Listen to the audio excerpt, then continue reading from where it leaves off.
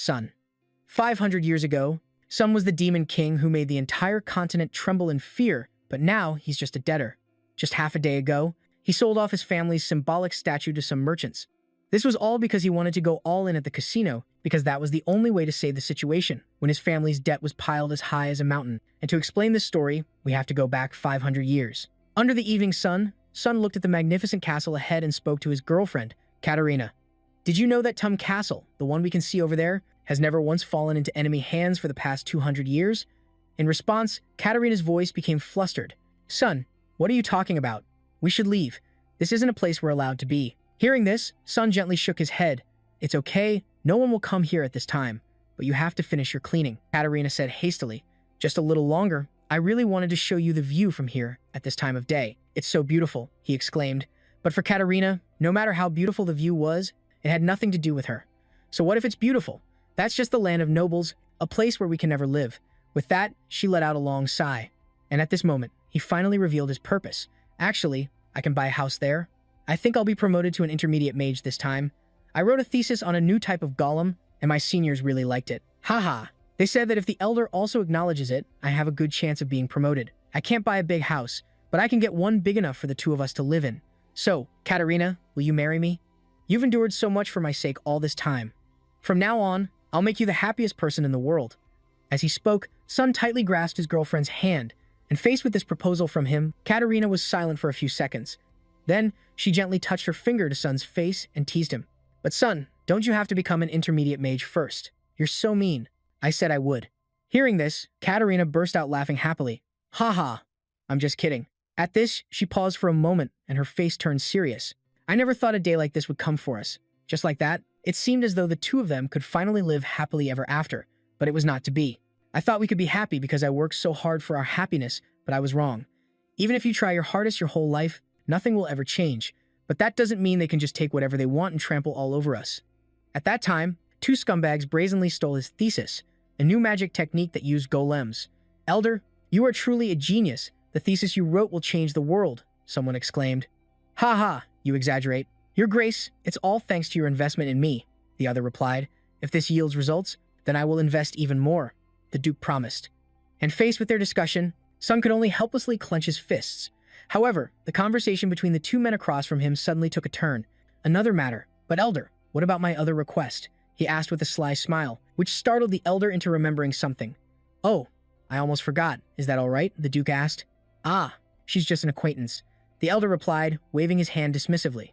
Following their conversation, two guards dragged Katarina inside. Seeing her there, Zeman's face instantly became dazed for a moment. The two soldiers then brought Katarina forward. As for the short, fat Duke, he stared at her face, the lecherous look on his face plain for all to see. Oh, I heard she was quite famous for her looks, and it's certainly true. In response, the Elder nodded in agreement. Indeed, if not for her low birth, she would have lived a different life. Back to Zeman, how could he possibly endure seeing the woman he loves about to fall into that villain's hands? This is everything I dreamed of my entire life. Everything I've devoted myself to protecting. How could you bastards destroy it all? As if it were nothing? You scumbags, get your hands off her now. As he spoke, he focused his mana into his right palm, forming a ball of energy and launching it straight at the two scoundrels. However, his attack was far too weak compared to the Elder standing before him. Seeing Zeman dare to attack him, the Elder's eyes flashed with anger. You brat, don't you know your place? You're nothing but trash. With that, he raised his hand to the sky and unleashed a bolt of red lightning that struck Zeman directly, sending his entire body flying backward like a torn sack. In the end, his attempt to save his girlfriend failed, and he himself was thrown into the dungeon, left to keep company with the rats. Staring at the rats scurrying around in front of him, he didn't even bother to shoo them away, as Zeman's eyes were now like those of a soulless person. I can't do anything. How am I supposed to survive? As he thought this, his body unconsciously reached out, grabbing the nearest rat and bringing it to his mouth, as if he intended to eat it. But just then, the tip of a spear poked him lightly, sending a sharp pain through his back. The ones responsible were the two guards on duty outside. Look at that. He was really going to eat that rat. Lucky for us, he's cleaning this place up for us. Just leave him be. Even a mage from the Magic Tower is nothing in this state. The two of them taunted. Then one of them advised, Hey, just tell them what they want to know. If you help them summon the golem, they'll let you go immediately. Hey, are you listening? He called out once more when Zeman didn't respond. And at this reaction, the sword-wielding guard wasn't too surprised. I told you he went completely insane after that wench died. Hearing this, the spearman asked curiously, But why did she die? I heard it's because she wanted to protect her chastity. What a shame. Skiksk. She was so beautiful. What a waste for her to die like that. They sneered, unaware that their words were the final straw, helping Zeman make the most crucial decision of his life. At that moment, he was seen raising his fingertip to his mouth and began to bite down hard, making his finger drip with blood. And as he started doing this, Sun also could only silently apologize to his girlfriend in his heart. "I'm sorry, Katerina."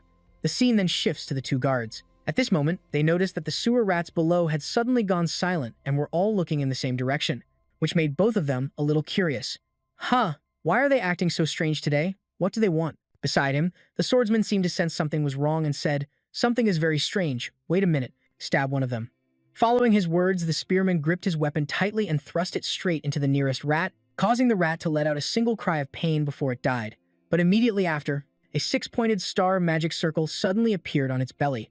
And from within this magic circle, both guards felt a dangerous aura and seemed to realize what this was. The swordsman's eyes filled with panic as he cursed, "Damn it." With that, he quickly turned back towards Sun's cell, where Sun was now using his own blood to draw some kind of magic formation on the ground. "You're insane. Stop what you're doing right now," he shouted and rushed over to stop Sun. However, it was too late, as the giant magic formation on the ground had already been completed. "You think I need my hands for this? I've only just begun. If I had been stronger, I wouldn't have lost you." As he spoke, he slammed his palm down on the magic formation to activate it. At the same time, the surrounding rats also had a miniature magic circle appear on their bellies. Then, their bodies were sucked into the 6 circles on the formation as if they were sacrifices. Finally, a huge explosion occurred inside the cell, blowing the iron door right off its hinges. And at that moment, the two guards saw a rat-shaped golem as large as a small mountain standing behind Sun, causing their faces to go blank as they stared at the dangerous creature before them. Seeing the looks on their faces, this was exactly what Sun wanted to see. That's right, that was the same look on Katerina's face back then. The moment he finished speaking, the rat golem swung its giant arm forward and instantly shredded the bodies of the two guards into pieces. Just like that, with the help of the rat golems, Sun fought his way straight outside. As he walked, he muttered, "I've tried to think of a reason. The reason why I'm still alive? Perhaps it's because I need to get revenge on this cursed world. A world that wouldn't let us live happily together. You don't need to worry. Katerina, I won't be weak like before. I will seize any power I can and change everything," Sun said with a face full of madness. Time passed quickly, and after escaping the dungeon, waiting for him was the elder who had defeated him before. Then, as he looked at the golem Sun had summoned, his eyes went wide as he questioned, "Sun, you bastard, have you lost your mind? Why are you using dark magic? You worship a god yet work for the devil." In response, Sun stared straight back at him with ice-cold eyes. "So what if I am?" On the other side, the Duke who witnessed this scene was so scared he nearly soiled his pants. "Please spare me, I have. I can even let you become the master of this place. If you spare me, I'll do anything. So please," he said in a panic, which almost made Sun burst out laughing. "Anything you say? But you can't bring back the dead, can you?" With that said, he waved his hand and unleashed a blast of magical energy, blowing the noble to smithereens. "This wretched world, Katerina, I will destroy it all." And just like that, Sun's quest for revenge against the world officially began. And in response to his attack, in a certain palace, a man dressed like a king was pointing his sword at the knight kneeling before him. "Hero Lacan, please save the world from falling into darkness. The Demon King's army, bringing darkness with it, has trampled upon the domain of the gods and massacred innocent people. That demonic army has destroyed 2 kingdoms and 1 duchy. The fate of the world can only rest in your hands, Hero Lacan. So please, kill the Demon King and save this world." With that said, he bestowed the sword in his hand upon the young hero. The scene changes to a different setting. At this moment, an army had been assembled to prepare for the Demon King's subjugation. Looking at the sword in his hand, La can also raised it high above his head and declared to everyone below, "Oh, mighty warriors of the Holy Empire of Atania, the light of the Empire has lost its strength, and a colossal shadow is swallowing the Laya continent. However, we will not back down for our families and for this entire world. Today, we will defeat the Demon King and become the last hope that protects the world." Returning to Sun's memories, in a certain library, his girlfriend Katerina was annoyedly sharing a story she had just heard. "Look, have you heard the news? Why would they cut off a child's hand just for stealing some bread?" she said irritably, startling Sun, who hurriedly reminded her, "Katerina, you're being too loud. What if someone hears you?" In response to his words, Katerina, far from lowering her voice, seemed to speak even a little louder. "Those nobles only know how to punish others because they've never gone hungry. Why was that child punished so absurdly? Is it just because of the class they were born into? We didn't ask to be born into this station either." As she said this, her face became visibly sad. Across from her, after listening, Sun could only offer a few words of comfort. Perhaps that day will come, when social status is no longer an issue and we can all live as equals. in freedom. Son, a day like that won't come if we just wait for it. Huh. Then what do you want to do? Son asked curiously. We have to change things the way we want them to be. Otherwise, the children we raise later will have to go through the same things, Katerina said, her voice tinged with worry for the future. Hearing Katerina say that last sentence, Son was so startled and embarrassed that he dropped the books in his hands. Children, but we aren't even married yet. Katerina, that's not the important part. Are you not planning to marry me? Katerina asked with a raised eyebrow, making his face turn even redder. Ah, I will, but I'm not ready yet. The flustered boy stammered. Seeing him beat around the bush, Katerina grew annoyed. So are you going to marry me or not? Katerina demanded. Of course I am. Son, he replied weakly. Beside him, seeing his state, Katerina let out a soft smile and gently shook her head. Phew, you're hopeless. So very shy. I'm the only one who would marry you, you know. The scene shifts to a castle. It's magnificent, yet it carries a chilling aura. At this moment, the final battle is about to take place here as the army led by the hero Lacan has arrived to have a decisive battle with San. Soon, everything will be over. It will take quite a lot of time, but I will make the world we've always desired a reality, he whispered in a voice that only he himself could hear. On the opposite side, the army led by Lacan didn't rush to attack, recklessly. Instead, the hero Lacan stepped forward and questioned him, Demon King Zan. The entire world has had to suffer because of you, but today, that ends. I swear in the name of the gods and justice, all of your crimes will be judged today. As he spoke, the young man stared directly at Zan with eyes full of determination. And at this declaration, Zan truly couldn't hold it in any longer and burst out laughing. Ha ha, gods and justice, you intend to judge me with such things? Then be my guest. Do you really think I'd be afraid of your fake gods and false justice? As he said this, Zan's entire body emitted a terrifying aura befitting his status as the Demon King. In response to these words, Lacan shouted, Of course, countless imperial heroes are standing here with me to judge you. Today we will defeat the Demon King and protect the world. Everyone advance. Following the young hero's shout, everyone officially launched their attack. Seeing this, Zan looked at them, as if he were looking at men who were already dead. Who are you to dare judge me? I am the one who has been judged. The day I lost Katerina, justice died. As he spoke, he slammed his staff down onto the ground, causing an incredibly complex magic circle to instantly appear. I no longer believe in such illusions. I will show you what I believe in, and that is power. Look, hero, this is the day. True justice is truly born, so cast aside your false beliefs. Today will mark the beginning of a new era, Zan said in a cold voice. Just then, countless giant golems he had summoned appeared behind him. Next, without waiting for a command, a giant stone man raised its fist, preparing to smash the ants before it into a pile of flesh. Seeing this sight, the soldiers' faces all turned pale. Damn it, he summoned so many golems. Someone said in a panic, Don't be afraid, if we retreat, there's no future for us. Another advised. Back to San, seeing that the group of soldiers still refused to give up, he was somewhat mocking. Fools, you're just trash with nothing but social status to cling to. How dare you resist true power? It's over. I will wipe all of you out. Following his words, the entire group of golems began to move. However, the hero Lacan wasn't about to let him have his way so easily. Demon King Zan, you are truly unforgivable. I will end your crimes right now. As he spoke, he charged straight towards the golem that was protecting Zan. Then, the young hero was seen swinging the sword in his hand, unleashing a blade of energy. A flash of light slicing through the stone man's right arm, causing it to immediately crash to the ground. And the sheer force of this attack truly made Zan's face stiffen. He took down a high-level golem with just a single blow. I see now. The reason I could never conquer the Livia kingdom, no matter how many golems I sent, was all because of this man. Thinking this, they both began to shout declarations at each other. Hero Lacan, you fiend. Today, you will fall here. And just like that, the battle began in the most brutal way imaginable, and not long after, the bodies of soldiers lay scattered across the battlefield. Meanwhile, in another corner, Lacan was also using his sword to keep himself from collapsing. Let's end this here. Demon King San, he said coldly.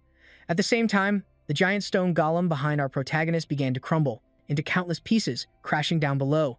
Realizing he had been defeated, he uttered some final words.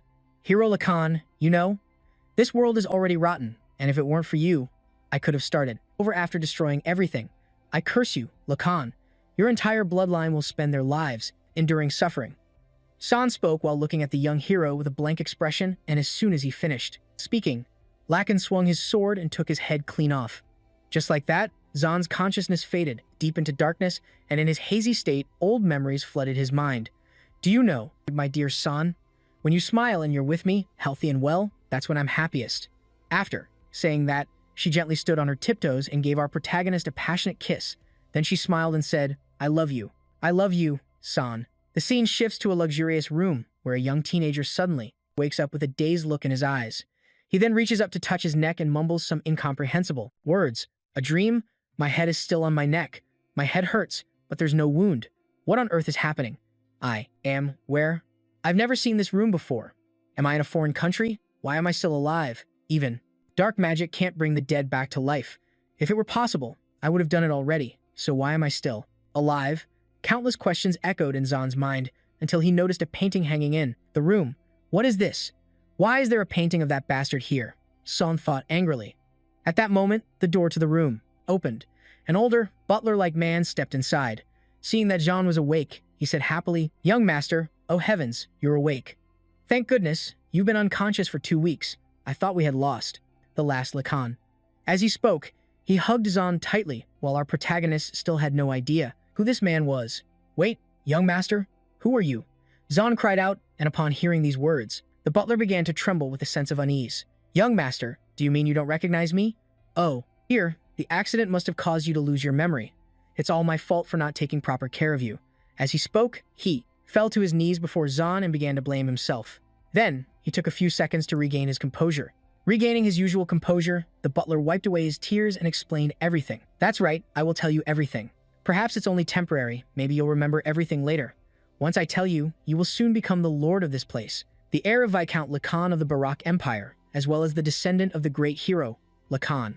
The old man calmly explained everything again, leaving Zan with a look of utter confusion. The unbelievable information coming from the old butler's mouth made it hard for Zan to accept immediately. What? Lacan died 500 years ago. So I've been reincarnated as Lacan's descendant after 500 years? Thinking this, as if to verify the truth, Zan quickly ran straight outside, causing the butler to panic and warn him. Young master, you shouldn't be moving in your condition. Ignoring his words, the protagonist's mental state was in complete turmoil. Damn it, do they take me for a fool to believe this? This can't be happening.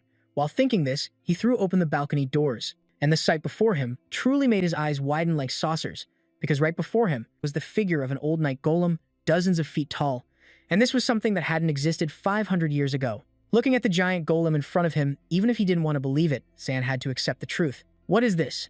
If that thing really exists, then everything he said must be true.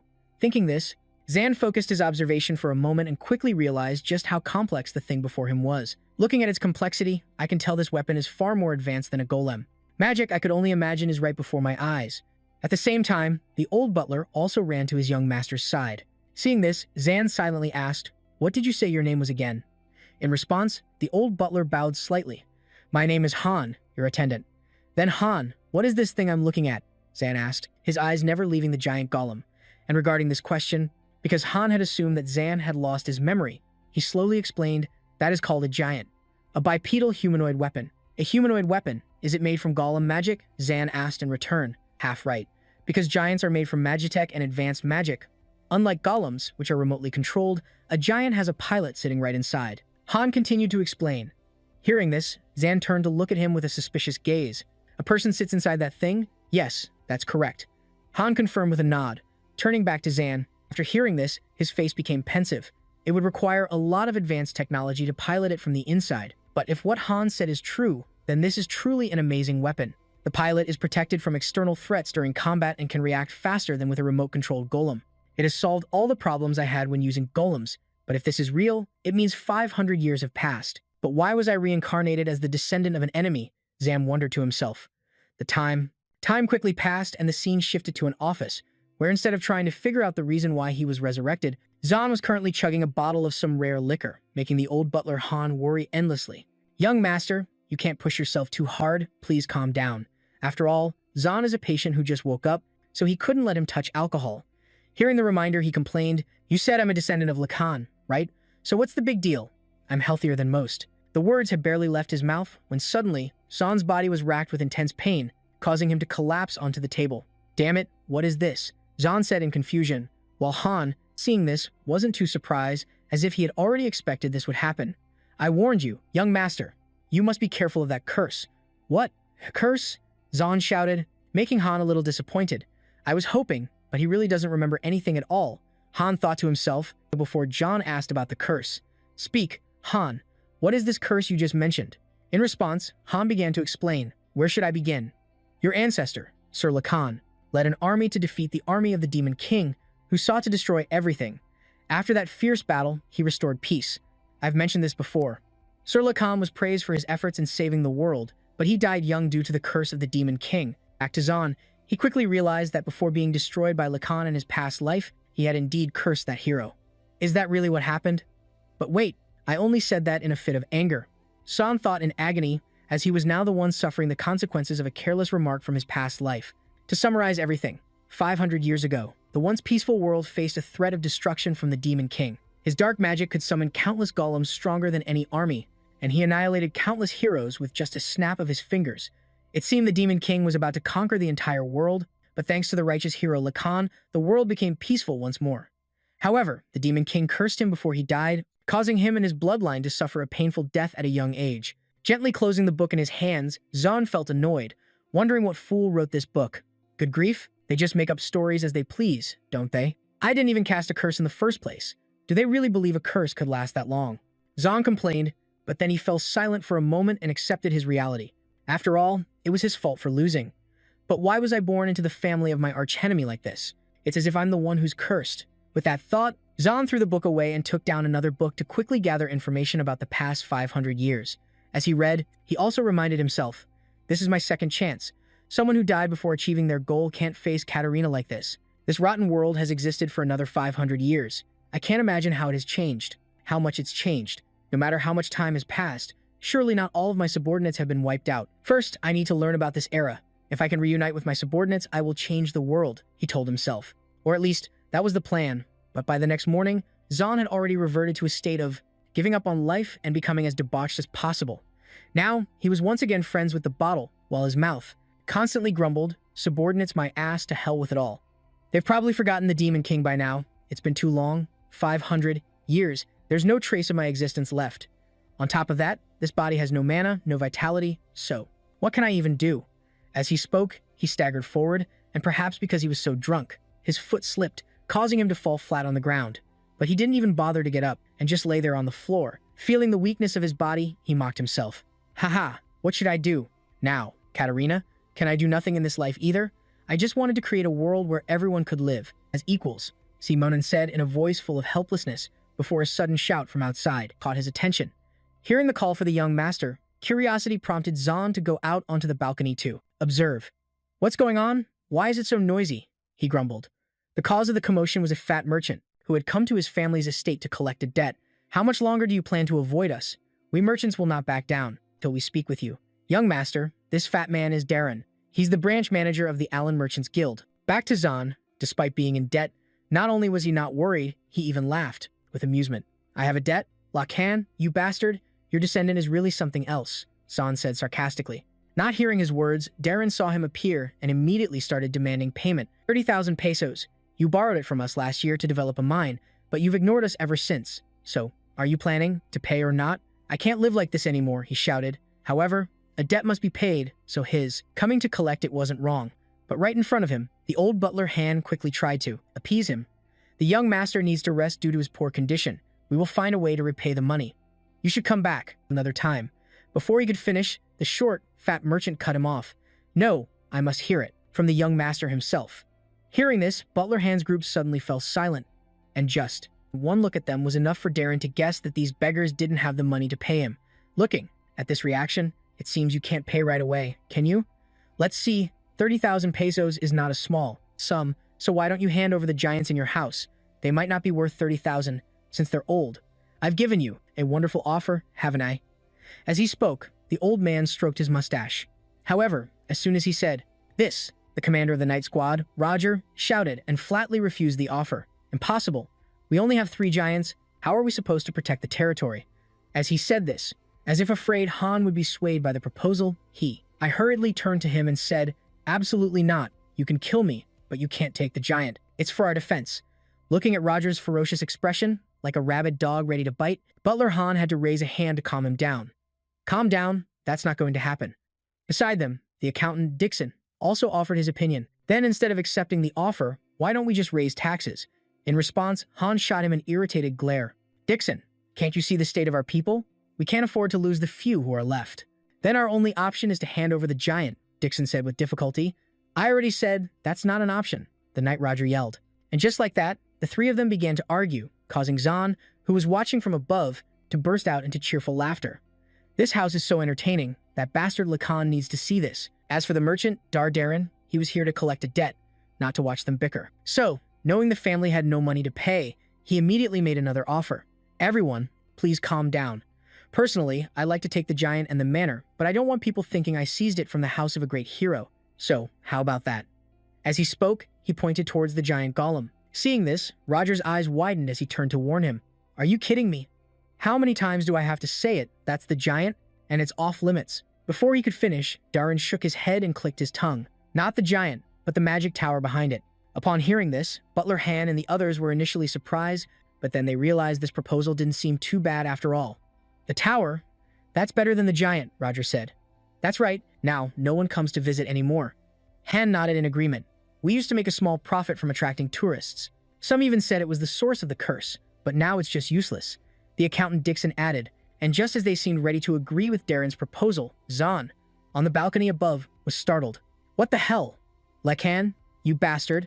That's my magic tower." 5 years ago, far from the Demon King's tower where he now lived, was the place he had lived with Katarina, an old and dilapidated place, but it was our home, a warm sanctuary we had always dreamed of. The area around the Demon Tower was incorporated into our family's territory. How dare they touch that place? At this thought, a furious rage boiled inside Zahn, causing him to grind his teeth so hard it made a sound. Unaware that Zahn was about to lose his mind, the merchant Darren was still trying his best to persuade them. "Haha, please don't worry. With the diverse capabilities of our merchant guild, we'll turn that place into a premier tourist attraction. This will also stimulate the economy of this region, wouldn't it?" he said, bursting into a smug laugh as if he had already gotten what he wanted. Sure enough, after hearing his words, the three people across from him were completely convinced. The accountant Dixon couldn't even wait and immediately asked, "Where do I sign?" The moment the words left his mouth, they all felt an intense mental pressure bearing down on them. And the source. The cause of it was our protagonist, Sun, who was approaching with a fiery rage. Seeing him appear, the group asked worriedly, "Young master, are you all right to be walking around?" Paying no mind to their concerned questions, Sun simply replied coldly, "Move." On the other side, Darren, seeing that Sun had only just now dared to appear, spoke with a hint of sarcasm. "Oh my, who do we have here? It's so hard to get a meeting with you, young master. Have you recovered already? I must say, the conversation with your subordinates went very smoothly. Now all we need is your signature to confirm that we will take over the Demon Tower," he said with a laugh, but the response he received was a glare filled with fury from Sun. "Is talking all you're good for? Do you even know what that place is to dare demand taking it over?" he growled, questioning him, causing the three men opposite him to tremble like little lambs. "Why is he so fierce? He's so different from what I was told," Darren muttered to himself, but he quickly regained his composure and explained, "We are very sympathetic to your situation." But as he said this, not waiting for this cunning merchant to weasel his way out, Sun cut him off and exposed his true intentions. "Shut up, you fraud. Your goal after taking the land in the center of the territory, not far from my main manor, is to expand your influence and power under the pretext of developing the area and allowing others to come and go freely under the guise of tourism, right? How about that? Am I wrong?" Hearing Sun lay out his entire plan so bluntly, Darren's body jolted in panic before he turned to deny it. "That's a bit of a stretch." Seeing this, Darren stubbornly argue made Sun despise him even more. "Not only are you so pathetic that you can't even sell used weapons, but you're also trying to take over a whole territory.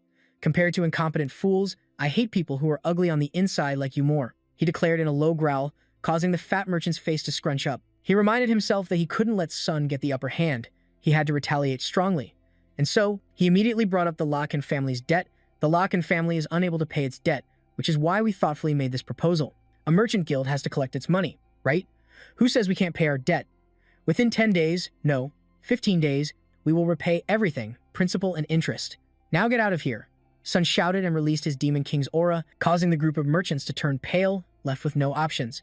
Because Sun had already declared that he would pay back the money, Darren had no choice but to grit his teeth and leave.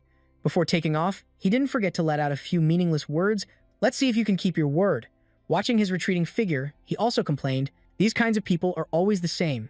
As for Captain Roger, witnessing his young master stand up and make such a powerful declaration, he and the others were moved to tears. "Young master, I can't believe you said that to him.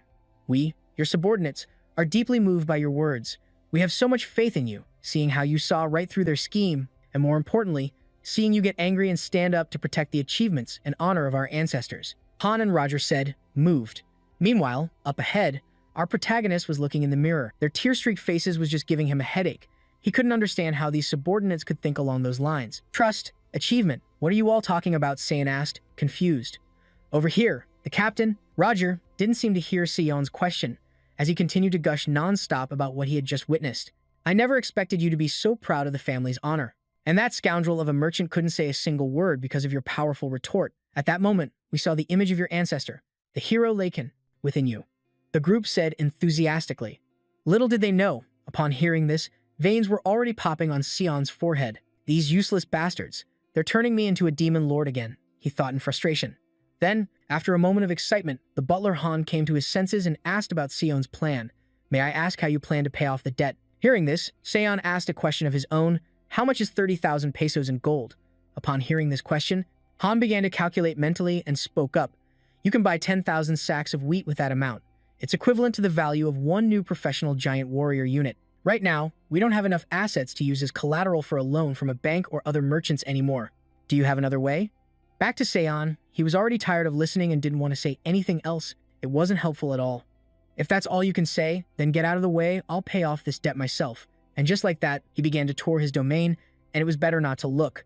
Once he did, he discovered that this family was even poorer than he had imagined. There were no assets to speak of. The facilities were dilapidated and unrepaired, and even the food situation was so bad that commoners probably ate better. It was so poor that after checking the ledgers, Sion truly began to doubt whether this was really the family of a duke. Isn't this the house of the person who defeated the demon lord? Why is there nothing here? Did you all steal everything? Sion said in frustration, growing suspicious that his subordinates might have been secretly embezzling his money. "No, we didn't. Why would you say such a thing?" You'll understand if you look at the family history. After the hero Lakan defeated the demon lord, he was granted the title of Marquis and a vast territory in the south of the Livia kingdom. At that time, Duke Barak incited a rebellion against the Livia kingdom. Marcus Lakan opposed him because he could not stand such injustice. However, due to the demon lord's curse, the Marquis suffered a crushing defeat. Afterward, his title was revoked and he was exiled to the borderlands, where he passed away due to his rapidly declining health. Hearing this, Seon quickly understood the problem. He guessed that Lakan probably didn't intend to build a manor in this place initially, but was forced to after being exiled. Then Seon continued, "But the financial situation of this house is a disaster. How did it manage to survive for 500 years? I'm asking, how did we end up in this state?" In response, the butler explained with a sorrowful expression, "That is because our ancestors wanted us to reclaim our former glory. To return to how things were, the previous generations of ancestors would do anything, even if they had to use all their wealth, power, everything they owned. They wanted to restore this family's reputation, but because of the curse passed down through generations, no matter how hard they worked, all their efforts were in vain. And so, the family that was once the home of the hero who saved the world collapsed, just like that. I don't know if you remember or not. The reason you were unconscious for more than half a month due to a personal accident was because you overworked yourself to restore your family's honor. You wanted to prove you had the qualities of a hero and pushed yourself too hard." Turning back to San, after hearing this, he slowly walked towards the window. As he walked, he asked, "So our current situation is that we can't do anything, right?" Hearing this, Han could only bow his head. "Even as your butler, I can't do anything to help you. I am truly sorry, but we can surely do something. Even if it costs me my life, I will find a way to gather the necessary funds," the old man promised. However, before he could even think of a plan, Zan had already come up with a brilliant idea. "No need for that, I've just thought of a way. We just need to pay the money somehow, right?" As he spoke, Zan flashed a very cunning smile, making the butler feel a bit uneasy. And sure enough, his worries came true. When he said he'd pay the money somehow, who would have thought he'd take the hero statue of Lakan and sell it? The old man stood there dumbfounded, staring at the spot where the giant statue had vanished into thin air. Beside him, the captain, Roger, had also collapsed to the ground in despair. How can this be? The pillar of this family has disappeared. This must be a dream. Voices of doubt began to rise. The statue of the hero Lakan was clearly here yesterday. Where could it have gone now? Han wondered to himself, but he quickly reminded himself, "No, that's not what's important right now. I have to find the young master." With that thought, he quickly scanned his surroundings to see where on earth his young master had run off to. But just then, a soldier came running, out of breath, to report, "Sir Han, there's trouble. It's about the young master. I think he left while the security team was injured." He hurriedly reported, and after hearing this, The old butler hand seemed to lose all the strength in his body and collapsed to the ground. "Just what is the young master plotting?" he shouted, and the scene then shifts to Zan's location. He had loaded the statue of that hero, Lacan, onto a carriage and was heading somewhere.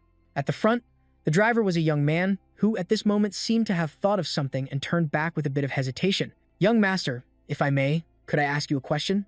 Hearing this, Exxon casually grabbed a bottle of wine beside him, took a long swig, and nodded. "Sure, but who are you?" Zan asked, which made the bewildered look on the young man's face even more pronounced. "Haha, you've forgotten already? My name is Philip. I am the one serving you as your escort knight." He paused for a moment, then Philip weakly asked, "Young master, are you really going to sell this statue?" Hearing this, Zan didn't hide his intentions and admitted frankly, "That's right, this thing could fetch a pretty high price if we melt it down." Turning back to Philip, his face turned pale after hearing that. "This may not be my place to say, but this statue has 500 years of history." In response to this question, Zan simply gave the young man a look. "You fool, can 500 years of history feed me? But you still can't pay off the entire debt by selling this statue." Philip hurriedly explained. And of course, Sun understood this perfectly well, so Sun's plan was not to sell the statue to pay off the debt right away.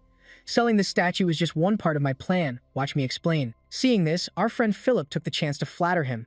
"Amazing, then you must have another plan. I'm sure everyone will understand as long as you can pay the debt. So, may I ask what your plan is?" he said cheerfully. "Let's see, my plan is to use the money from selling the statue to gamble.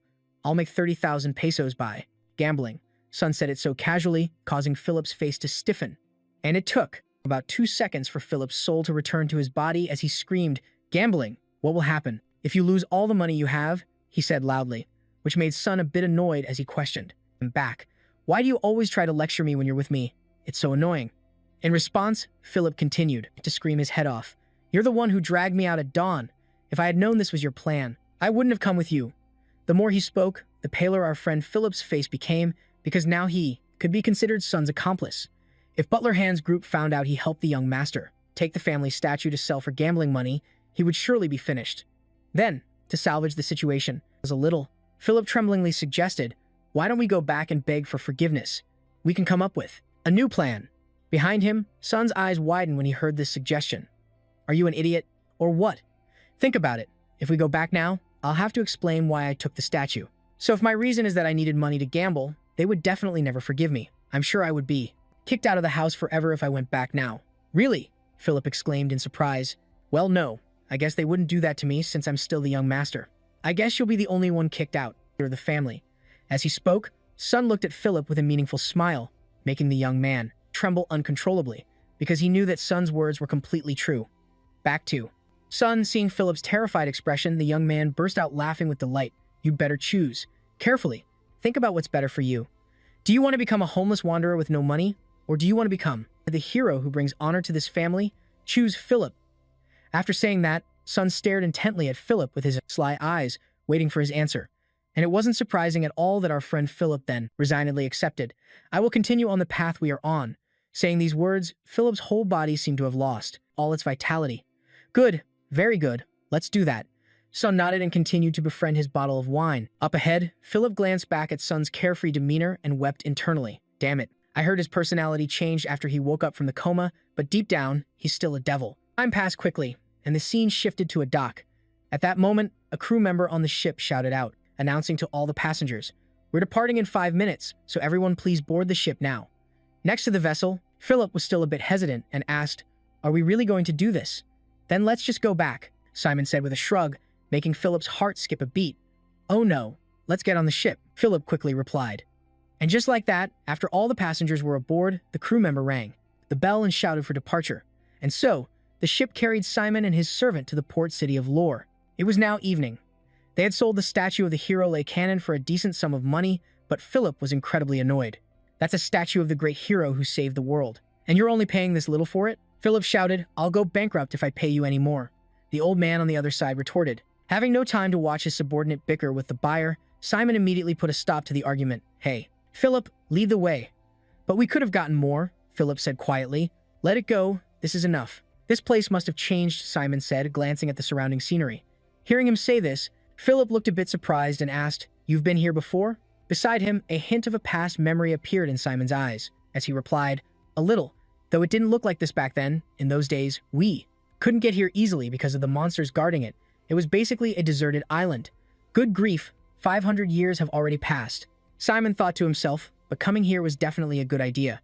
Beside him, Philip also said excitedly, "Really? Thank you, young master. I don't know when you were last here, but it's definitely different from what you remember. This is the second largest city in the southern region of the empire, so things are constantly changing. It's an island that's easy for people to reach, although there are krakens and a few other sea monsters. With the development of magical engineering and weaponry, this place has become much more crowded, so the gambling scene here is really huge. Are you sure you'll be all right?" As he spoke, Philip turned to look at his young master with a questioning gaze. "Philip, if I wasn't confident, I never would have come here," Simon replied coolly. And as he said this, the two of them were already standing before a grand building, radiating a golden light bright enough to blind a poor man. Seeing its luxurious facade, Simon nodded, knowing he had arrived at his destination. "All right, now let's head inside," he said. However, Philip's timid heart wasn't ready to enter such a luxurious place. "Wait a moment, young master. Let me just take a second," he said, trying to steady his breathing. As his heart pounded in his chest, ahead of him, Simon looked at his subordinate's nervous state and complained, "What are you so scared of?" Seeing his master's confidence, Philip asked, "How are you so calm? Do you know how to win at the games in here?" In response, Simon put on an incredibly confident expression. "A way to win? Well, I suppose so. When it comes to gambling, attitude is everything," Simon said. Sun chuckled, but as life would have it, things never went as smoothly as he thought.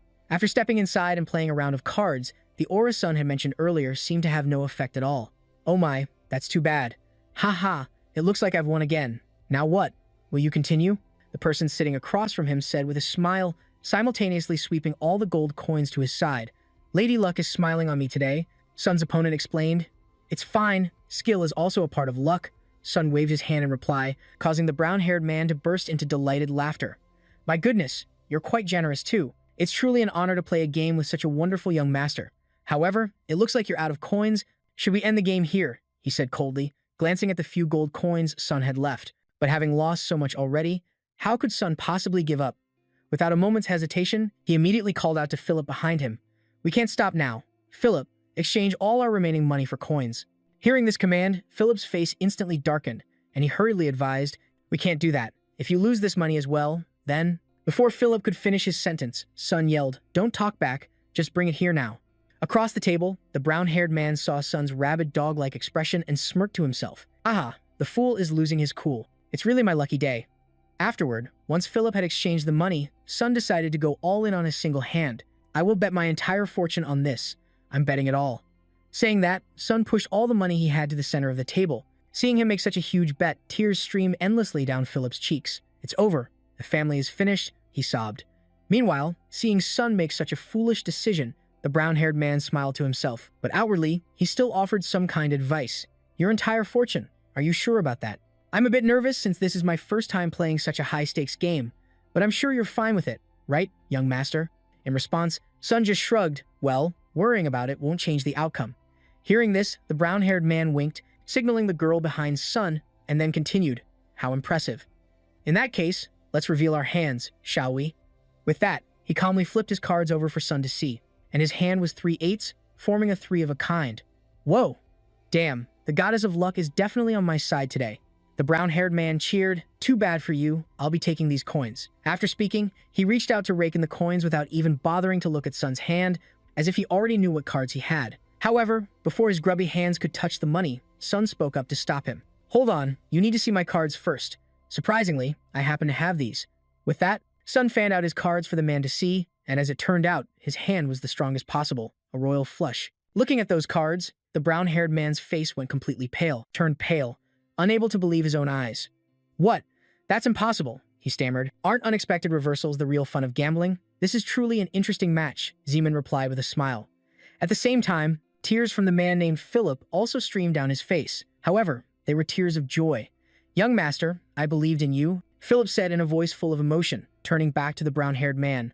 Unable to accept this outcome, he slammed the table, pointed directly at Zeman's face, and shouted, "No way, it's impossible. How did you get those cards? What kind of trick did you use?" Hearing the word trick, Zeman's expression gradually turned cold and sarcastic. "A trick? Are you talking about how the people behind me revealed my cards?" Hearing these words, the brown-haired man's eyes shot wide open. How could he possibly know? He screamed internally. Meanwhile, Zeman looked at his reaction and let out a contemptuous snort. Did he really think I wouldn't know anything? All of the spectators around were his subordinates, and I knew they were secretly passing card signals to each other. But the reason I foolishly fell into that trap was because I needed to touch all the cards. I left small marks on them. If I can control the cards with those marks, then for me, someone who once managed an army of golems, changing the cards is just a walk in the park.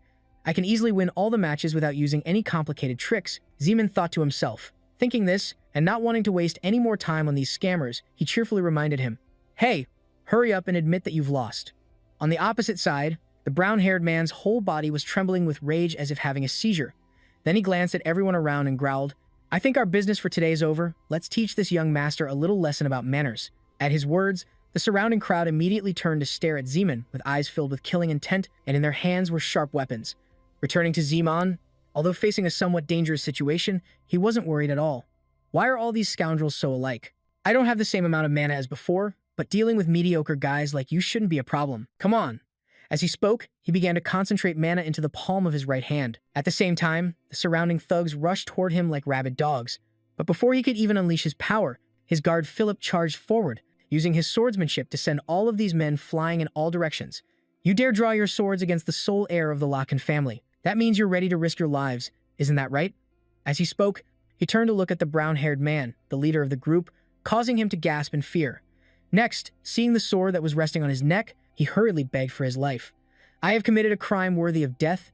Shut up, you scoundrel. You dare try to harm the young master?" Philip yelled, while Zeman, seeing the man's strength, felt that he wasn't so bad after all. Time passed quickly until the next morning. At this time, Philip was cheerfully carrying with a sack of money on his back. "Whoa, this is pretty heavy. I think it must be over 10,000 pesos, he said excitedly. "Of course," Sun replied nonchalantly.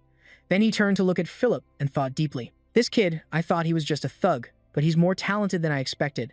Anyway, today's haul isn't bad, but after causing all this chaos, it'll be hard to get inside the casinos." Thinking about this, and knowing he still needed to earn about 20,000 more pesos to pay off that merchant, Dardarin, Sun had to find another source of money. "Is there anywhere else to make money besides the casinos?" he asked Philip. Hearing this, Philip rummaged through his memories a bit. A place to make a lot of money? Then why not try the giant arena? "The giant arena?" Sun asked, puzzled. Over here, Philip, knowing his young master had lost his memory, explained. "That's right, just like the arenas of old where humans used to fight each other, there are now arenas where giants fight each other. Depending on the match, the betting odds will vary. But if you play your cards right, you could earn 30,000 pesos or even more," Philip said calmly, because after witnessing Sun's abilities, it seemed the gambling fever in Philip's heart was also rising, turning towards Sun. "If it's about the field of golems, this is right up his alley. Let's see. I was once very interested in giants. If they're developed with golem magic, it could be useful for predicting who will win." Sun thought to himself, unaware that Philip was also proudly saying, "Just trust me, young master, I was the top student at the Royal Giant Military Academy." Sun also nodded. "I understand. Just guide me there for now." "Young master, please trust me more," Philip said while happily running ahead to lead the way. However, they hadn't gone far before a shouting sound caught their attention. "You pieces of trash, I told you not to come here. I told you to stay in your own area. You'll only listen after you're dead, won't you?" a soldier shouted loudly, while his foot repeatedly stomped on the children cowering on the ground. Looking at this scene, even Philip couldn't stand it. "My goodness, treating children like that," he said in disbelief. 500 years, the world has changed, but some things never change. Some things are rotten, and with time they only rot even more. Seeing this, Sun gritted his teeth. Then, just as he was about to speak up and stop them, a woman's voice suddenly rang out from behind. "Stop that!" Hearing the shout, the soldiers temporarily stopped their actions and turned towards the source of the sound. "Who is it?" they asked, puzzled. "Aren't you royal guards tasked with protecting the people? Then why are you using violence against children like this? Are only nobles considered citizens? These children also have the right to be protected." The voice belonged to some noble lady, and when Sun saw her face, he suddenly became dazed for a few seconds. A name suddenly appeared in his mind, Katarina. Back to the soldiers, they also recognized the girl's identity and replied, "Even if you are a princess, it's useless. These are the Count's orders. Do you have any idea how anxious everyone has become because of these refugees?" In response, the young lady presented her argument. "So it's right to lock people up like livestock in an uninhabitable place? These innocent children have lost their country and their families, and if they are truly guilty, then I shall be the first one to punish them. Before I was a princess of Vona, I was a refugee seeking shelter myself," she declared firmly. However, her reasoning only gave the guards in front of her a headache. "Princess, if you continue like this, you'll only cause more trouble. We don't want to do this either." but these are the Count's orders. Both of them sighed as they spoke. Meanwhile, Philip on this side turned to his young master with interest and asked, "Things are getting tense. Is this going to be okay?" Hearing this, Simon asked, "Do you know who that girl is?" "Of course. She's quite famous in the Vona kingdom. Even though she's a princess, she doesn't care what the other nobles think. I don't know why, but I heard that her kingdom fell, but I never expected to meet the princess here." Back with Simon, the more he looked at the princess's figure, the more certain he became. Vona? No matter how he looked at her, that was definitely Katerina. Was she reincarnated like me? But why does she still look the same? Simon wondered to himself. Just then, one of the guards saw the princess reaching out to help the children and lunged forward, grabbing her wrist to stop her. "Princess Ja, my apologies, but I can't let you do that. If this continues, we'll be the ones punished." With that, he roughly pulled her slender frame to the side, while the other guard took the chance to grab the children and drag them away. "What do you think you're doing?" she shouted. But her interference seemed to push the guard to his breaking point. "Shh! Stop getting in our way," he yelled, causing the princess to cry out in fear. Seeing this, Simon instinctively snapped, his eyes wide as he charged at the guard. "Get your filthy hands off her now." With that, he landed a solid punch right in the guard's face. Simon's fists moved like a machine, pummeling the man's face until blood gushed from his nose. As he threw punch after punch, he reminded himself that no matter how much time passed or how the world changed, scumbags like this would never disappear. With each of Simon's punches, a few of the guard's teeth went flying. Finally, Princess Ja herself couldn't bear to watch any longer and ran to pull his arm back. "Please stop. You don't have to go this far," she pleaded weakly, causing Simon to pause for a moment. But the other guard seized this opportunity, drew his sword and aimed it at Simon's back. "You idiot! You dare attack a royal guard? It seems you have no fear of the royal law, do you?" he threatened. However, this guard had forgotten one crucial thing, that besides Simon, his escort Philip was also there. And was the royal law really that important? A human life. As he spoke, he rested his sword on the guard's neck, warning him not to do anything stupid. Out of options, the guard finally had to help his comrade and leave. But before leaving, he didn't forget to toss out a few meaningless threats. "Tesk, you'll pay for this." Hearing those words from them, Philip knew trouble was brewing and said, "TSK, this is no time to be heading to the Giants' arena. We need to run before things get any worse." Back to Simon, after a few seconds of being dazed, he quickly turned to check on the princess. "Katerina, are you all right?" "I'm sorry, I lost control for a moment. I should have helped you sooner." In response, the princess, a bit flustered, asked him back, I'm fine. But who are you exactly?" Hearing this, Simon's face fell into a daze and he asked in bewilderment, "What do you mean?" As he spoke, Simon started walking forward. However, this action made Jenna wary. "Don't come any closer to me," she said hastily. Seeing this, Simon stopped in his tracks. "Right. I must look a little different, so you don't recognize me. Is that it?" "I'll tell you everything," Simon said hurriedly. However, Jenna's wariness toward him hadn't lessened one bit. She even questioned him in return. "That's not necessary.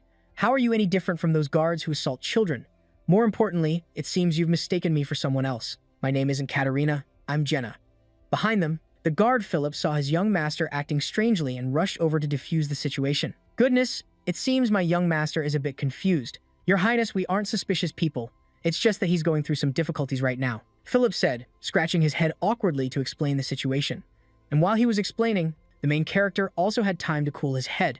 It would be wonderful if it were really her. "Please, I've endured this loneliness for so long, knowing she can never come back.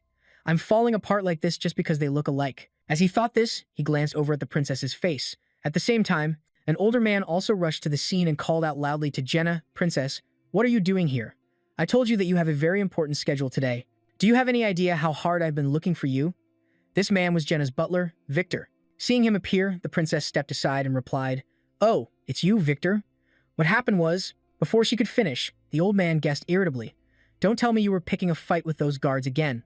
After saying this, he paused for a beat, warily observing Simon and his servant. "But who are these people? This is our first time meeting. Please forgive my intrusion. But due to certain circumstances, the situation is quite tense, so it would be best if you two didn't get too close to the princess," he said in a cold tone, causing Simon to let out a derisive snort. "Ha ha, how foolish. While it's true that I misunderstood and escalated the situation, when you think about it, didn't I also help the princess? I don't expect any reward, but you could at least thank me. Let's go. Philip," he said. Simon quickly left the area. Seeing them take off, Victor also said to Jenna, "We should get going as well." "Okay." "Ah, right." Rena nodded before she realized something. "Come to think of it, I still haven't thanked him." Time passed quickly, and the scene changed to a giant, cylindrical structure. This was the giant arena that Philip had told Mon about before. Right now, inside the arena, two announcers were enthusiastically making introductions. No giant wants to give up in this intense battle. Now everyone, please remain calm. Things are getting interesting now. He quickly blocked the attack, but it's over. Sun muttered a phrase, and sure enough, right after he said that, inside the fighting ring, the axe-wielding giant unleashed a decisive blow, sending his opponent flying, leaving them unable to get back up. With this result, the MC also quickly announced the result. That's the finishing blow. Adon has won. As this announcement rang out, the entire audience on all four sides of the stands also cheered enthusiastically. And Philip was one of them, because they had just won another sum of money. "Oh, young master, you guessed right again. At this rate, we'll pay off our debt and get filthy rich in no time," he said with a bright smile. As for Sun, besides the money, what he was more interested in was the structure of these golems. With his eyes, he could clearly see the energy circuits flowing inside their bodies. Is it this simple? Do the giants only rely on the golem's magical power? I can easily predict the winner just by looking at the mana circuit, Sun thought to himself, turning back to the two announcers. After congratulating the winner, they quickly introduced the next match. This one looks like it's going to be a bloodbath. Next up is the match between Savik and Sting. Hearing them say this, Philip spoke up before Sun even had to make a prediction. I can already guess the outcome of this match. How can Sting, with 1 win and 5 losses, possibly beat Savik, with 28 wins and 2 losses? Hearing their records, Sun had to nod in agreement. Although there's a chance for an upset, this match is pretty much a foregone conclusion. After saying that, they both focused on the arena floor, where the two opponents had now entered to greet the audience. Ladies and gentlemen, take a good look at that pair of supersized giant axes. They have never spared the life of any giant. This is the twin axe Savik, piloted by Brian. At this point, the MC turned his gaze to the other corner of the arena and continued to introduce his opponent, the one who won miraculously in the previous match, Lucky Giant Sting. He just had a lucky win, and now he has to face Savik, piloted by Karen. Back to Sun, after observing both contestants, a spark of interest suddenly flashed in his eyes. "Oh ho, hey Philip, bet everything on Sting." Hearing his young master say that, Philip broke out in a cold sweat. "What are you talking about? Sting. Savik is definitely going to win this match." In response, Sun's eyes were still fixed on the golem Sting as he muttered, "I wonder if the winner this time will be someone different." And just like that, the two giants charged straight at each other. Their weapons clashed, creating a deafening explosion in the air. Looking at the two fighters clashing, trading blows like this, the onlookers were all astonished. What is happening? Xing is putting on a surprising performance, shattering everyone's expectations of a painful defeat. He's blocking every attack coming from Savik, the excited announcer says. Meanwhile, Savik, on the other hand, seeing his attacks being parried, only gets more excited. "Haha, I thought you were just an amateur, but who knew you had some skills? However, it's still not enough to satisfy me." With that, he swings his two axes in an X shape, striking directly at Xing's body, sending the massive body flying backward. Seeing this, our friend Philip felt that the money he had just won was about to slip through his fingers before he could even collect it. "Oh God, you can't lose," Philip cried out, while Sun, watching the battle's progression, narrowed his eyes in confusion. Xing has the advantage in mana, so what the hell is he thinking? Returning to the battle, after taking that last hit, one of the arms of the golem he was controlling was completely severed. Seeing this, Savik took the opportunity to laugh smugly. "Haha, give up, you coward, your feet are still tied down. If you can't fight anymore, then I'll just destroy you faster." As he spoke, Savik began to raise his pair of axes, and up above, Philip, seeing that the match was seemingly over, went into a panic. "What should we do? We're going to lose all the money we bet." Ignoring these complaints, Sun remained focused on the battle, and following his gaze, just as the two axes chopped straight down towards Xing, the giant golem's body suddenly emitted streams of lightning. At the same time, the giant twin axes swung straight down, creating a large crater in the ground. However, when the dust settled, Savik realized there was no one in front of him, because Xing's body had jumped into the air. "Did you know you can change your bets in giant battles? Up until the last 30 seconds of the match, and now that time has passed. I can't afford to pay up." Great fire burst, he muttered, and at the same time, a large magic circle formed in front of Xing's hand, and from within it, a blazing pillar of fire shot straight towards Savik, causing the giant golem to immediately be burned to a crisp and collapse to the ground. The sudden turn of events left everyone in disbelief. How is this possible? We have an unprecedented event here today. Our champion, the one who overcame the betting odds of 20-1 with an elemental skill.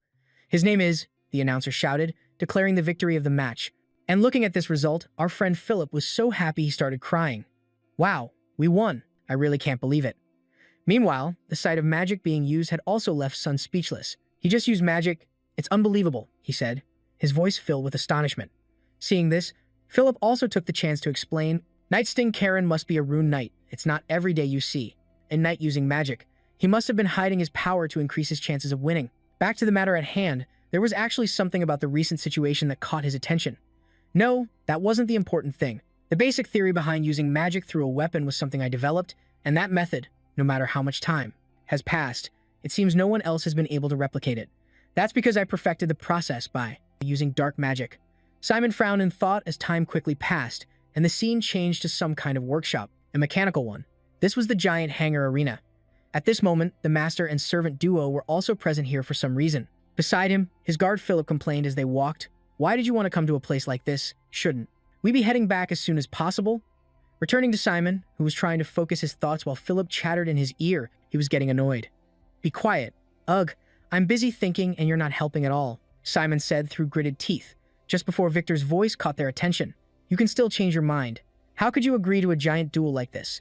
You shouldn't have accepted this fight in the first place," he said worriedly. Hearing this, Princess Gina replied with some hesitation, "But a mercenary like Andre will have no trouble piloting the MIT to fight the Count's giant." Overhearing their argument, Philip was a bit surprised. "Oh, we've run into Princess Gina again. It seems like they're having some problems," he mumbled to himself and continued to eavesdrop on the conversation. Just then, the old butler Victor continued to persuade the princess. "Princess, why would you agree to such a duel?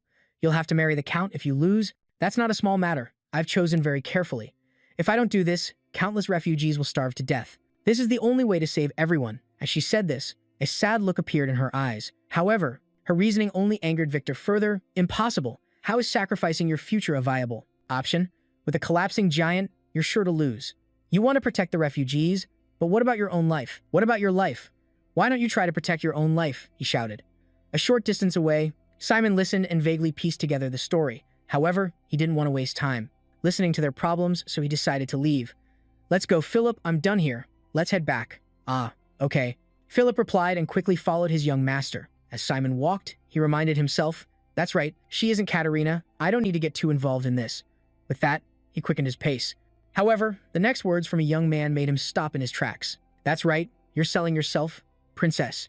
The Count is a man who will stop at nothing to get what he wants. He has threatened many refugees before. Without you, princess, the refugees would truly be at a disadvantage. And if you don't replace the core stone, this giant won't even be able to operate.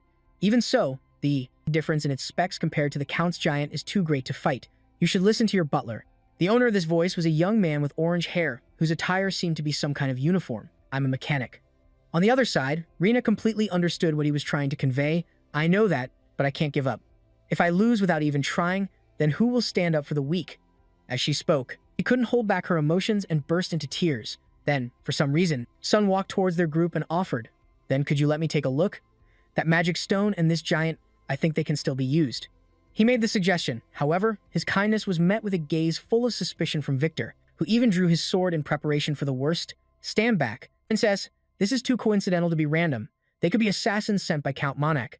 On the other side, Sun, who was just trying to be kind and help, was met with such accusations.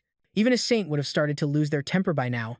"Hey, you're a real pain in the neck," Sun growled. But luckily, his friend Philip saw the tense situation and stepped in to explain. "Haha, please lower your sword. This is Duke de la Can, the 15th descendant of the La Can family and the current lord." Hearing this explanation, Victor didn't let his guard down one bit. "The heroic La Can family. How can we possibly trust that?" the old man said with a frown. Then, Princess Jay also stepped forward to stop him. "Victor, please calm down." "Princess," the old man complained, seeing her let her guard down so easily. But Jay ignored his words and turned to look at him. "I apologize for our last encounter. It seems you've overheard our current situation. I'm embarrassed to admit it, but we have no other choice. If possible, I'd like to ask another favor of you. I'm begging you." Not letting her say any more, Sun held up his hand to stop her. "All right, to make sure I'm not mistaken this time, I'll demonstrate my skills." After saying that, he took out a dagger and approached the giant golem. However, the orange-haired mechanic heard Sun's declaration and just shook his head with a heavy sigh. "Sigh, princess, not just anyone can repair a giant." Hearing that, the person in the iron helmet next to him also nodded in agreement. "There's a reason why giant experts are called steel mages. Won't he just damage the giant even more? Those damn nobles with their big egos always think they know everything," they said sarcastically. Hearing them badmouth his young master, how could Philip possibly stand it? He immediately went over, put his arms around both of them, and issued a challenge. "So, do you two want to make a bet with me? I'll bet 10,000 pesos that our young master can easily handle the giant that you two bastards couldn't fix." "What? Why should we accept that offer? The orange-haired guy yelled. You don't want to? Scared, Philip said, looking at him with a provocative gaze which severely wounded the guy's pride. What did you say? Scared? I'll double the bet, he challenged back. At the same time, Princess J also curiously walked over and asked Philip, May I ask a question? Can a giant really be repaired with a tool like that? She asked, pointing towards Sun, who at that moment only had a small dagger in his hand. Seeing this, holding something so unrelated to repairs, Philip's usual confidence suddenly dwindled by half. Then, before the group's skeptical eyes, he used this knife to slash straight across his own arm, causing a wound to immediately appear on his palm. Seeing this action, Philip thought his young master had gone mad. Young master? His voice was filled with worry. Turning back to Simon, seeing his guards shouting at the slightest thing, he couldn't help but feel annoyed. Be quiet, Philip, just watch. After saying that, he also reached out and lightly touched the body of the giant golem before him. Next, Simon began to use a type of dark magic. Immediately, he shouted the word revive, causing countless energy circuits to spread across its entire body. The brightly glowing circuits, as if coming back to life, reflected in the astonished eyes of everyone present. Flashing back to 500 years ago, after using his golem army to wipe out all the intruders in his castle, Sonnen looked directly at the giant stone golem kneeling before him and mumbled, Will you truly fall in a place like this? You are creatures that are immortal, the ones who led your enemies to hell. Answer my summons once more.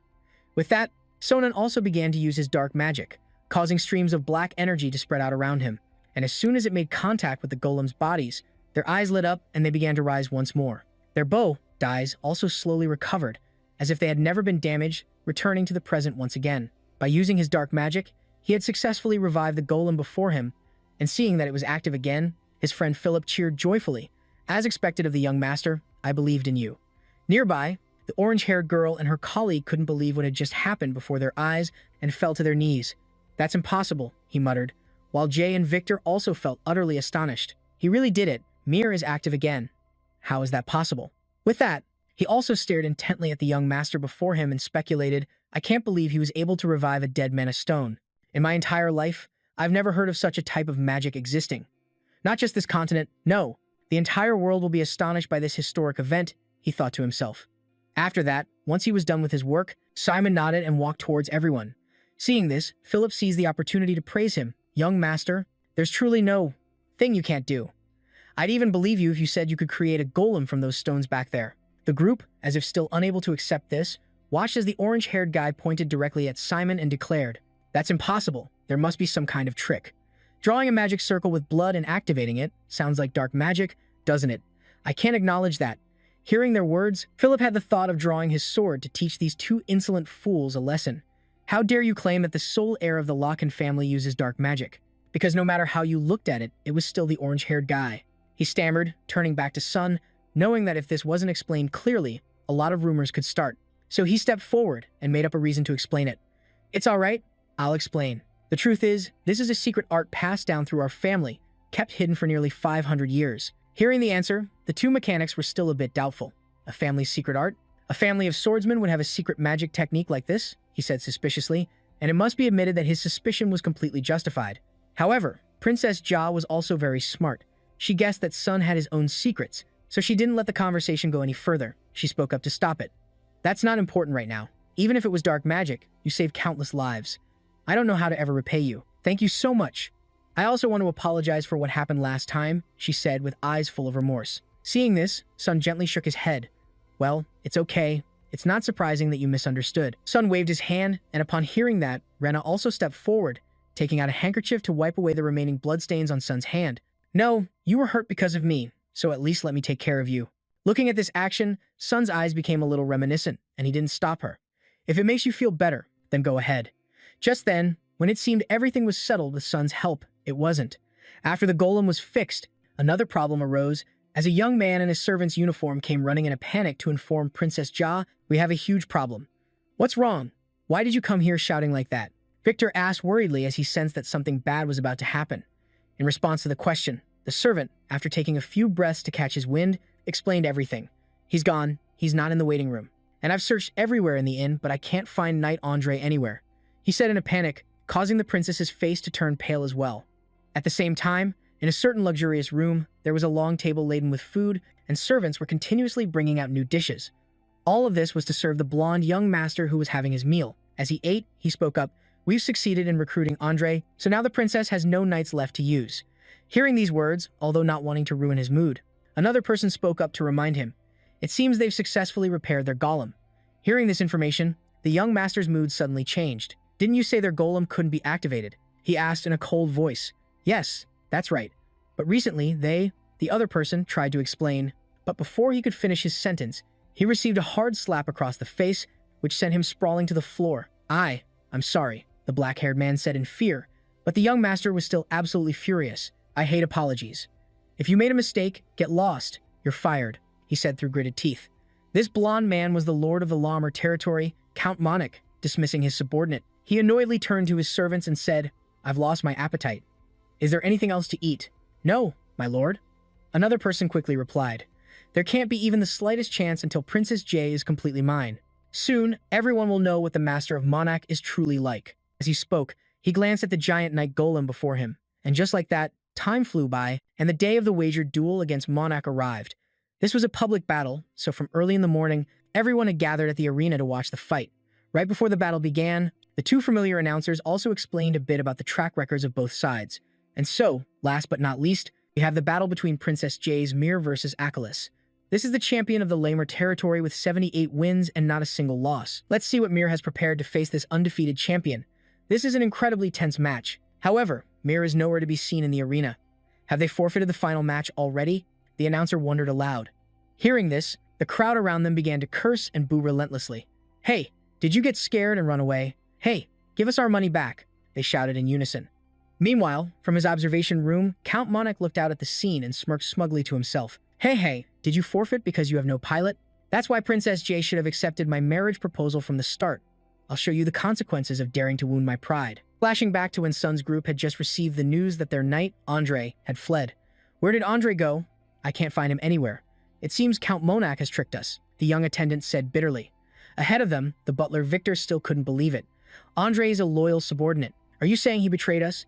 Hearing this, the young man hesitantly revealed some information he had picked up. Actually, someone saw him entering the Count's mansion. Back to Victor, at this point, whether he wanted to or not, he had to accept the truth and roared in frustration. Damn it, even without Andre's betrayal, there was already a power gap between our giants. I can't believe he would be so despicable. This isn't just about crushing us with power. The more he spoke, the old butler felt his blood begin to boil. As for Princess J, she began to tremble uncontrollably with fear. Turning back to Sun, who believed in seeing things through to the end, seeing Gina in distress, he offered, if you can't participate, you'll be forced to marry him, right? If it's not too much of a bother, I think I can help you with this. Hearing this, Jenna's eyes lit up slightly as she turned to ask, how are you going to do that? Behind Sun, Philip spoke up with a reminder. Young master, it's not that I don't trust you, but have you forgotten the accident last time when you tried to pilot a giant? In response, Sun gave his bodyguard a confident look. Don't worry, piloting a giant is simple. Back in the present, while everyone was booing, the giant Mir has stepped out from the other side of the arena. Oh, we thought Mir had forfeited the match, but there he is. He's entered the arena just in time. He didn't run away despite facing the undefeated Achilles. Meanwhile, Count Monarch, looking at the warrior golem that appeared, his expression immediately turned to rage as he tightly gripped the glass in his hand. Didn't you say the princess had no knights left? He questioned coldly, the subordinate behind him. I'm certain she has no knights left, the subordinate confirmed. Hearing this, Monarch made a guess. So, the princess hired mercenaries? Impossible, I'm sure she realizes the importance of this match, yet someone is foolish enough to dare side with the princess within my territory. At the same time, in another corner of the stands, Jay and Victor were also present. Mr. Victor, what about the match? She asked worriedly. We're not too late. Luckily, we made it just in time, Victor replied. Hearing that, the princess let out a sigh of relief. Thank goodness. But will this really be okay? At first glance, the difference in the giant's performance is huge, and the opposing knight is the champion of the Lammer territory. As she spoke, she looked at the two golems below, and just a glance at their size made even Jay herself unable to believe that they could actually win. Responding to her words, Sun, who was behind them, spoke up to reassure her. Everything will be fine. Although he usually seems quite naive, that man's skills are anything but ordinary. Inside the mere golem, Philip, who was piloting it, grumbled to himself, Young master, why would you do this to me? He complained for a moment, then turning back to the battle, the announcer's voice continued to ring out. The giant Mir, who we all predicted would forfeit, has arrived just in time. However, as we can see, the difference in specs is quite clear, especially when facing the undefeated champion. Achilles. From the audience's perspective, looking at the size difference between the two, they couldn't understand who had set up such a lopsided match. That giant? Are they really going to fight? Ha ha ha, unbelievable. He should just run. Calling that piece of junk a giant, can it even move? The crowd burst into laughter while, looking at Mir's shabby appearance, Achilles addressed his opponent. I'll give you credit for not running away. However, you must know how this match will end. I don't intend to go easy on you, he said, tightening his grip on the mace in his hand. On the opposite side, Philip calmly replied, we won't know until we try. Ha ha, very well, let's put that confidence to the test. After saying that, Achilles swung his giant mace straight at Philip, creating a large crater in the ground. Luckily, Philip had already anticipated this attack, so he simultaneously controlled his golem to jump to one side to dodge the blow. Just looking at its destructive power sent a chill down Philip's spine. If he were unlucky enough to get hit by that one blow, this golem would be turned into scrap metal. As expected, his strength was just as massive as his build. But being big and strong doesn't necessarily make you a good warrior. Thinking this, Philip took advantage of the opening right after Achilles attacked, to rush in close. However, Achilles reacted extremely quickly, not even waiting for the guard to get near him before swinging the mace once more, forcing Philip to hastily lower his body to dodge it. He's too fast, so dangerous, Philip thought to himself. Meanwhile, seeing Philip only dodging, Achilles let out a taunt. It seems your confidence was baseless. Hearing this, our Philip couldn't say a word in rebuttal. This is bad. That pilot is at least a veteran knight. As time went on, under Achilles' assault, the arena was smashed to smithereens. Attack! Attack even more! Achilles continued to unleash a barrage of strikes toward Mir. It was thought the match would end soon, but not a single blow has landed yet. The announcer's voice rang out as everyone watched. Despite possessing an incredibly powerful offense, not a single one of Achilles' attacks could touch Mir. The way Philip dodged the attacks made it look as if he were just playing with Achilles. Back to Sun's group, although they were extremely impressed with Philip's dodging ability, Victor was also terrified out of his mind. So scary, but he can't win by just running away like that. Hearing this, Princess Jay turned and whispered to him, Victor, don't worry. The Duke said that Philip is a very powerful knight, just trust in him. Speaking of our protagonist, he heard every whisper from the two beside him. However, Sun's eyes were still focused on the battle. Hey, I can hear you. He has faced countless different knights, so surely he's a skilled knight, but he needs more training. What on earth is he doing? Sun wondered, watching Philip run around like a headless chicken while Achilles pursued him relentlessly. But after running for a while, Philip was also getting a bit frustrated. Holy crap, doesn't this guy get tired? In that case, how about a sneak attack? With that thought, Philip immediately had the golem turn around. Next, while Achilles was still unable to react, he swung his sword straight at his opponent. However, his attack didn't even leave a scratch on that giant armor. The only effect of the attack was making Achilles even more furious. So you finally want to fight for real? Then I'll go all out too. After speaking, Achilles leaped into the air, simultaneously raising his mace. Seeing this move, the two commentators shouted excitedly, Oh, there it is. That's the champion's finishing move. Will Mir be able to dodge it this time? Looking at the devastating attack before him, Philip could only manage a strained smile. Well, I'm definitely done for. Just like that, a massive explosion echoed throughout the arena. At the same time, a huge blast occurred, sending dust flying everywhere. But as the dust settled, the surprised voice of Achilles rang out. I can't believe you managed to dodge that, he said while glancing at Philip behind him. And in response to his words, Philip's voice also changed slightly. Roger will kill me if he finds out about this, but what can I do now? I have to win because the young master has placed his hopes in me. You'll regret this moment for the rest of your life for making me unleash my full power, Philip proclaimed. And as Achilles sensed the change in the aura he was emitting, his expression also changed, becoming more serious than ever before. To have an aura like that at such a young age, I can feel it from his movements. It seems I've finally met a worthy opponent.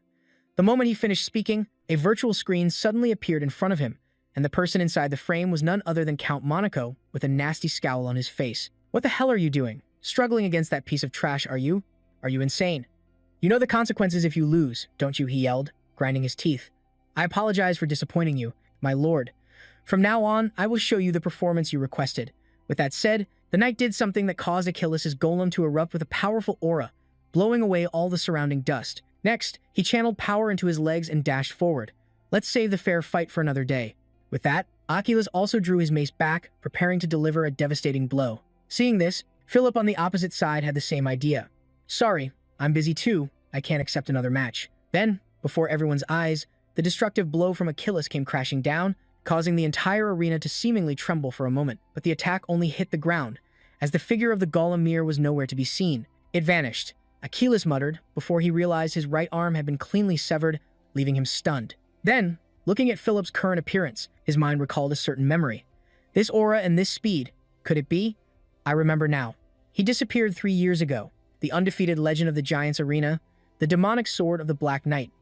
Just as he finished that thought, Philip, controlling Mir from the other side, quickly rushed forward, unleashing a slash that cut through Achilles' body and officially putting an end to this battle. Staring at the shocking result, the two announcers were frozen for 2 seconds before they could make the announcement. An incredible result, something completely unexpected has happened. Achilles has been rendered unable to fight in an instant. The winner is Mir, the surprising underdog. Hearing this result, the audience on all sides began to chant Mir's name loudly, their voices echoing throughout the arena. Meanwhile, down below, Achilles' laughter could also be heard. Haha, to think I'd meet the Black Knight here. Hearing this, Philip turned his head slightly and asked, "You know me, I fought you at the Royal Arena 3 years ago. You disappeared after setting a record. Why have you appeared here?" Achilles asked. "Well, I'm the Black Knight, so helping people is just a normal thing for me to do, right?" Philip said with a shrug, before asking Achilles for a favor. "Sorry, but can you keep it a secret that I'm the Black Knight? After all, I was laid off." "Can you keep my identity as the Black Knight a secret? After all, I was laid off." Achilles replied nonchalantly, which made Philip feel a bit apologetic. "Really? Well, my apologies then." The scene cuts to the upper stands. Old man Victor. Seeing Philip's victory, he couldn't hold back his tears. "Princess, we won," the old man said through his tears, while beside him, Princess Jay couldn't hide the joy on her face. "Victor, why are you crying on such a joyous occasion?" After saying that, she herself couldn't hold back her own tears. He looked at the two of them, gave a slight smile, and quietly left the stands. It looks like this will be fine. After all, I can finally leave this place with peace of mind." Then, Sun quickly walked over to a board that listed the betting odds for the matches. Looking at the odds for the match between Philip and Achilles, Sun smiled so widely he couldn't close his mouth. "No matter how many times I think about it, gambling is the real moneymaker. My odds were 21 to 1. I bet the entire 10,000 pesos I had earned so far. This world makes it so easy to earn money. To sum it up, let's go over the money Sun earned this time. The total income from selling the statue was 3,000 pesos. Taking that money to gamble, Sun earned another 3,000 pesos. That's a total of 6,000 pesos. His earnings from the previous giant fights were 4,000 pesos. Then, the total earnings of 10,000 pesos were multiplied by 21 thanks to Philip's victory. The grand total came to 210,000 pesos. Time flies, and the scene shifts to the docks because they have completed everything they needed to do here. So, Sun and Philip prepared to leave this place.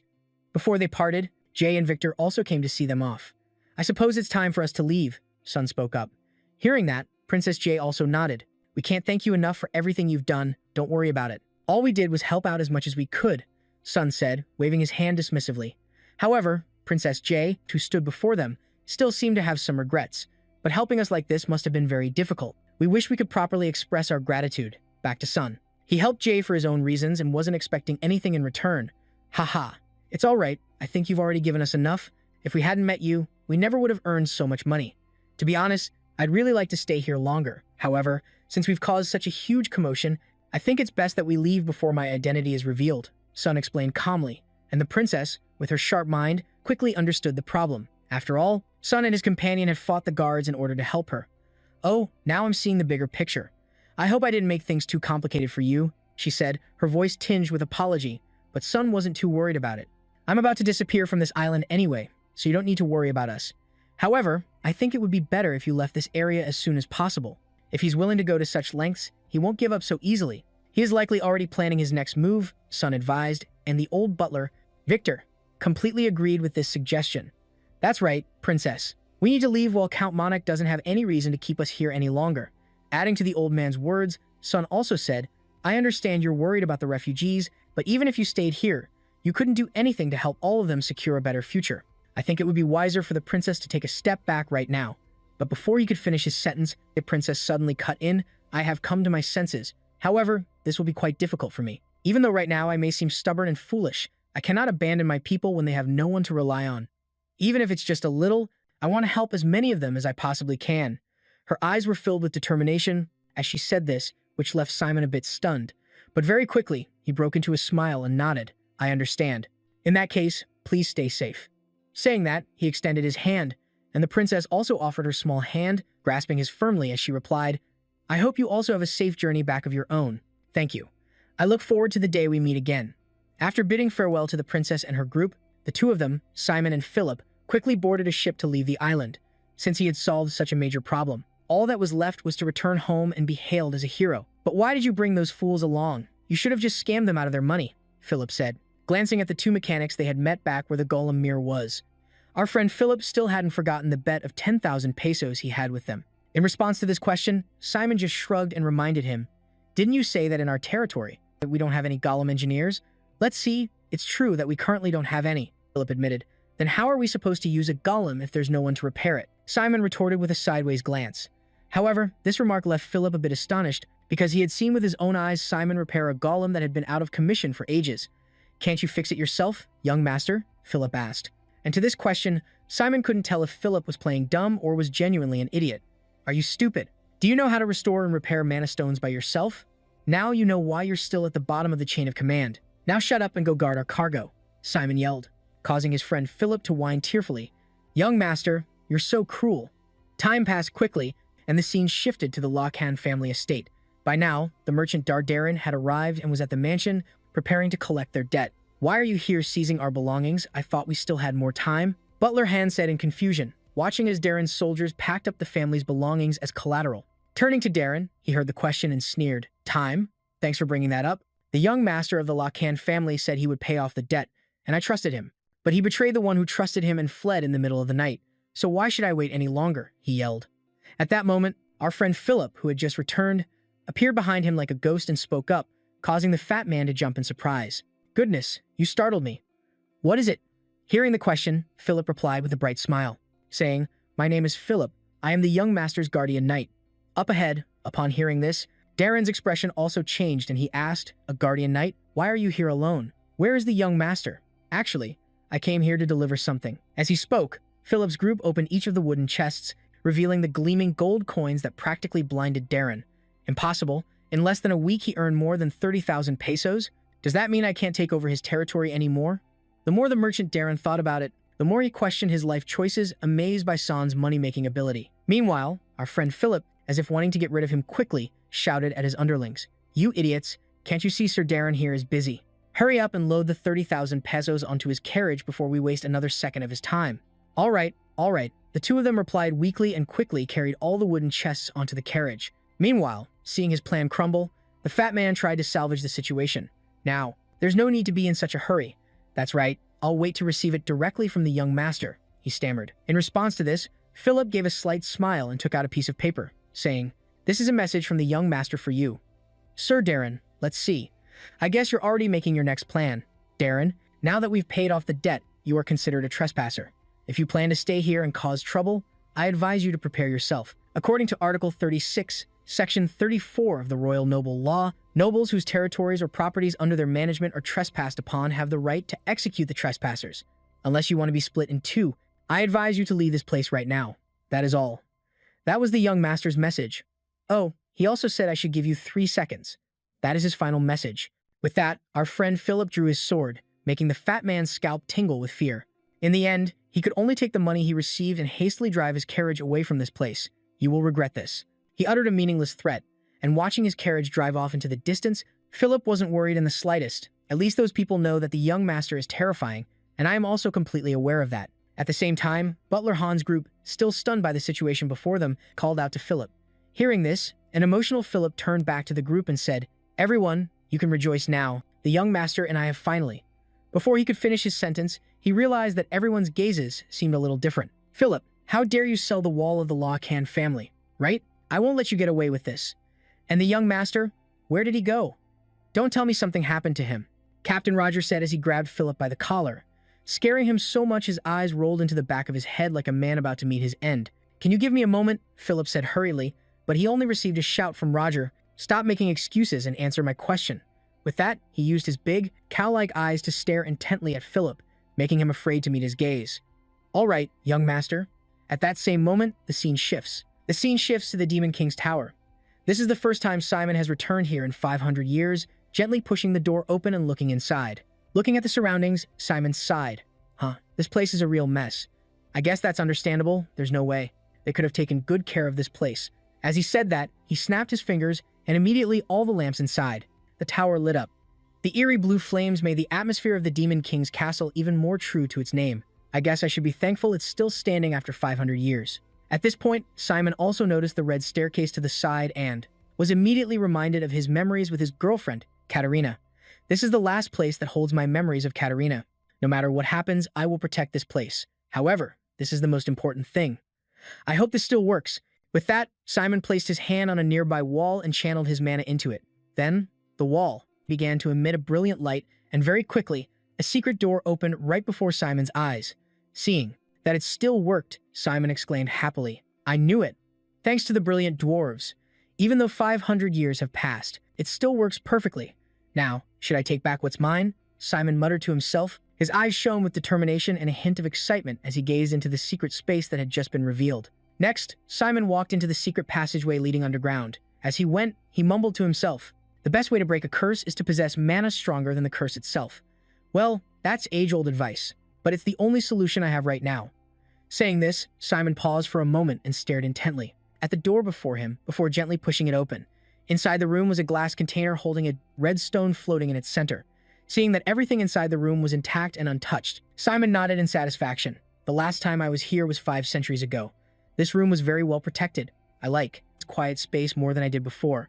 "Long time no see," Simon said while staring intently at the red stone in front of him. This story goes back 5 centuries. In the demon territory, Simon, with his immense power, had infiltrated the territory all by himself. At that time, he unleashed a death bullet attack, easily shattering the bodies of 2 demons that charged at him. After dealing with them, he looked up in a certain direction and asked, "Are you the ruler of this place?" In response, a small figure let out a long, bored yawn. She was the archdemon Hao. "I heard you've already taken down a few strongholds. I thought you were some old level 8 geezer, but you're so young. I'm a bit disappointed. Still, a human like you is rather interesting. I'm so touched that I'll do something for you. Call me whatever you like. I'm just satisfying your curiosity before you die," Hao said with an extremely confident voice, as if defeating Simon was a certainty. Meanwhile, our protagonist found her talking to be rather annoying. "You're the most talkative archdemon I've ever met. Do demons get more long-winded the higher their level is?" He sighed as if disappointed, and naturally, his somewhat disdainful words sent Hao into a rage.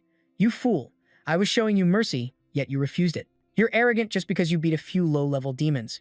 I'll show you that the demons here are completely different from the ones you've faced before." As she spoke, her surrounding minions also tightened their grips on their weapons and emitted a dangerous aura. However, Sun wasn't foolish enough to face this group alone. "Don't worry, I'm not crazy enough to enter the battlefield by myself." Just as he finished speaking, from above him, a group of golems burst through the wall and charged in. Just like that, without another word, both sides immediately clashed. And after who knows how long, the final victory naturally belonged to him. Realizing she had been defeated, Hao voiced her curiosity. "What do you plan to do by turning me into mana? Do you want to change the world or something?" "Ah, I won't answer that question," Sun said coldly. "You don't need to know. Just be reborn as mana." With that said, he used some kind of magic that transformed the archdemon's entire body into a red stone. And that was the very stone he kept stored in this vial. Recalling the battle with her in the past, he sighed inwardly. The entire process of taking her down was several times harder than with the others. If you absorb mana incorrectly, you can go insane. I've witnessed people turn into grotesque creatures because of it. Back then, I couldn't absorb it yet. But by the time I learned the proper way to safely absorb mana, I had already reached level 9 and no longer needed it. I never thought I'd need to use it 5 centuries later. As he spoke, Sun casually tossed the stone into his mouth and swallowed it whole. Next, an intense pain assaulted his body, causing him to scream out in agony. Then, in his hazy state, his consciousness was transported to a desert-like space. "Is this my mindscape? It seems I haven't been consumed by the mana." Sun speculated inwardly. He then spotted the figure of Hao up ahead, and she had spotted him as well. However, Hao didn't recognize Sun's current appearance. "Who are you?" she asked, simultaneously releasing her powerful aura, causing Sun's face to contort under the pressure she was creating. "It's hard to withstand with my current body. It's been 500 years. How does she still have so much mana? She's still holding on?" With this thought, Sun spoke up, "I came here to borrow." Before he could finish his sentence, Hao's eyes flashed as she quickly deduced Sun's identity. "You're him?" With that, Hao's body shot forward faster than an arrow, and she immediately grabbed Sun by the throat, slamming him down onto the ground with incredible ease, which even surprised her. "What is this? You're this weak now? I almost didn't recognize you. So why did you come here?" "I told you, I need to borrow your vessel." Sun gritted his teeth as he spoke, causing the archdemon above him to laugh at his audacious thought. "Haha, is that so? But are you sure you can even use it with that feeble body? The enemy who imprisoned me for centuries has come crawling back so pathetically, desperate for my power. It's amusing, isn't it?" As she spoke, the archdemon's voice echoed. Her hand, like an iron vice, slowly tightened around Sun's neck, making him feel as if his head was about to be torn off. Damn it, you! I'll get my neck crushed. With that thought, he spoke up to create a diversion. Are you okay with this? What's the deal? I came here to make you an offer. Are you really going to dispose of me just like that? As he spoke, Zeman quickly calculated in his head. She wants to use my body as a mana supply, so she won't actually harm me. He thought to himself. Just as he had predicted, after hearing Zeman's words, the demoness released her grip on his neck. An offer? I'll at least acknowledge your courage, but now that your magic circle is broken, do you think you can handle my power? Hearing this, Zeman calmly replied, If I can't, then just take over my body. You've been trapped here for centuries, so you have nothing to lose. Is that so? I wonder if there's a simpler solution. With that, she snapped her fingers. Instantly, red and black streams of mana resembling venomous snakes shot forward, tightly binding his limbs. I'll play with you for as long as I've been trapped here. Shouldn't you at least be able to endure this much? Howd said with amusement. Meanwhile, Zeman was analyzing the power affecting his body. Is this mind control? He wondered, but only for a few seconds. Howd noticed and began to increase the power of the black mana tendrils, causing Zeman to let out an agonized scream. You still have time to think, getting taken down by mind magic? Where has all your pride gone? She said with delight. After hearing her, Zeman managed to force a twisted smile. You're as noisy as ever, huh? Hearing this, Howd's expression shifted slightly as she asked coldly, Is all you do is run your mouth? Do you think you still possess the same amount of mana and magic circles as in the past? Opposite her, Zeman replied indifferently. Even though I've become powerless, with my broken magic circle, I, the one who reached the 9th circle of black magic, will never fall to this kind of mind control magic. As he said this, Zeman's form suddenly vanished before Howd's eyes. Then, his body from the past appeared, but in a gigantic form. He reached his hand out towards the archdemon, grabbing her small body and squeezing hard, instantly causing Howd's vision to go black. Next, because this was only a mental world, Howd's intact body quickly reappeared. And with Zeman having escaped her earlier mind control magic, she had also confirmed one thing. I knew it, you really are interesting. But I never thought you could actually reach the 9th magic circle, could you? Come on, if you don't believe me, let's keep playing, Zeman said with a grin. Hearing this, Howd wasn't foolish enough to play mind games with him again. That's enough. What I mean is, even if you reached that level, you still couldn't change the world. In response to this jab, Zeman slowly stood up and declared, No, it's not over yet. I will definitely change this world, he said, his eyes filled with determination. As for Howd, seeing Zeman's confidence, she seemed a bit amused. I wonder how much of my power you can actually utilize, but for you, the one who reached the 9th circle, perhaps it's a given. Zeman replied confidently. Haha, so confident. That's right. Even if I were to take over your body, the 6th or 7th circle would be my limit. I will let you crush the world. Howd said cheerfully. Before my body slowly dissolves into streams of black mana, I guess I'll have to try my best not to disappoint you. Sun said with a smile. Of course, this time I absolutely cannot afford to fail, Howd instructed. Just like that, it was not long before Sun's consciousness returned to his body. Next, he casually used a type of magic called Black Flame, aiming it at the nearby wall to observe its destructive power. He quickly deduced his current strength, which seemed to have only reached the 3rd circle. But having a foundation like this was more than enough. Perhaps because the mana had been purified, its color looked a bit different than before. Anyway, if Howd had wanted to, she could have taken over his body. I must meet her expectations. Sun muttered to himself and quickly left the secret room, thinking about his next plan as he walked. I already know the theory behind the enlightenment of each circle, so reaching the 9th circle will be easy enough. However, gathering the mana to reach the 9th circle will take a lot of time, so I must act immediately. At this thought, Sun's pace quickened slightly. Next, he opened another secret room. You have been resting for 500 years. Get up and get to work. After saying that, Sun slammed his hand down onto the floor, creating a complex magic circle. Now, you all will have to help me, Sun said with a smile, as he looked at the group of stone golems before him. Time passed quickly, and the scene shifted to the territory of Count Monarch. At this moment, the guy who piloted the golem Aculus was being punished by the Count for his failure. Have you realized your mistake? He asked in a cold voice. I apologize.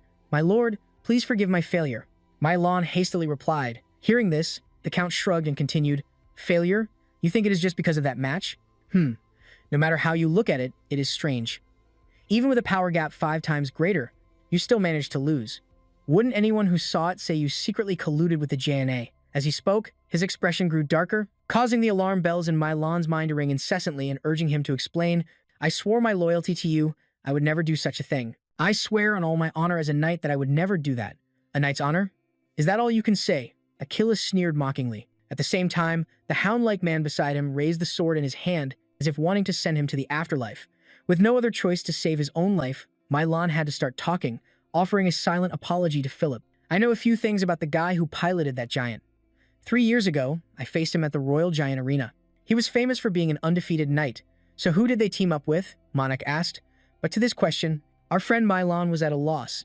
They left right after that, so no one knows their identities anymore. I see, then you are useless, Monik said while signaling his subordinates with his eyes, causing Milan's face to go pale. Huh, what?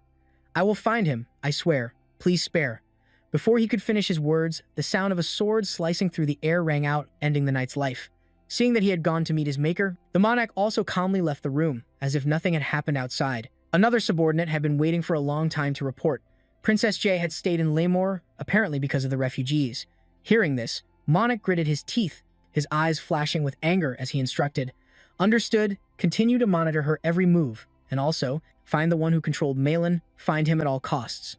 I must see him with my own eyes to determine if he will obstruct my plans. As he spoke, the Count clenched his fist. Time passed, and the scene shifted to a rundown town area. Looking at the door before him, Sun's voice rang out. From ancient times, the Lacan family prospered like a river flowing through fertile lands. But as time passed, most of the people left, leaving behind many abandoned houses. There are 3 villages on the verge of becoming ghost towns. What do you think about this matter? As he spoke, Sun turned to look at the accountant Dixon, who was tied up beside him, and then he slowly drew the sword from his hip, causing Dixon to become so scared that his face turned purple with fright. Young master, why are you doing this? The terrified man asked. Sun, however, kept swinging the sword in his hand, replying, Huh. Are you playing dumb? Isn't this problem your fault? Hearing this, Dixon hurriedly explained, I truly did my best. I'm serious.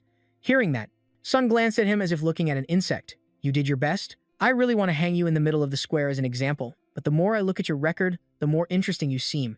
You are a talent recognized by the entire empire, but instead, you rejected offers from other territories and chose to come here. I requested the financial ledgers for the past 10 years to see what you've done, and you actually brought me the entire set within a single day without any errors. You really are useful. Across from him, hearing these words of praise from Sun, the man's face lit up and he laughed loudly. Ha ha, I'm very good with calculations. Well, if I may brag, I can solve any math problem in my head. He boasted arrogantly. However, just a second later, the man couldn't smile anymore. That's precisely the problem, Sun muttered, leaving Dixon a bit confused. Then, before his dazed eyes, Sun reached out and grabbed him tightly by the collar and threw him straight down a slope. Just like that, his whole body rolled like a ball, hurtling downwards while Sun gently slid down. Subsequently, upon hitting a cliff, Dixon's body finally stopped and the rope binding him came undone. Why did you do that? The man stammered. Then after witnessing the impoverished townscape before him, his voice trailed off. This place is. Are these people really residents of the Viscounty? Impossible. When I calculated the averages, there shouldn't be slums like this, Dixon thought in a daze, and as if reading his mind, Sun walked over to him and said in a cold voice, How does it feel to actually see the village with your own eyes? You can't just summarize people's lives with numbers. You need to spend time among them and find out for yourself why the Viscount's territory has fallen into this state. If you don't find the cause, then you will no longer work for us. Are you going to fire me? Dixon stammered, and in response to this question came a bright yet menacing smile from the main character. Do you want to quit right now? Seeing this, the bald-headed man shuddered and immediately ran towards the townspeople to find out what was going on. Everyone, I am Dixon, the accountant for the Raken family. I'm here to improve your living conditions. Back to Sun. Watching Dixon work so enthusiastically to avoid getting kicked out of the family, he had some thoughts of his own. I don't mind seeing the Raken family fall, but there's a right time for that. I need to improve this place so I can enhance my magic circle. With that thought, Sun also left the town, leaving everything for Dixon to handle on his own. The scene shifts to the Raken estate. At this moment, our friend Philip was still getting an earful from Han and Roger. Tell me again. Philip, is it true that he paid off the debt by gambling? Yes, that's right, sir. Philip said weakly. And after he said this, everyone present in the main hall turned to whisper amongst themselves. Oh my gosh, he really solved the debt problem by gambling. If people find out about this, the family's image will be ruined. Why didn't you stop him? A blond man asked. Meanwhile, Butler Han was so stunned he nearly fainted on the spot. Oh heavens, we've built the family's reputation for centuries, and yet he goes and destroys it all. As for Roger, after gritting his teeth in frustration, he glared at Philip and asked, Hey Philip, his identity wasn't exposed, was it? Of course not, I'm not that stupid, Philip asserted firmly, but as he said this, he realized he might have spoken too soon. How dare you use a weapon against the sole heir of the Raken family? Those were the words Philip had shouted at the scammers inside the casino. Remembering this, his face turned pale and he tearfully admitted, "I guess I really am that stupid." In front of him, Roger drew his sword upon hearing this, wanting to give him a few stabs. "You idiot," he shouted in frustration, turning towards Butler Han. Regardless of whether Sun's identity was revealed in the casino, he was more concerned about other issues. Even if his identity wasn't revealed at the casino, it's only a matter of time before people find out. Considering Count Monek's intelligence capabilities, he is the Lord of Lamer, so all news will eventually reach his ears, and with his malicious nature, he will likely find a way to retaliate. If he does that, in reality, we won't be able to do anything because he is a distant cousin of the Emperor. As he said this, Han's face couldn't hide his worry. And beside him, the captain of the knights, Roger, also agreed with this. Count Monek expands his territory through warfare and conquest. We've just given him a reason to start a war with us. Hearing this, Han felt even more disheartened and asked himself a question. I wonder what the young master was thinking when do that. In response to his question, Sun, who had just returned to the mansion, also spoke up. I can't listen to this anymore. Where have all the people who said the family's reputation is important gone? Are you all saying that we should just ignore the evil deeds happening right before our eyes? Hearing this, Captain Roger at the front immediately retorted, we are just being realistic. Our military strength is nothing compared to Count Monak's. We just want to inform you that your decision has put this entire family in danger. Seeing how this group was still so stubborn, he proceeded to set each one of them straight. Did you all achieve the title of hero by licking the boots of those in power? Weren't you bestowed the title of hero? It was because you fought for justice, even in the most disadvantageous situations. In response to his sarcastic remarks, Butler Han, seeing the tense situation, hurriedly tried to explain, the people here are giving their all for the Locken family. How could you say that? Without letting him finish his sentence, Sun shot him a look and asked bluntly, so, have the problems been solved? And yet you all make such a big deal about my gambling. That is a serious matter. If people found out that you paid off your debts with the money earned from gambling, the Locken family's reputation would plummet. Han tried to point out the problem. However, faced with his talk of empty honor, Sun couldn't contain his anger and pointed a finger straight in his face. That's enough. Can a good reputation solve starvation? Your duty is to protect the people. The people of the Viscount's territory are starving to death and leaving because they can't endure the living conditions. And yet you still can't get your priorities straight? How truly ignorant. I will not tolerate behavior like this anymore. From now on, everything will change. If you think my orders are wrong, then you can leave as you please, and anyone who doesn't follow my orders will be fired. Sun said in a tone that held no compromise, causing Han's expression to change. Young master, the people here have served the Locken family for a very long time. He spoke up, trying to salvage the situation. Hearing this, Sun let out a heavy sigh wearily. Yes, and I don't like narrow-minded people. I will show you my resolve. Saying this, he also turned to look at Philip, who had been a great help on this trip. Philip, you did an excellent job on our trip. You're as capable as a captain. Hearing this, question marks practically appeared over Philip's head, as he couldn't understand why the topic had suddenly shifted to him. Me? I wouldn't go that far, he stammered in response. Seeing this, Sun glanced at Roger and said with a meaningful tone, I believe only a capable person deserves to be the captain of the knights. What do you think about that, Roger? Hearing these words from the young master, Roger seemed to understand his intention. Young master, are you trying to? Before he could finish speaking, Sun stated his purpose bluntly. It's simple. The winner of a duel will be appointed as the captain of the knights. Turning towards Philip, who practically burst into tears upon hearing this. I can't do such a thing. He is my uncle and the one who taught me swordsmanship. For some reason, Roger felt a bit annoyed after hearing that. Be quiet, Philip. I get it. I still haven't had a chance to prove my abilities to you. I hope you're as good as you say, Sun replied. And so, the group headed to the training ground to show off their skills. Looking at the nephew before him, Roger's face showed a hint of reminiscence. It's been a long time since we've fought, hasn't it? Just the two of us. In response, Philip nodded. Yes, it's been several years. However, I'm very confused about all of this, so I just plan to give it my all, he said as he slowly drew his sword from its sheath. Meanwhile, Roger looked a bit interested. All right, this should be fun. Then, after pausing for about 1 to 2 seconds, Philip gripped the sword in his hand and said with a hesitant voice, Here I come. On the side, Sun saw the look on Philip's face, which was drenched in sweat, and thought to himself, why does Philip seem so tense? Is Roger really that strong? After facing countless knights, I've learned that Philip is very strong. Back to the battle. After taking a deep breath to compose himself, our friend Philip unleashed his sword skill, dashing past Roger's body. However, his last move was blocked very cleanly by the knight captain. It seems you've gotten better. Philip, your skills have improved, he said, offering a word of praise. Hearing this, Philip asserted, I'm not the same as I was before, uncle. After speaking, Philip rushed towards him again at a blistering pace. This time, instead of attacking rashly, he began to move around continuously to disorient Roger and witnessing his speed, Roger was a bit surprised. "What's this? It seems you're not just playing around, are you?" The words had barely left his mouth when suddenly Philip's figure appeared behind him. However, his speed still wasn't enough to get past the eyes of this seasoned knight. "I see. So there was a reason the young master praised you after all. However, to become the protective sword of the family, you need to train much more." With that said, without even turning around, Roger easily grabbed Philip by the collar. Then, with just a bit of force, he was able to easily slam the young man's entire body into the ground, creating a large crater in the floor. However, the attack wasn't over yet. While Philip's eyes were still rolling back in pain, his uncle followed up with a kick that sent his whole body flying like a ragged doll. As a result, before Philip could even show off much, he was completely thrashed by his uncle. A sense of indignation began to well up inside Philip, causing him to shout, "It's not over yet." In response to these words, Roger just calmly rested his sword on his neck and shook his head. "The match is over, young master. Is this enough to show you why I am the commander of the night squad?" he said while glancing over at Sun, who was not far away. And witnessing his performance, although he disliked the man's attitude a bit, Sun had to crack a smile and admit those skills are very impressive indeed. Time passed quickly, and the scene changed to the main training ground. At this moment, the group of knights was training their endurance through jogging. And even though the group behind them was panting like dogs, Roger still didn't let up. "Don't stop, we haven't run enough yet. The young master is watching, run faster." "Yes, sir." The group shouted in unison. Back to San, his mood was also a bit annoyed as he grumbled, "I can't believe you lost so easily. But that man Lacan is one of the 5 strongest swordsmen on the continent." His friend Philip quickly retorted. "So if someone targets me, I can only wait to die?" Zahn nonchalantly said, which made his friend Philip only able to apologize. Paying no mind to this, Zahn's voice from up ahead suddenly changed a bit. "Philip, I plan to choose you as my official escort knight, so make sure to do whatever it takes to fulfill that role." With just those words, Philip was so moved that tears streamed down his face and he gritted his teeth, promising, "I will do my absolute best to become the sword that protects you.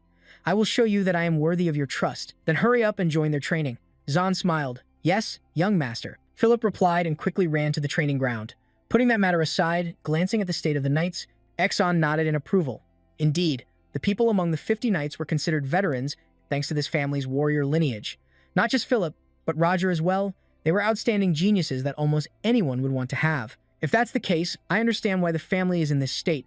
Time passed quickly until late in the afternoon. At this point, it was unclear what Zahn had done, but Han's entire body was shaking as if having a seizure. "What is this? Do you know what you were doing? First, you sold the statue. Now you're selling the family's treasures. Are you planning to throw away the honor of this family?" Han yelled questioningly as he saw servants carrying items outside one by one. "If it can make money, I'll do it," Zahn said casually. However, Han couldn't possibly accept these words. "Young master, why would you do such a thing?" he said, his whole body trembling violently, as if trying to suppress his anger. Then, looking at the man's face which seemed about to explode, Sean reluctantly explained, "The hero Lacan, who died 500 years ago, is of no use to us now.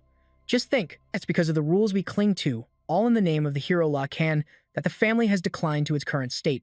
It's all because of people like you that the family's name has collapsed irreparably. If it weren't for the Demon King's curse," Old Man Han said defensively. But those very words of his were the best proof.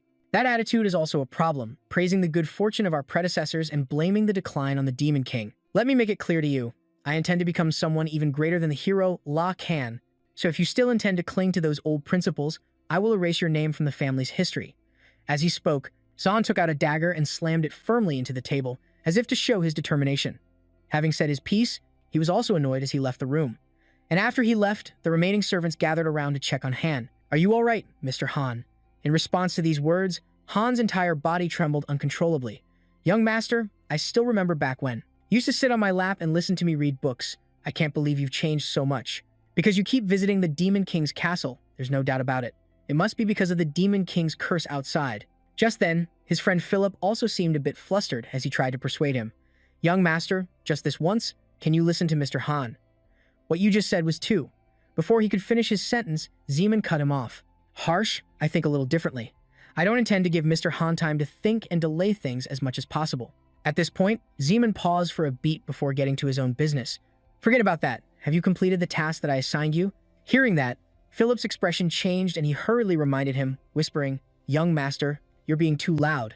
This is information I had a hard time getting from Mr. Han. So where is it?" Zeman asked with interest, which made his friend Philip's face turn pale. "Lower your voice a bit, that matter, blah blah blah." He whispered something into Zeman's ear, and the scene changes to a prison cell somewhere.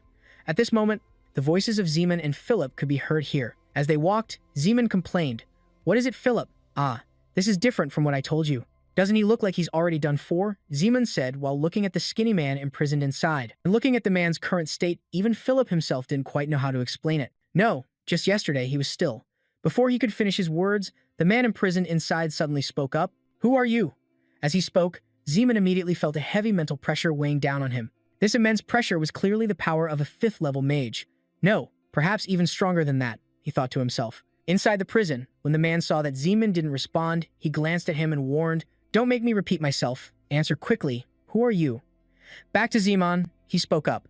"I heard you've been imprisoned here for a very long time, but you seem to be doing fine." Hearing the familiar voice, the man's expression immediately changed as he asked back, "This voice, could it be?" Before he could finish his sentence, the main character cut him off.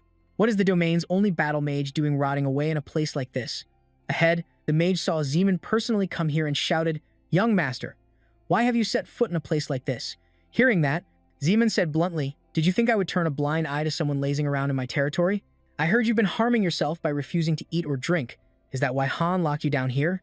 Zeman speculated aloud, causing the mage's face to become flustered. "That's because you lost consciousness due to an accident involving a giant caused by my carelessness. Isn't that right, young master? I wish for nothing more than to atone with my life," the man said in a voice filled with remorse.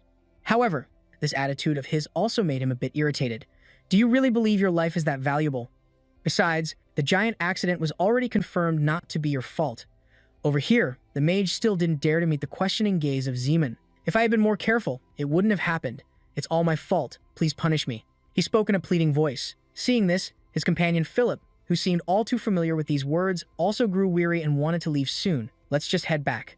Ignoring his words, Sun's displeasure was written all over his face. "I understand you're extremely loyal, but you're killing me with your stubbornness. There's no other way." He thought to himself and then spoke up. "Since you insisted on this, I will do exactly as you ask. Philip, bring me a sword."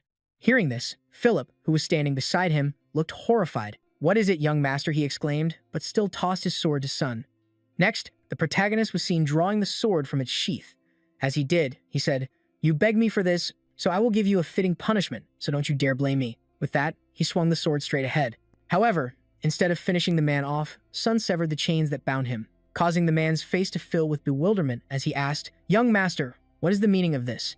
In front of him, Sun withdrew his sword and replied, "You're more useful to me alive than dead. I cannot tolerate failure. I plan to work you to the bone, to the point you'll wish you were dead. It is your duty to swear lifelong loyalty to me and to assist me. Swear on your honor as a mage and carve this moment into your heart. Philip, bring it out." "Yes, my lord," Philip replied, tossing the bag from his back in front of the mage, causing the gold coins inside to spill out everywhere. Staring at the gold coins glittering before him, the man asked in a bewildered voice, "Young master, where did all this money come from?" "It's nothing much, probably around 70,000 bowls. Use this money and prepare to build the magic tower. Buy whatever magic books you need and prepare the necessary equipment for repairing and crafting golems. Unlike the previous lords, I intend to invest heavily in magic. Make sure an incident like this never happens again," Sun said coldly, moving the man to tears. He still couldn't accept this favor from the young master. "But I have caused you harm, young master. I don't know if I'm worthy of such kindness." In response, Sun gave him an answer that put his mind at ease. "What are you talking about? This is a punishment. Steel yourself.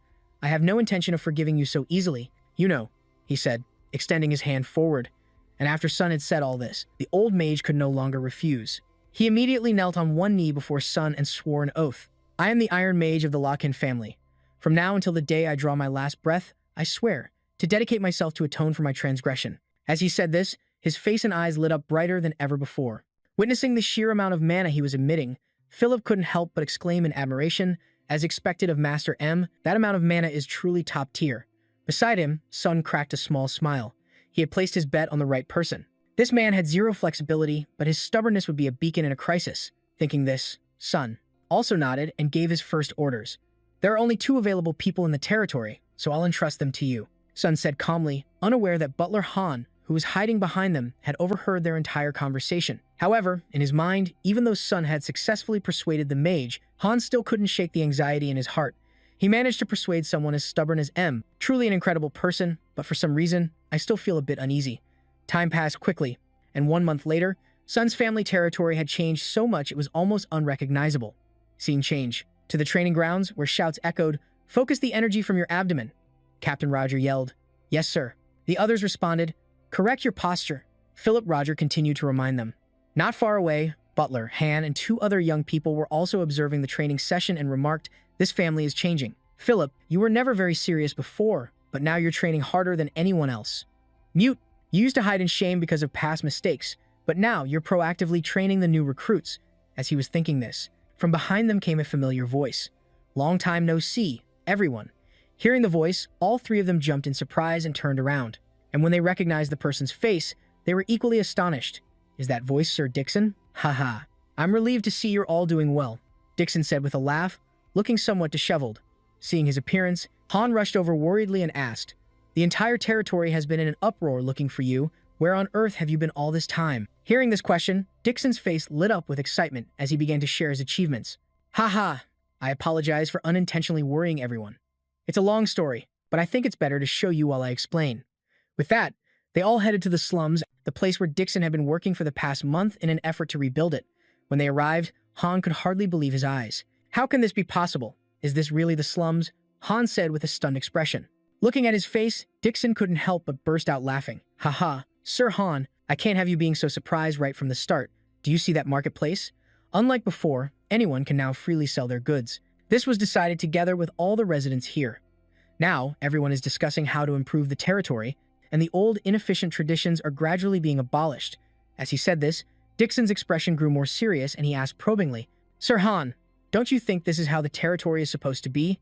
Turning to the old butler, his lips were pressed into a tight line, unable to speak. I have no choice but to agree. However, it's undeniable that everything happening now goes against the policies of the Raken family for the past 500 years. Time passed until the afternoon. To confirm his thoughts, Han went to ask for the opinions of the important members of the family. The first was Captain Roger. Haha, I had the same concerns as you have now, but I've let them all go. He proved himself with results, so I don't. What more is there to say? Oh, it's time for training, so I must be going. However, don't you think we have a duty to place our full trust in the young master? Well then, I'll be on my way. Roger stated his opinion and quickly left the room before Han could ask anything else. Looking at his expression, it seemed the old butler was still not satisfied with Roger's opinion. In that short time, everyone has already been won over. He said this while looking at his own reflection in his teacup with a contemplative, unreadable expression. It was hard to guess what he was thinking. Time continued to pass, and 1 week later, the scene shifts to Sion's office. At this moment, the butler Han was reporting back to his young master. I have organized all the documents that you requested, young master. In response, Sion, still focused on writing something on a piece of paper, nodded, apologizing for giving Han so much work. Even so, I'm still counting on you. After hearing this, Han added that he would handle the office-related issues tomorrow, and if there were any other problems, Sion could let him know. He could also fix them himself. On the other side, Sion didn't wait for him to finish before reminding him. Your priorities are wrong, Han. People with nowhere to shelter from the rain are flooding our territory. Think of them first. Hearing the command from his young master, the butler's hand instinctively clenched. The more he understood his young master, the more he felt that following him was the right thing to do. However, I must first determine the young master's true intentions. Han reminded himself. Then, on that very night, he secretly followed Sion when he discovered him sneaking out of the mansion. Every night, he sneaks off somewhere, and these regular visits are to the Demon King's castle. I don't want to think about it, but if the young master was possessed by the Demon King's curse, why would he stop here? Could it be that he realized I was following him? Han wondered, and very quickly, some voices could be heard up ahead. You've arrived? Hearing this, Sion nodded and asked, have you taken care of what I requested? Of course we have. For us, something like that is easier than taking candy from a baby, the bearded man said confidently. Looking at their appearance, Han immediately guessed the identity of this group, those people. They are the bandits who were exiled from our territory for pillaging. Yet they're living here, the shadows, and it seems there are quite a few of them. Back to Sion. Seeing that the bandits had completed his request, he chuckled. Hey, you work fast. I like that. So, shall we begin now? As he spoke, the protagonist took the bag off his shoulder and reached inside, as if to take something out. Seeing this, the bandits curiously asked, what's in the bag? Did you prepare a gift for us? Yes, that's right. If you prepared that thing, Sion continued. And as if this wasn't their first transaction, the bandits understood and took out a certain book. Haha, don't worry, we get it. That book is very, very perfect. From behind, the old butler Han was startled when he heard this. A book? But why? Giving books to those bandits? Damn it, I'm too far away. I can't hear the young master. What on earth is he planning to do? He wondered. And very quickly, before he could remain confused for long, the bandits provided the answer. Thanks to you, we are no longer illiterate. Because you summarized the main parts, we were able to understand even the most difficult sections. Thank you for everything. In another corner, a woman was so grateful that tears streamed down her face nonstop. Thanks to the young master, even the children can read now, and thanks to the food and medicine you brought, my wife can walk again. You are our family's savior. Thank you, young master. The grateful words from the group made Sun feel a little happy too. Well, I'm also glad I was able to help in some way. However, everything comes with a price. I'm sure you all are prepared. Hearing this, the bald man's expression changed as he firmly told him, "Of course, we may be bandits, but we are not ungrateful beasts. Just give the order, and we will do as you say." Hearing their response, Sun let out a small smile and said, "Perfect." Then, he emptied the entire contents of the bag on his shoulder onto the ground. It turned out to be countless gold coins along with various other books. And this action made Butler Han even more confused about what he was planning to do. That's so much money. It looks like about 10,000 pesos, and more books too. What is he planning to do? It wasn't just him. Even the bandits were stunned by the young master's actions and asked, "What is all of this? I can understand the books, but what about this money?" In response, Sun said the answer was in the books and that they would understand once they read them. At that, a man from the group hurriedly picked up a set of documents and discovered they were papers related to household registration and land transfers. Sun then explained to them that these were documents recognizing them as official residents of the territory. With these, they would have the right to claim ownership of land. Sun planned to build a town nearby, so they could all go there to live. Across from him, hearing Sun's explanation, their whole bodies trembled with emotion. "It's unbelievable. We're just bandits who betrayed our lord. We were already grateful that you even paid us any mind. But after everything you've done, we can't accept anything more." Hearing this, the bearded man also said through gritted teeth, "That's right. We have no right to accept this gift. We only robbed others to survive, and although we are extremely grateful, the current residents will never accept us." In response, he said that he understood this well. He didn't fully accept the people before him either, because even if you had no other choice, robbery is still a very serious crime.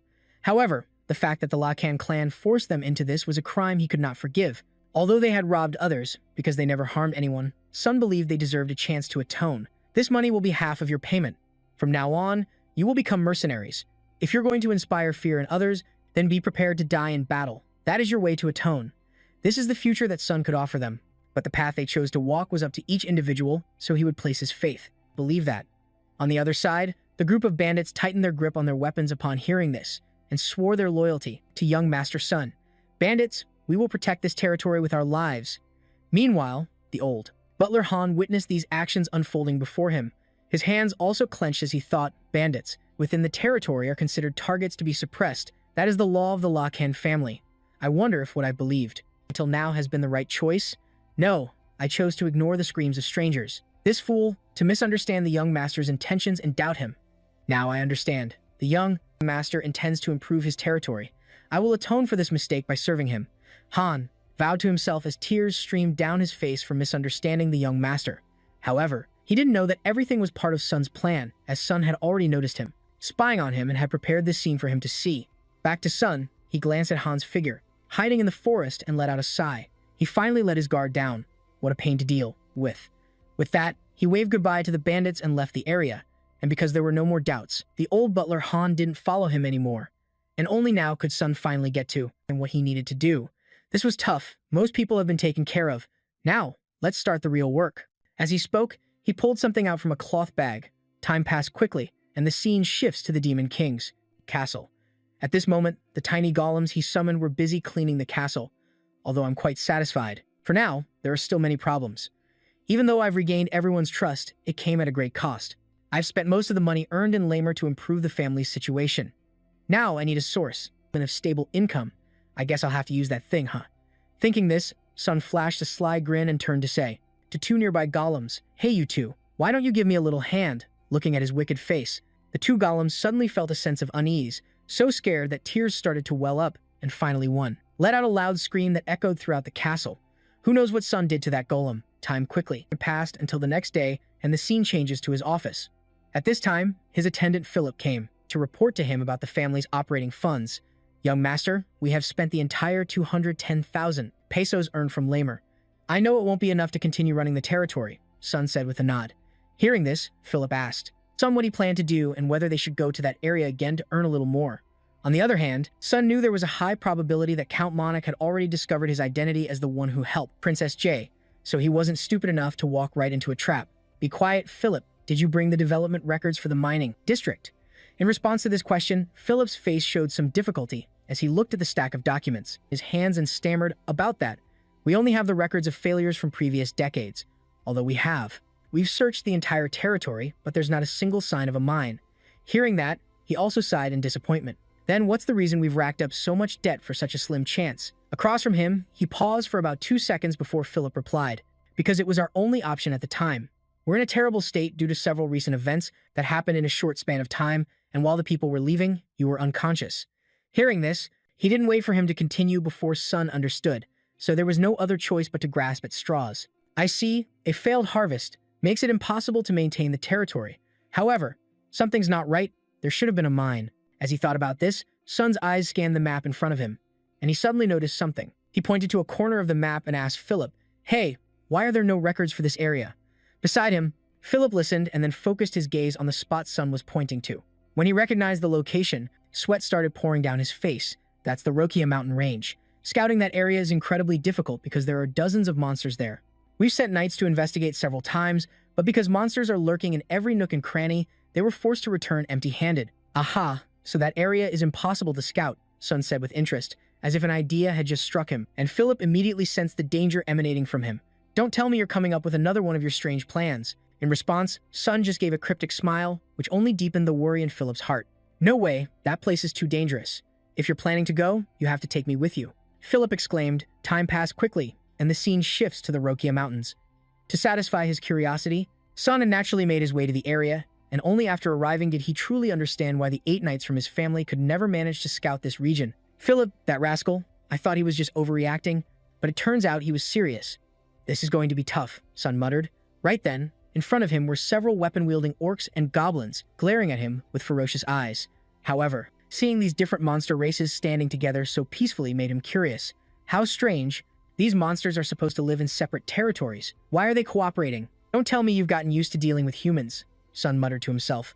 However, the orcs couldn't be bothered to answer him. Instead, one of them let out a loud roar and swung the massive blade in its hand straight at Sun. Fortunately, he was on high alert and managed to dodge it without much difficulty. However, the force of the blow still sent Sun's body staggering backward. Before our protagonist could even make his next move, smaller monsters surrounding him attacked from all angles. Finding himself surrounded, Sun let out an irritated grin. "These bastards think they're all that, huh? From now on, I'll deal with you myself." With that, he focused his mana into his palm and slammed it onto the ground, instantly forming a magic circle. Moments later, several stone golems were summoned to aid him. "I fight." And the moment they appeared, without even needing a command from Sun, the golems began to act on their own, rushing to attack the enemy. Seeing this, an orc from the monster horde swung its blade straight at the head of the nearest golem. However, its attack power was still insufficient. It couldn't even leave a single scratch on the stone creature's hard head. Then, while the orc was still stunned, the golem delivered a punch to its gut, sending its heavy body flying backward like a torn sack. Back to Sun. Seeing that his minions could easily handle the monsters, he felt at ease and watched from the back. "This is better than I thought. I knew the mana stones from the future could handle it." Just like that, the battle began to unfold more intensely. And although the monsters attacked continuously from all sides, faced with the absolute power of the stone creatures, they were easily crushed. "Haha, good thing it's effective. But they just keep coming. Now, I understand why the knights failed. Dealing with this entire horde is difficult, but not impossible." As he said that, he also noticed an orc radiating a dangerous aura way in the back. Looking at its bulging, muscular body, Sun guessed this one was not ordinary. Judging by its aura, that must be the leader. Why don't I join the fun? With that thought, Sun used physical enhancement magic on his body, and with a single leap, his body vanished right before the monster's eyes, leaving them stunned, and by the time they realized it, Sun had already appeared above the orc leader. "I really don't have time for this. Submit." Sun muttered and slammed his hand onto the leader's head, simultaneously activating a type of magic that made the leader scream in agony. This was submission brainwashing magic. A few seconds later, Sun's magic successfully subjugated the leader, causing a symbol to appear on its forehead, a magic symbol. And with that, it marked the main character's victory. "Oh my, it seems your orc leader is now my subordinate. It looks like the odds are in my favor," he said while glancing around at the entire horde of monsters, making them hesitant to face him directly. Seeing this, he continued with satisfaction, "I won't harm you if you bring your leaders here." And so, with no other choice, to ensure their own survival, these monster underlings had to go back and call their own leaders out. And of course, when the leaders arrived, they were also subjugated by Sun using his magic, all of them, After finishing, he turned to the group of monsters and asked, "I have a question. I heard there's a place that dwarves frequent. Do any of you know about it?" Across from him, it was unclear if the goblins understood his words, but their faces turned pale and they started saying something that Sun couldn't understand at all. Seeing this, although he had expected it, the main character couldn't hide the disappointment on his face. As expected, what could monsters of their level possibly know? Just as he thought that, the goblin leader suddenly knelt before Sun and assured him, "Please do not worry, I will lead you to that place." Hearing this, Sun smiled in satisfaction and asked it to quickly lead the way for him. Time passed quickly, and not long after, following the goblin leader's guidance, they led Exxon to a cave entrance sealed off by rocks. "Is this the entrance?" Exxon asked. "Yes, it is." The leader nodded, looking at the tightly sealed cave entrance in front of him. Zhan's eyes also narrowed slightly as he sensed something. There were signs of a landslide, but something felt off. What in the world was inside that made these monsters so terrified? "I don't know what it is, but I'll find out once I'm inside." With that, he used his black flame magic to conjure a fireball in his hand and shot it directly at the pile of rubble, causing the rocks to shatter into countless pieces and revealing what was behind it. A mine entrance. "So there really is a mine here," Zhan said with a smile. Meanwhile, seeing the door revealed, the monsters began to tremble even more, making Zhan a bit curious as to why they were acting this way. Setting that aside, looking at their terrified state, Zhan didn't expect the monsters to be of any help inside the mine, so he gave an order. "All of you can return now. In exchange, you are never to harm humans again, and live quietly until you receive an order from me. Keep yourselves hidden. Until then." Across from him, the monsters, realizing they were being spared, hurriedly fled the area as fast as they could, making Zhan chuckle at their speed. "I'm sure they'll be useful someday. For now, it's time to begin." With that, he calmly entered the mine. As he walked, he recalled a memory from the past.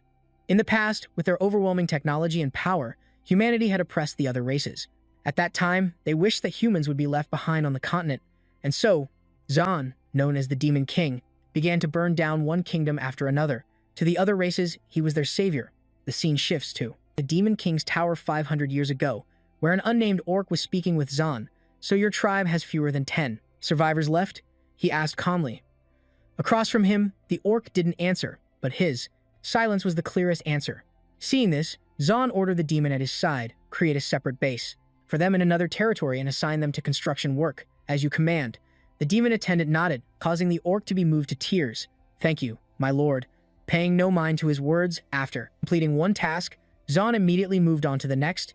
"Is there anyone else? If not, let's wrap this up." But before he could finish, another person stepped into the room and spoke up. "It seems I am the last one, aren't I? Well, I must wonder if it's all right to keep an old man waiting for so long." The one who spoke was a dwarf. He stroked his long beard as he walked. Seeing his nonchalant attitude, the demon attendant couldn't contain his anger. "How dare you show such an attitude in front of the Demon King?" Beside him, Zhan looked at the dwarf and sensed something, so he raised a hand to stop his attendant. "It's all right, stand down." Indeed, it was unbelievable that the dwarves, the earth-dwelling race with the most advanced technology, had come here. Furthermore, the energy radiating from him is, well, look who it is. Not even in my wildest dreams did I think I'd meet an ancient dwarf. Zhan said in surprise. Ahead, the dwarf uncle had no intention of hiding his identity, so he immediately admitted, "Aha, you're quite perceptive. It's hard to tell just from my appearance. So why have you come here? I don't think humans can compare to you dwarves." In response to this, the uncle began to list humanity's faults. Humans lack technology and recklessly destroy nature. Because of them, many ecosystems have been annihilated. Returning to Zhan, hearing this, he vaguely guessed the intentions of the person before him. "So you mean you'll lend your strength to me, the one who wants to wipe them out? That's right. If you clean them up, then we will use our technology to improve your base." The dwarf uncle's smiling promise made Zhan unable to hold back, and he also burst out laughing. "Ha ha, I'm a human too. You know, will you still help me even so?" Hearing his words, the dwarf uncle laughed even harder with his mouth wide open, as if he had heard the most interesting thing in the world. "Ha ha ha, what are you talking about? You're the Demon King, aren't you?" Returning to the present, Zhan recalled a bit of that past memory and muttered, "That old dwarf mentioned a large mine here. It seems he was right. It should have been in a state of disrepair, but I didn't expect it to have survived this well." The skills of the dwarves are truly unparalleled. He praised them silently as he looked at the architectural sections that remained intact after such a long time. Next, he glanced around to observe the amount of ore inside the cave and felt relieved. With the amount of ore here, as long as there are people willing to work as miners, his territory would no longer have to worry about a thing. With that thought, Zhan didn't forget to investigate what exactly existed inside that made the monsters outside too scared to enter. It's strange, the construction stopped here. After I died, I heard this place was occupied by humans. Is that the reason? Even so, there are still quite a few valuable items scattered around. No matter how rushed they were, would the dwarves, who cherish the tools they make a mistake like this? Clearly, something isn't right. Zahn frowned in thought, and as if to answer his question, the ground suddenly began to rumble and shake. Following that, a figure in red dug its way out of the earth, and after seeing its appearance, Zahn was so shocked that he dropped the torch in his hand. I finally know why the monsters were so terrified. Following Zahn's gaze, the thing that had just emerged from the ground was a giant red worm with ferocious teeth. Growing on its body were also countless red ores. This was the master of the mine, a giant worm. Turning back, looking at its appearance, he was not only unafraid, but even felt excited. So it was because of this guy that the dungeon was abandoned. Too bad, but you're too much of a nuisance, so you can just disappear. As he spoke, he began to concentrate magical energy in the palm of his hand and immediately summoned 2 guardian golems to help him deal with the huge creature before him. Go. Zahn waved his hand to command them, and right after this order, both stone figures rumbled forward. Seeing this, the body of the giant worm also bent slightly and shot straight toward them as fast as lightning. However, the stone golems also reacted very quickly. Immediately, they used their heavy arms and bodies to block the body of the giant worm and successfully held it back before it could reach Sun. From behind, he also ordered the stone golems to pin the giant worm down, while he leaped high into the air, concentrating mana into his palm, and used black fire magic to shoot straight at the red worm. The power of the attack was so strong it created a huge explosion inside the cave. That should be enough to calm it down, Sun muttered. But after waiting for the dust and smoke to clear, his eyes widened in shock for 1 second, as the worm's body below was almost completely unscathed by the recent attack. I know my magic has weakened, but for something to take my attack, without a single scratch, what is that thing? He wondered to himself. Next, as if it had been, enraged by Sun's attack, the red worm thrashed its body as hard as it could, sending the 2 golems flying far away, and its giant mouth, full of fangs, was aimed straight at Sun, as if it wanted to swallow him whole in a single bite. From behind, seeing their master in danger, how could the stone golems just stand by? Immediately, one of the stone golems latched onto the giant worm's body and climbed up. Next, it swung its giant arm, striking the body directly, causing the worm's entire body to slam hard onto the ground, making the entire cave tremble from the impact. Nearby, Sun didn't forget to praise his subordinate, but while they were celebrating, the giant worm's 2 nostrils began to snort out plumes of white smoke as if it had gone completely berserk. Seeing this, Sun's expression changed and he shouted a warning. Watch out. The words had just left his mouth when the stone golem, before it could even understand what was happening, was sent flying to one side by the giant worm's head. Then, the giant worm opened its mouth, swallowing all the ore stones around it, and very quickly, several sparkling ore stones grew on its head, leaving Sun completely stunned. He never expected the giant worm to have such a trump card. It eats ore to evolve. Damn it, this is more troublesome than I thought. This is crazy. Where in the world did this thing come from? No matter what skill I use, it doesn't do any damage. There's no other way. If I want to defeat it, I have to bring the giant here. And as he thought this, he ran straight ahead. However, before he could get far, from a distance, as a giant piece of rock was thrown straight at him, completely blocking his escape route. Damn it, it blocked the exit. Sun cursed inwardly in frustration. With no other choice, he had to turn back and face the berserk giant worm in front of him. However, against its incredible defensive capabilities, Sun currently couldn't figure out any way to deal with it. Ha, tougher than I thought. Huh, he lamented internally, before he started racking his brain to think. Wait a minute, if a monster of this size were wandering around out there, there would be markings around the forest, right? Or can it only? Lives only inside the mine? If so, bringing the giant here was useless. The giant is too big for this complex creature. If I knew its weak spot, I wouldn't be struggling like this. Sun let out a wry smile, and as he was concentrating, his 2 golem minions climbed onto the giant worm to continue their assault, all while buying time for him to figure out a plan. And at the exact moment, one of the golems touched the ore fragment on its head. Sun suddenly sensed it. That was where the mana flow had just been disrupted.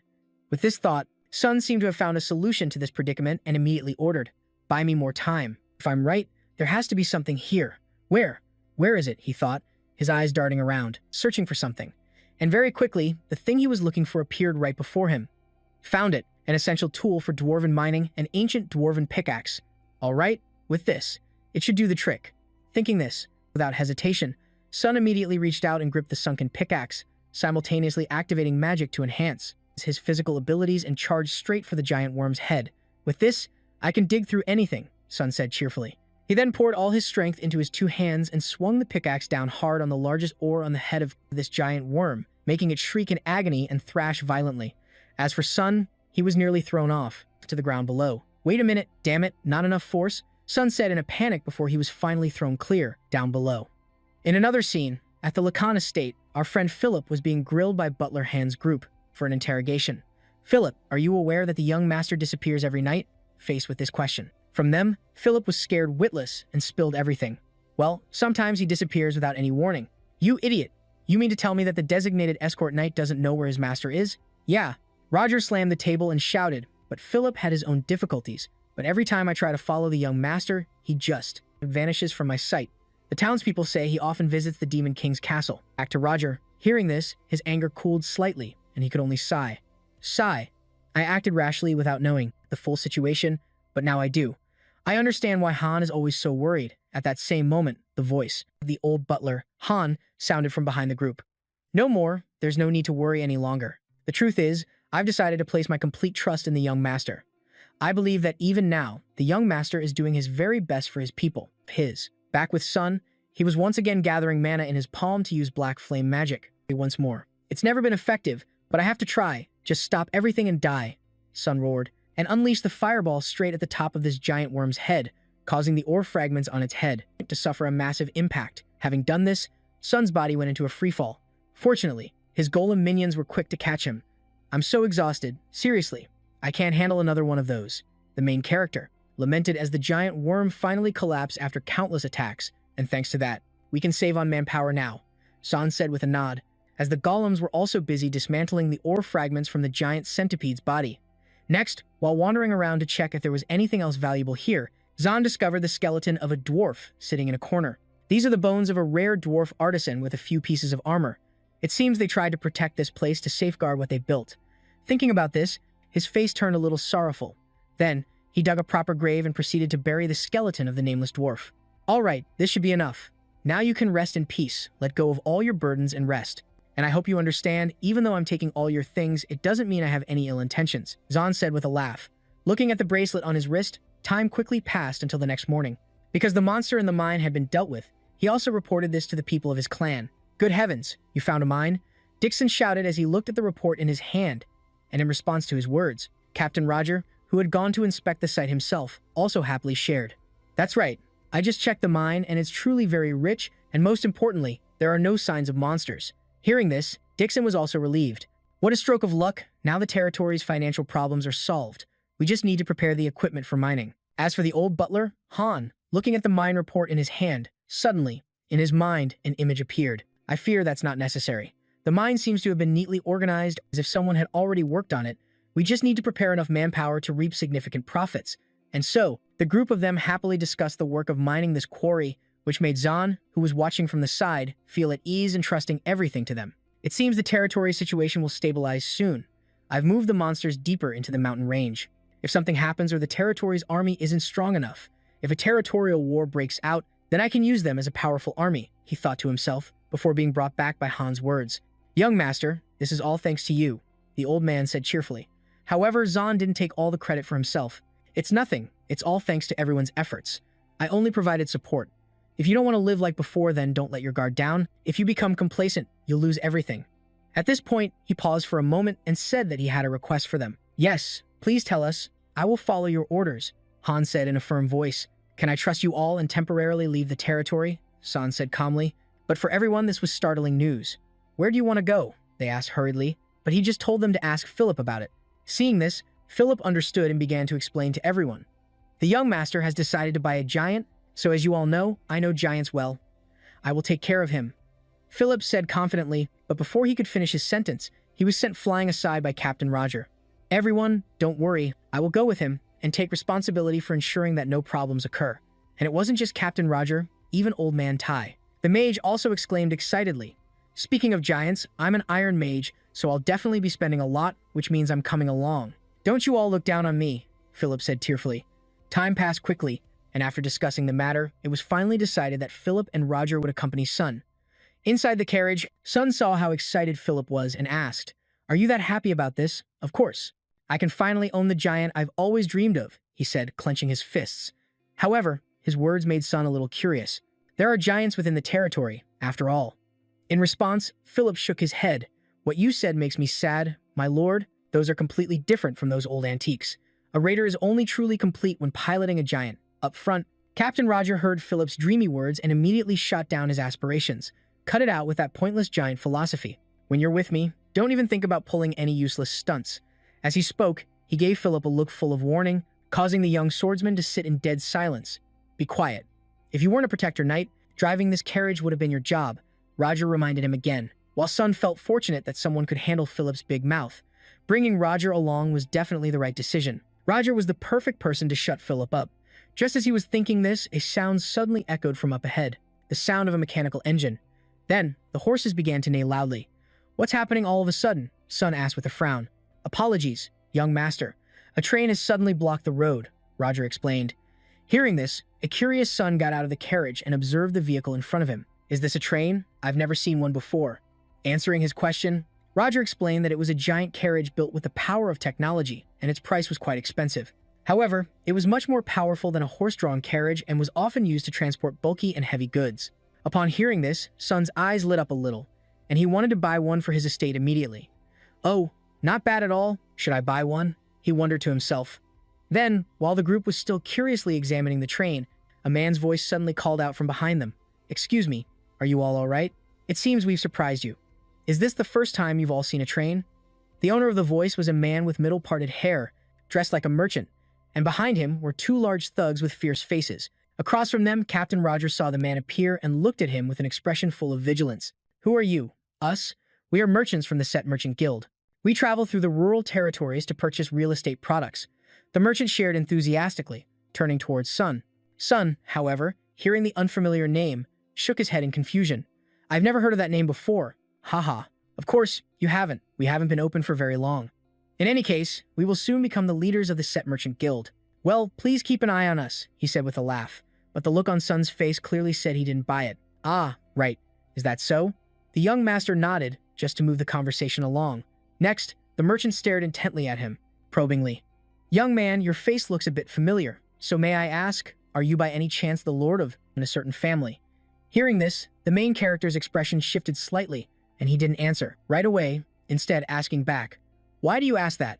I don't believe we've met before, have we? I mean, no offense. Being a merchant is all about business, so we have to build close relationships with the lords. So are you, the lord of a promising family? Before the man could finish, Zeman cut him off. It's not a famous family that you would be interested in. Across from him, hearing Zeman's dismissive tone, the merchant's expression faltered for a moment, but just 2 seconds later, he was, smiling cheerfully again. Haha, how rude of me. It's an occupational hazard, a force of habit. My apologies for bothering you, no problem. We're busy, so we'll be on our way. With that, Zeman turned to leave. Haha, it was a pleasure meeting you. The merchant nodded. Then, as soon as their carriage was out of sight, the expressions of the merchant group immediately changed. Sir Tio. The large, bald man spoke up, and Tio nodded, saying to them, Haha, that's right. That's him, the young lord of the Lockhan family. We were on our way to Lockhan to meet him, but I never expected to run into him here. It seems things just got a lot simpler. As he spoke, he glanced at a list where several names had been crossed out with an X, with only one name left unmarked. Time passed quickly, and by evening, the scene shifts to Zeman's group. At that moment, while they were eating, Philip brought up the morning's events. Those people from this morning, weren't they mercenaries? Beside him, Captain Roger nodded in agreement. I thought so too. How could a startup merchant possibly afford a land train? And that guy, Tio, there was something very strange about him. The men behind him didn't look like merchants either. Back with Zeman, watching the two of them discuss, he had his own thoughts. It's not just that. The cargo loaded onto their land train. I could sense a faint amount of mana. Even though it was covered with a thick tarp, it couldn't completely hide that distinctive mana signature. Could the cargo on that land train be? He wondered to himself, feeling a bit uneasy. Just then, the sound of footsteps on dry leaves came from ahead, causing Philip to become alert and immediately place his hand on his sword. Who's there? He yelled. In response to his shout, a dark figure calmly emerged and greeted the group. It turned out to be Tio from that morning. A pleasant evening. I didn't expect that we'd meet again here. It must be fate. Across from him, the main character was beginning to sense a dangerous aura. I recall you were heading in the opposite direction from us. What business do you have with us? Zeman asked. We had some unfinished business. On our way back, we happened to see your light. If it's no trouble, could we join you? Tio suggested. But there was no way such words could fool Zeman. Join us? I suppose I don't mind, but what about them? I'm afraid there isn't enough room for so many people. As he spoke, he glanced behind Tio, where several men dressed in heavy cloaks stood, looking just like assassins. Hearing Sun say these words, he realized his intentions had been discovered and no longer bothered to hide them anymore. I underestimated you, as expected of the master of a territory. You truly are very sharp, don't misunderstand. This is just my job, so please die here. My dear lord, he said with a smile, and at the same time, the assassins behind him also gripped their swords and charged straight at them. With this kind of ability, it's very likely that Sun's fortune was about to grow by a trainload. T waved his hand forcefully, giving a decisive order to his subordinates. Kill them all. Leave no one alive, and especially take down their leader immediately. Receiving the order, the group of assassins charged forward like flashes of lightning, their figures blurring in the night. Rogers reacted with lightning speed, shouting, "Protect the young master," and rushed forward to block the enemies. Philip immediately followed, gripping his sword tightly and dashing in to parry the attack of the lead assassin. He roared in fury. How dare these bastards touch the Loken family? Then he turned to Sun, his voice urgent, "Young master, get behind us. We will protect you with our lives." Zeman observed the situation, his brows furrowed, and his face darkened like an overcast sky. He thought to himself, the enemy numbers are overwhelming. The scale of this is unlike a typical assassination. His gaze turned to Rogers, who was fiercely battling an assassin, the glint of his sword flashing like lightning. He continued to analyze. Their skills are too excellent, they're no ordinary thugs. They are dealing with Philip's and Rogers' swordsmanship rhythmically. If this drags on any longer, we'll be pushed into a disadvantage. While lost in his analysis, he inadvertently left an opening. An assassin silently closed in from behind, his blade gleaming in the darkness. Just then, Rogers' voice boomed like thunder. "You dare point your sword at me?" He swung a powerful strike, sending the assassin flying and making him tumble to the ground. It seemed the enemy was defeated, but he quickly got back up, took a defensive stance, his cold eyes unwavering. Rogers turned to ask worriedly, "Young master, are you all right?" Sun, still shaken and with a look of panic on his face, managed to calmly reply, "Thanks to you all, I'm fine." Seeing this, he thought to himself, these guys are no ordinary assassins or bandits. If they can get past Rogers and approach me like that. Sun's face darkened, his eyes filled with caution. Every single one of them is a well-trained knight and cannot be underestimated. T, along with two bodyguards as huge as bears, stepped forward with an arrogant air, letting out a haughty sound. He flicked his hand and sneered, "So what if you are?" As if summoned by T from the void, a colossal figure appeared before Rogers and Philip. It was a bodyguard in thick armor, with a body like a beast, its hands reaching out with terrifying power. Ty laughed triumphantly, his voice echoing, "You should all kneel and surrender right now." When Zeman saw the monster T had summoned, his heart went cold, and he was terrified. Damn it, so it was real. The source of the energy I sensed was from a gigant. He immediately shouted, "Rogers, Philip, close your eyes now." They both heard the command, shut their eyes tightly, and replied in unison, "Yes, sir." Zeman took a deep breath and began to cast a spell, his voice deep and resonant. "O eternal sun, banish the darkness, shine brilliantly in the black of night." A radiant purple light erupted from his body, his eyes flashed like lightning, and an intense light, like an exploding sun, burst from within him, spreading throughout the area. T.E. didn't was caught off guard, hit directly by a blinding light, and screamed in pain. The surrounding assassins couldn't escape either. Their fate. The light burned their eyes, causing them to stagger and clutch their faces, screaming miserably. My eyes, I can't see anymore." Seizing this opportunity, Sun turned and shouted, "Philip, Rogers, get out of here immediately." Philip squinted against the dazzling light, trying to follow behind. Dio, seeing the three of them escape, roared in anger. "Damn it, we can't. Let them get away. After them now." But his subordinates clutched their eyes, groaning in pain. "Captain, our eyes." Tio furiously yelled, "Snap out of it immediately." Two assassins, crying from the pain, argued back. No one said the target knew how to use magic. This was completely unexpected. Tio was furious, yelling, "Shut up." His face was twisted in rage as his trembling hand clutched his eyes, and he muttered, "That bastard, I'll catch them and make them die in excruciating pain." Meanwhile, Sun and the other two were running for their lives, their ragged breaths cutting through the night. Rogers and Philip ran behind him, their faces filled with admiration. Rogers spoke up, "Young master, to pull off such a brilliant move in a critical moment was truly extraordinary." Hearing this, Sun looked annoyed enough to bite them both. Rogers continued with a laugh, "Who would have thought you had such outstanding magical talent? Lately, young master, you just keep surprising us." Philip, his eyes shining brightly, chimed in, "Uncle, I'm sure the young master will become the greatest knight." Sun couldn't take it anymore and yelled while running, "If you still have the energy to chatter, then run faster. Do you think they'd let us go so easily when they brought a Jigan along?" Philip hurriedly replied, "Yes, sir." Rogers, realizing his mistake, also quickly apologized. Sun's face was pensive as he thought to himself, "It's a good thing. We chose to camp in the forest for this exact situation. If we were on an open plain, we would have been captured for sure." He ran towards a faint light ahead, continuing to strategize. "The darkness of night will make it harder for them to follow our tracks. We have to put as much distance between us as possible. We can't afford to slow down." Suddenly, a shout echoed from behind. "There they are!" The group of Tio's assassins quickly caught up. Sun was shocked, thinking to himself, "Impossible. How are they closing in on us so fast?" He gritted his teeth. "Damn it, this is getting out of control." But Rogers suddenly spoke up. "Young master, please, keep running." Philip smirked. "Uncle, their numbers have been cut in half." Seeing them act this way, Sun worriedly asked, "Philip, Rogers, will you two be all right? The enemy is strong." Philip turned back. "Do you not trust us? We haven't even shown our true strength yet." Rogers agreed. "That's right, forgive us, but it's difficult to fight at full strength with you here." "Young master," hearing that, Sun sighed in relief. "I see, then I'll leave it to you." The moment he finished speaking, Rogers and Philip crossed their swords. Philip raised his sword, which glowed with a red aura. Things are going to be completely different now. As he spoke, he unleashed an attack on an assassin. The man couldn't react to the blade's blinding speed and could only scream. Philip said coldly, "From now on, I'll show you my true skills." Rogers also charged into the fray. "How dare you try to harm the young master?" He moved like a flash, taking down two assassins with two sword strikes, and continued, "Don't even think. You'll be forgiven." The remaining assassins trembled, terror clear on their faces. Philip smirked, "Daring to point your swords at the Lakham warrior clan." Rogers and Philip stood back to back, pointing their swords at the enemies, and spoke in unison. "You will pay dearly." Meanwhile, in Thantrai, which was engulfed in a sea of raging flames, the townspeople frantically tried to douse the fire with water. They shouted, "Quick, get water." "Damn it, pouring water isn't putting it out." Victor rushed over and grabbed Vina's hand. "Princess, this is no ordinary fire. It's as if oil has been poured on it. It's too dangerous. You must leave here immediately." Vina was so frightened she was on the verge of tears. "No, I can't abandon my people and escape alone." The townspeople, while fighting the fire, tried to console her. "We'll be fine. If you stay here, we will too. Please, just run." Victor gritted his teeth and immediately pulled her hand. "For the sake of the people, you must go."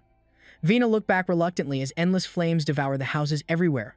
After a while, she and Victor returned to the village once the fire was extinguished. Everything was in ruins, with dead bodies lying everywhere. A little girl hugged her father's body, sobbing uncontrollably. "Daddy, please wake up." In the distance, a woman screamed in despair. "My daughter is still in there. Please save her." Vina witnessed the heartbreaking scene and clenched her fists. "I'm sorry." She bowed her head and burst into tears of helplessness. "I'm so sorry." Suddenly, a voice rang out, "Long time no see, Princess Vena."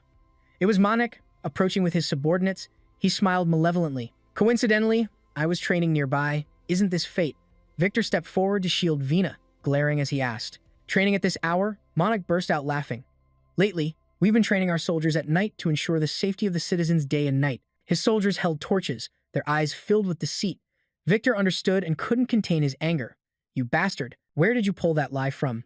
But Manik's soldiers pointed their swords at him, preventing him from getting closer.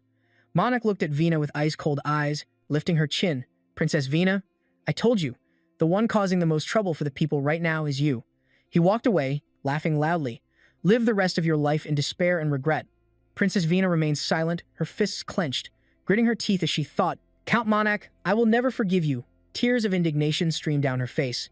Zahn continued to run, his breath coming in ragged gasps, thinking to himself that perhaps there was no need to pursue them any further. It seemed Rares and Philip were doing a good job holding back the enemies. Zahn suddenly recalled the recent scene. He still didn't know who the mastermind behind it all was. They even had enough power to summon a massive gigant.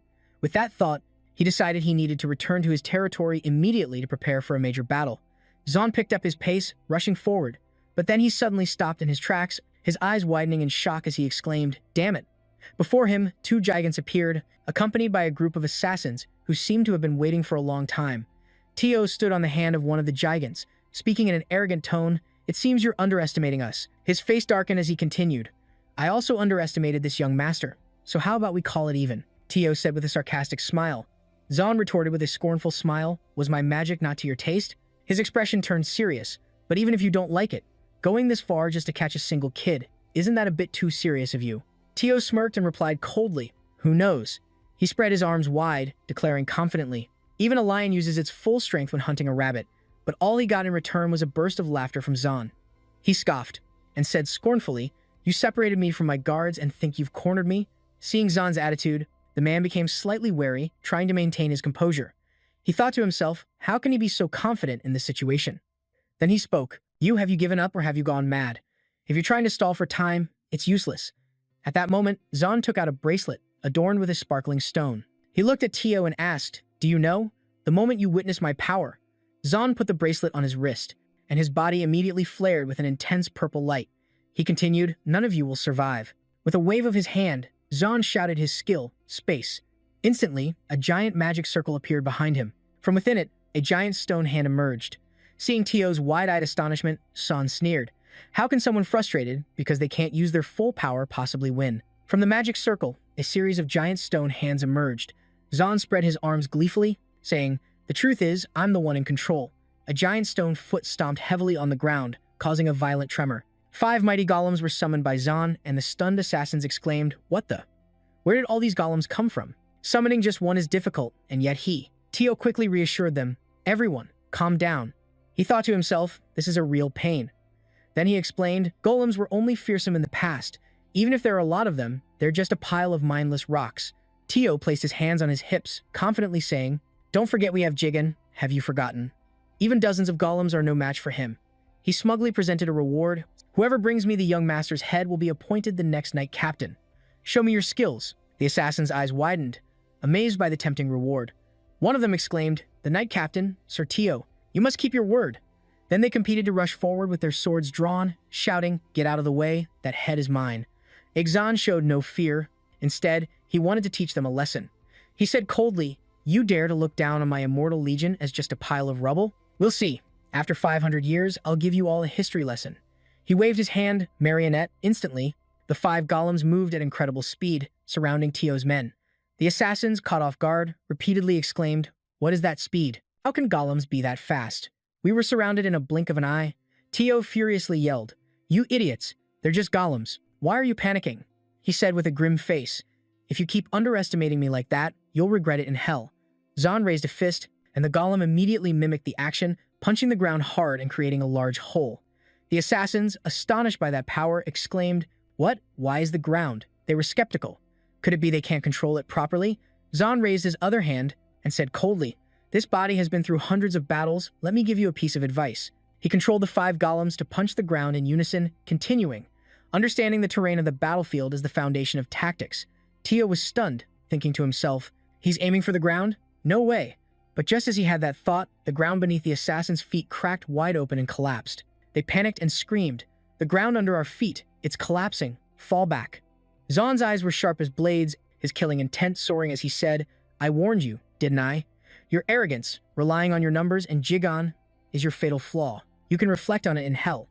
He controlled the golem to land another punch. One assassin screamed in terror as the ground completely gave way, dragging Tio and his men down into a deep pit. Tio only had time to curse, "Damn it." Zan retracted his power, breathing a sigh of relief. Well, that should settle things for now, right? But he suddenly felt a pang of regret. What a pity, I should have captured a few of them to ask who's behind all this. Suddenly, an attack from out of nowhere slashed across his shoulder. Zan clutched his bleeding shoulder, gritting his teeth in pain. In agony, shouted resentfully, "You bastard, you're still alive?" So Tio wasn't dead. The man stood on Jigan's shoulder, trying to climb up, his eyes bloodshot and furious. "You scum, how dare you destroy my knight squadron? I will not forgive you." Despite his injuries, Simon smirked. "This might actually be for the best. I'll capture you and force you to confess everything." Tio challenged, "Go ahead and try. If you can even do it, I won't let you die easily, not until you beg me to kill you." The man climbed onto the gigant's head and drew a knife. Tio charged forward, but Simon, despite struggling, managed to get back up. His wound made it difficult for him to use magic. He thought to himself, "Damn it, my mana is going out of control." Clutching his chest in pain, he gritted his teeth. "My heart feels like it's going to explode." Seeing this, Tio was delighted and laughed. "Looks like your mana is depleted. This ends here." The man rushed forward. Simon collapsed to his knees but still replied angrily, "So noisy." He placed his hand on the ground, which cracked open, and a terrifying aura of power erupted from his entire body. He narrowed his eyes at Tio and hissed sharply, "You think I can't handle you?" A magic circle appeared beneath Tio's feet, and tentacles shot out from Simon's body, wrapping tightly around him. Tio was horrified. What the hell is this? Dark magic? He struggled. Impossible. a descendant of a hero using dark magic. From using so much power, Simon panted as he approached and asked coldly, "You should start talking before I lose my patience. Who is your master?" The tentacles tightened around Tio's neck. The man couldn't bear it and screamed, "I'll talk. It's Count Monak." It was all his orders. Simon was surprised. "Count Monak?" From the arena, Tio pleaded, "That's all I know. Please spare my life." Simon's face darkened and the tentacles tightened further. The man begged desperately, "Please, just this once." Simon clenched his fist, and Tio instantly exploded in mid-air. He turned his back coldly. "I never forgive my enemies." Simon stood in the magic circle, reabsorbing the power, his mood heavy, regardless of whether his foe was a demon or a human. He looked at his hand. Absorbing this power doesn't feel good at all. Thinking about Count Monak, he rested his chin on his hand. Everything was planned so meticulously. Knights, assassins, and even a gigant. To mobilize such a large force without being discovered, could there be another reason they're targeting the Lacan family? On his way back, he looked at his hand and told himself, "Count Monak, whatever it is, the price for opposing me will be one he regrets to his very core." Suddenly, the bushes behind him rustled. Simon was startled and turned around, only to see a dirt-streaked Philip emerging, calling out hurriedly, "Young master, where are you, young master?" As he was about to call again, he saw Philip and Rogers shout in unison, "Young master." Simon was surprised. "You guys got here faster than I expected." Rogers said, relieved. "Seeing you safe is a real relief." Simon winked. "Of course. Who do you think I am? Let's get going. We've already wasted too much time." Dawn broke. Sunlight streamed through the mountain pass, and birds soared in the sky. On the way, Simon recounted the events. Rogers nodded. So Count Monak was behind it. How unexpected. Simon was skeptical. "I'm not entirely sure, but either way, we shouldn't go to the Lacan territory right now." Rogers quickly said, "Young master, you should return to your own territory to reinforce the army." Simon was surprised, but Rogers was serious. "There's no guarantee this won't happen again. We must be on our guard." Simon nodded, revealing his strategy. "After such a huge loss, the enemy won't act immediately. This is our chance to acquire a gigant." Rogers was confused. "There's a place selling gigants nearby, but without a carriage, we can't." Simon winked. "Who said we don't have one?" He led them to a magnificent vessel. "Look, they brought one for us." Philip sat inside the vessel, excited. What a wonderful turn of events. Though it was unintentional, we ended up with a free ride. Rogers trembled. "Don't say that nonsense. Have you forgotten what just happened? From now on, training will be stricter. The young master's safety is the top priority." Philip broke out in a sweat. "Calm down, old man. Luckily, everything ended well." He winked. "Besides, the young master is still safe." The ground collapsed at just the right moment, taking down the enemy in one blow. Philip beamed. "It must be a blessing from our ancestors." Sun crossed his arms and sighed. "What blessing?" Philip was startled when he snapped. Sun recalled using his magic. "I was almost killed by that curse. When I used dark magic, a force blocked the circle in my heart. That was definitely the fluctuation of a curse." He wondered, "I've recovered my strength to fight it, but this circle still isn't enough. Who could cast a curse like that?" The scene shifts to the main branch in the capital at night. The moon hangs high in the sky. Darren trembled as he knelt on one knee before a masked person sitting on a throne. He asked, "You are Darren?" Darren replied, his voice shaking. "Yes, it is I. Why was I summoned?" The masked person continued, "You were the intermediary who received an order from the leader last year. Do you remember the directive to protect the fortress of Demon King's son?" Darren quickly waved his hands. "Our group was close to success, but some bastard interfered." The masked person interrupted. "Interfered?" He raised a hand to remove his mask. "How interesting." Darren shouted in panic, "Sir." The masked person pressed on. "Do you know who the meddler was?" Darren cried. "Please spare me this time. I will succeed." Looking at Darren's trembling form, the masked person walked right up to him and said coldly, "Who said I was going to kill you? I'm just curious." He removed his mask, revealing a skull with brightly glowing eyes. He asked, "Tell me, who ruined the plan?" Time passed quickly, and the scene changed to the city of Brandon, with its magnificent, towering magic towers. Sun, Mr. Rogers, and Philip walked down the city's bustling streets. He scratched his chin and exclaimed, "The scale of this place is incredible. It seems even more lively than Lacan when I was there." Mr. Rogers laughed heartily and replied, "Of course. Brandon is famous throughout the continent for its countless magic towers. That's what has made the streets here always bustling with mages, merchants, and technicians. They gather here, creating a vibrant energy for the city." He paused for a moment, then continued, "Actually, this is the most ideal place in the region to buy a gigant. There are all kinds, from warrior class to hero class. Some places even produce dozens of them in just 1 month." Hearing this, Sun turned back and smiled. "Hearing you say that makes me really excited." Seeing his young master's enthusiasm, Philip cheerfully chimed in, "Sir, you don't have to look far. There's also a branch of the Veritas Magic Tower here. Ever since they started building gigants, their technical foundation has been extremely solid. Most of the famous gigants on the continent are made by them. Sun raised an eyebrow in surprise. The Veritas Magic Tower has a branch here? He suddenly recalled a conversation between the Duke and a Veritas elder that he had overheard. The Duke said, "This new magic technology using golems is truly wonderful." The elder laughed and replied, "You are too kind. It's all thanks to the Duke's support. My thesis will change the world." Sun's face darkened, and he sneered as he remembered the scene of those two laughing gleefully, their eyes glinting with a sinister look.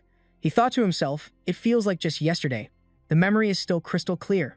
Now, they've grown to the point of opening a branch here. I'll take this opportunity to see through their true nature. Even though lining their pockets irritates me, if their gigant is good, I'll buy it. Then I'll take it apart piece by piece, analyze its strengths and weaknesses, and then create something far superior myself. Having made his decision, he and his two companions headed to the Veritas Tower branch. At the gate, a guard stopped them. This place isn't open to just anyone. Only those with the rank of Baron or higher may enter. Zahn looked at the guard, his face as cold as ice. How rude. You dare judge me without even checking my identity. Standing behind him, Philip's face darkened seeing his young master being disrespected, and he shouted, "This is Zahn, the heir of the Lacan family. Show some respect." The guard was stunned for a moment, then burst out laughing. The Lacan family? Isn't that house famous for being poor? How could they afford to buy a gigant, let alone pay for repairs? Hearing this, Mr. Rogers became furious. How dare you insult the Lacan family? Philip was also indignant. Take that back right now. Zahn raised a hand to stop them, calmly saying, "Don't bother. There's no need to waste our energy on this type of person." He looked coldly at the tower, thinking to himself, even after 500 years have passed, they are as rotten as ever. But the scale of this place is larger than I imagined, completely different from the towers I've seen before.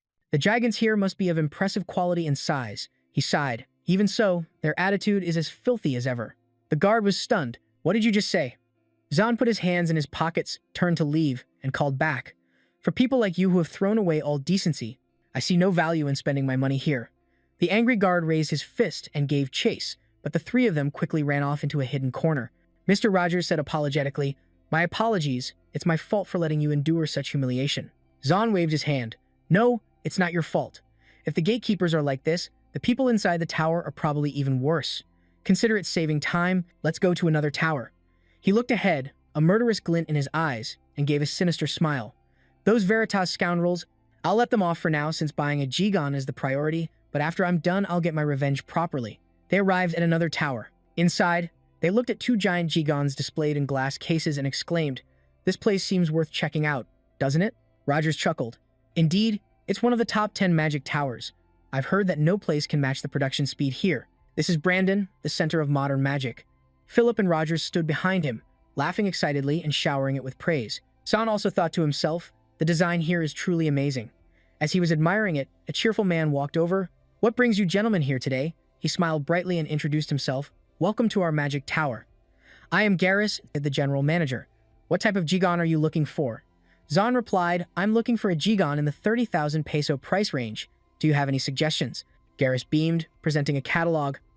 "Of course, I'll explain everything. Here, please take a look." Zahn opened it and listened to Garrus's introduction. "We have Gigons specially designed for offense, defense, and many other functions." He looked up, thinking to himself, a detailed explanation, excellent customer service. Unlike Veritas, they don't judge people by their appearance or status, but genuinely care about the customer. He flipped to another page. It seems not every top-tier magic tower is garbage. If the Gigons here are actually good, I'll buy one. As he was engrossed, a voice suddenly rang out, catching their attention. "Can't you fix it?" Garrus said meekly, "Please calm down. Sir, it's not a product defect. It's just." But the other person was still aggressive. "It's clearly a durability issue." The moment it took a hit, the Gigon crumpled like a tin can. Zahn gritted his teeth and crushed the catalog in his hand. No need to waste any more time here. The three of them crossed this place off their list, dejectedly moving to the next spot, but it was the same everywhere. Nothing was reliable. They walked down the street, Sun complaining. "They say this is the city of gigants, but it's all just junk." Philip agreed. "That's right." Mr. Rogers was helpless, explaining that when the Empire had tight control, only top-tier gigants were produced. Now, as long as you have money, the quality has dropped disastrously.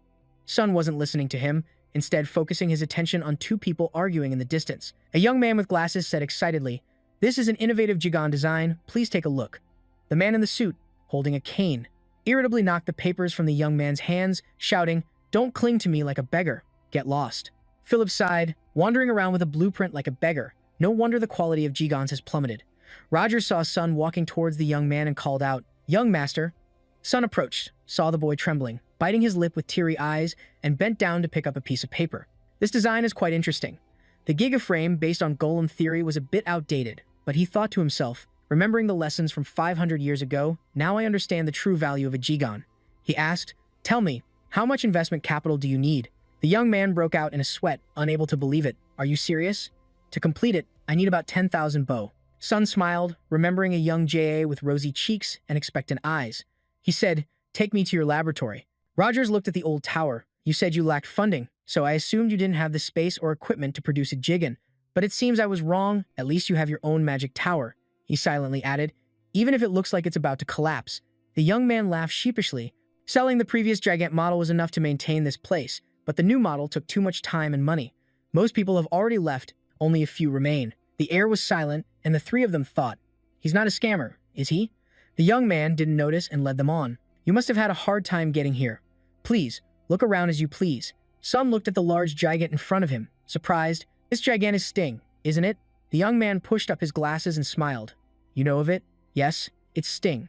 But this is a different version. We applied the latest technology from the Hallis Tower and completely redesigned its internal performance. We call it Sting 2. Sun was intrigued. "Sounds fascinating. How long until it's finished?" The young man replied, "The main work is done. All that's left is fine-tuning the details. It will probably take 1 to 2 months. Sun frowned. "That long?" he explained. "The work requires a high degree of precision and must be done carefully. Besides, we're short on manpower." Sun thought for a moment. "I'll invest an additional 20,000 pesos to hire technicians and finish it in 1 week. How about that?" The young man shouted with joy. "Please wait a moment. I'll be right back." He dashed through the tower, shouting, "Everyone, I have great news. We can start again." He pushed open a door, and what's more, this time I'll pay you handsomely. The staff shot up. With higher pay came higher efficiency. The young man led them out and began commanding. Progress is stopped at 67.3%. Last time, the magic core needed calibration. He gave a sly grin. "If there's a night shift allowance, I'll implement a 24-hour work schedule." Philip broke into a sweat and asked Sun, "Are you sure about this? Entrusting the Gigant to them?" Sun smiled. "Don't worry. I know all about mages who are obsessed with their research. I'm really looking forward to the day this place rises to the top 10 magic towers." Late at night, in their in-room, Rogers and Philip were fast asleep. But Sun wasn't there. On a rooftop, above the quiet streets, he stood with his arms crossed. "Now I have what I wanted." He stood up, shrouded in darkness, his voice cold. "It's time. Revenge." At the Veritas branch of the tower, 2 tired guards were drawn to a rustling bush. They approached with their lanterns. "Is there nothing here?" But behind them, Sun, shrouded in dark magic, landed softly, pushed open the tower door, and smirked. "How should I make them pay?" At that moment, inside the tower, mages were constantly moving back and forth. The sound of footsteps echoed through the vast, cold stone corridors.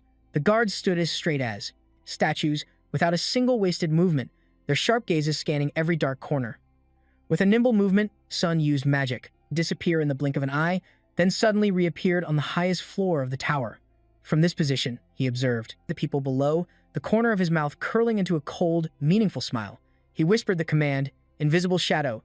Instantly, his body transformed into a wisp of fine black smoke, seeping through the small crack in the window frame.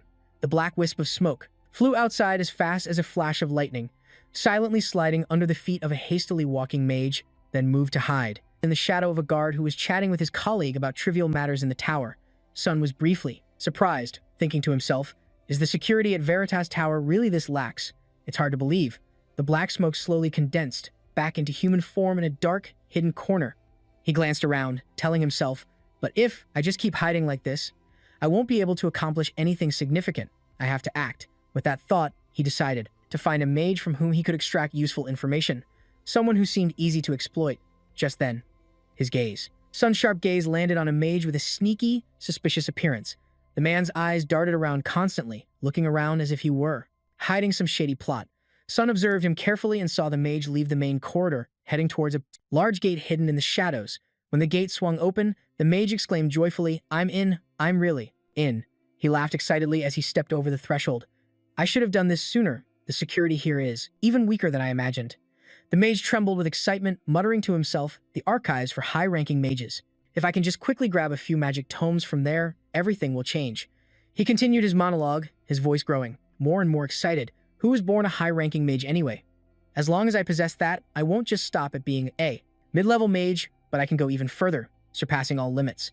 The more he spoke, the more fervent he became, and his pace began to quicken. He shouted, "No, I could even become a demon king.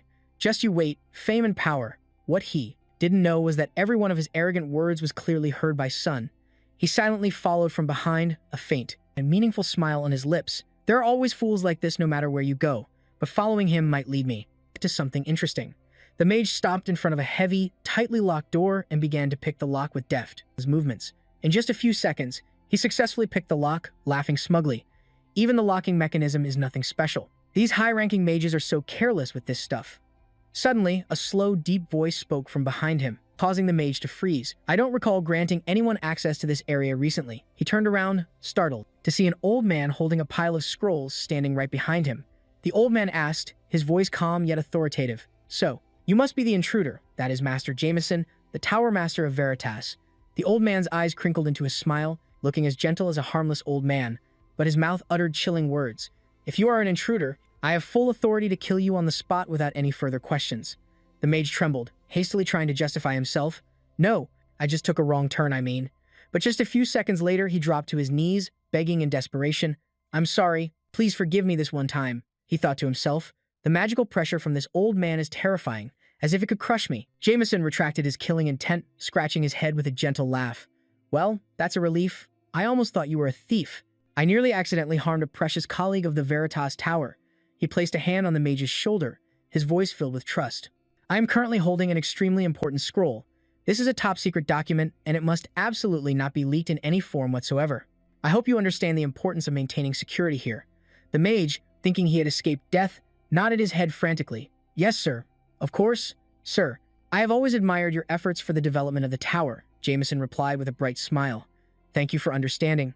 Honestly, this responsibility is sometimes too heavy for an old man like me." He gently touched the scrolls in his hand and continued, "Since you are also a colleague in the tower, you must have heard about it, right? It's related to the new hero class, Jigen, the secret project of Veritas." The mage exclaimed in astonishment, "Hero class? Isn't that a rank so rare it's almost legendary on this entire continent?" Jameson unrolled a scroll, a sorrowful expression on his face. "You know well, aside from the lax security, just deciphering this blueprint has been a huge challenge for me." He heaved a deep sigh, lamenting, "It's really not easy at all. Everything is much more complicated than I thought."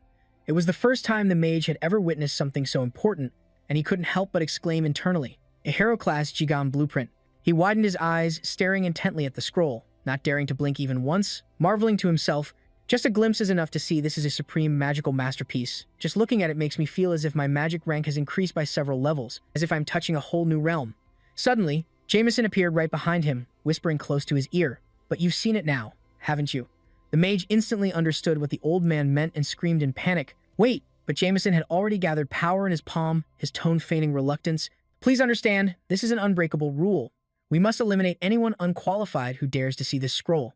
The mage broke out in a cold sweat, trying desperately to explain. "Wait, this isn't fair. I only saw it because you showed it to me." Jameson laughed loudly, feigning innocence. "What are you talking about?" The old man's eyes flashed with a cold, killing intent, his initial friendly smile completely vanishing, replaced by a terrifying and chilling expression. "You shouldn't have looked at it in the first place, you pathetic, useless thing." The mage's face turned pale as he knelt and begged, "Please, I know I was wrong, spare me." But just a second later, a piercing scream echoed as the stream of magic from Jameson's hand shot out with terrifying power. As the faint smoke cleared, the old man sneered. "See? You dared," reaching for things beyond his grasp. He turned his back, glancing at the charred, still smoking corpse on the floor, and said coldly, "If you had just known your place, you wouldn't have died so miserably. If there's a next life, live according to your lowly station. Don't harbor such foolish dreams anymore." After Jameson left, Sun emerged from a wisp of black smoke, slowly taking on a human form. He smirked, displaying top-secret information just to justify killing him. "You just wanted to kill him to shut him up, didn't you?" he thought to himself. "Just as I predicted, whether in the past or the present, no one in the Veritas Tower is normal. They are all rotten to the core." The scene shifts to the office of Jameson. He sat at a large wooden desk, staring intently at two pieces of paper in front of him, focused on deciphering them, muttering, "Atlas." Jameson crossed his arms, pondering for a moment before continuing. "This is the tower's newest hero class Jigen, a major step forward for Veritas." He sighed, "But analyzing this blueprint is taking longer than I thought. I didn't expect it to be so sophisticated and complex.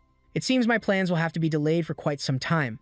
Suddenly, Jameson's eyes widened, his expression becoming extremely guarded, but he remained silent. After a few seconds, he finally spoke, his voice low. "I don't know who you are, but show yourself immediately." Realizing he had been discovered, Sun no longer hid himself, appearing in a wisp of black smoke that took human form, smiling with amusement. "So you're the Tower Master of Veritas?" he remarked nonchalantly. "At least you have some sharp senses. You're not entirely useless." Jameson shot to his feet, channeling power into his hand, his voice firm. "Where did you come from? What is your purpose?" Sun repeated the word purpose, thought for a moment, then replied in a cold tone. "My purpose hasn't changed for the past 5 years, and it's the same even now." He slowly transformed completely into his human form, his eyes gleaming with determination. "It is to wipe out rotten trash like you from this world, so that no one else has to endure the arrogance of your kind any longer." As soon as he finished speaking, a powerful blast shot out from Sun, causing a small explosion that shook the room. Jameson kept his hand in a blocking position, displeased. "How dare you speak so arrogantly? Did you just call the Tower Master of Veritas trash?" His face was icy, his voice full of hubris. "Veritas is an organization with an intellect far beyond your comprehension. We are the chosen ones, standing above all. If you dare to speak such nonsense again, I will ensure you never see the light of day again." Sun let out a sarcastic oath filled with mockery, then asked, "The chosen ones, is it?" In an instant, he transformed into a cloud of black smoke, darting forward to wrap tightly around Jameson, his voice sharp with accusation. "Who decided that? You haven't changed at all in 500 years. He used both hands to grab Jameson's head from behind, squeezing hard. "You still think you're the only special one and that others aren't even worthy of being considered human in your eyes." His voice softened but carried a deadly threat. "But as of today, that delusion of yours will come to a complete end." Jameson's eyes widened, struggling helplessly. Sun squeezed harder, causing the old man so much pain that tears welled up in his eyes. He smirked and declared, "The name Veritas will be erased from history, and I will be the one to do it." With that, he shouted, "Black Bullet," and a terrifying surge of power erupted, accompanied by a sound. Jameson's blood-curdling scream echoed throughout the room. "To think, I heard steel mages usually avoid direct combat, but it seems that's not true for everyone." He glanced at Jameson's body on the floor, foaming at the mouth weakly, groaning and begging, "Please, spare me." Sun let out a soft sigh, his voice a mix of disappointment and contempt, not expecting a Tower Master of a six-circle branch to be this cowardly and weak. Then, he turned to look at the scroll on the table. "Now it's time to claim my spoils of war." He unrolled the scroll and began to examine it closely. When he saw the contents inside, his eyes lit up with excitement. Only a few of these exist on the entire continent, a hero-class gigant blueprint. The corners of his mouth curved up slightly, a burning ambition rising within him. "I don't know why they're here, but I will use them as effectively as possible." The secret weapon of the Veritas Tower turning around to destroy Veritas itself will surely be a grand and spectacular sight. Holding the scroll in his hand, Sun felt his power seemingly increase several fold. The more he thought about it, the more excited he became, bursting into loud laughter. After he had his fill of laughing, Sun quickly calmed down to think things through. "I've received an unexpected benefit. Just losing these things alone is enough to deal a heavy blow to the Veritas Magic Tower. However, it's still not enough to make me feel satisfied. Considering the value of the secret manuals and spellbooks you've hoarded for 500 years, a gift of this magnitude is barely acceptable.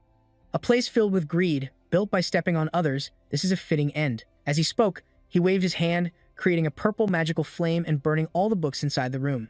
Time passed quickly until the next day. Sun was now on a train, happily enjoying a cup of tea in his hand. He began to think about the current situation of the Veritas Tower.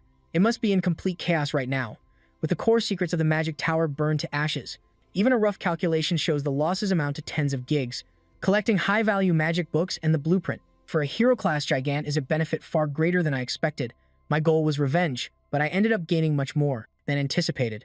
The more he thought, the more the joy on his face became apparent, so much so that even Captain Roger, behind him, noticed and approached to ask, "Young master, are you feeling happy? Your expression is even brighter than when you get a new gigant model." Beside them, the Knight Philip also said curiously, "Tell us about it." Of course, he couldn't possibly reveal that he had wreaked havoc inside the Tower of Veritas, so he just laughed it off. "Well, it's nothing. I'm just happy to be returning home." Hearing this, Philip's face also lit up, and he nodded in agreement. "Me too. I just want to go home and rest." Beside them, Captain Roger heard this and shot Philip a look of judgment and reminded him, "Rest? Forget about it. We're heading straight to the training ground as soon as we get back." His words made Philip's eyes go wide. "What? Why are you being so cruel?" In response, Roger immediately set him straight. "Did you forget our encounter with those merchants? What? As knights, we have a duty to protect. When we get back, I'll restart the training, so don't even dream of resting. For everyone."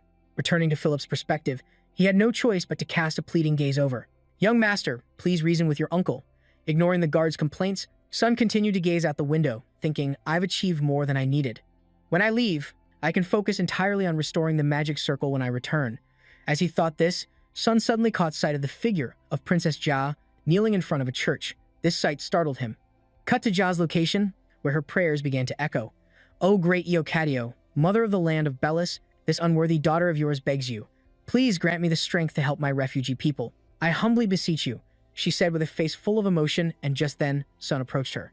"Princess Jia, why are you praying in a place like this?"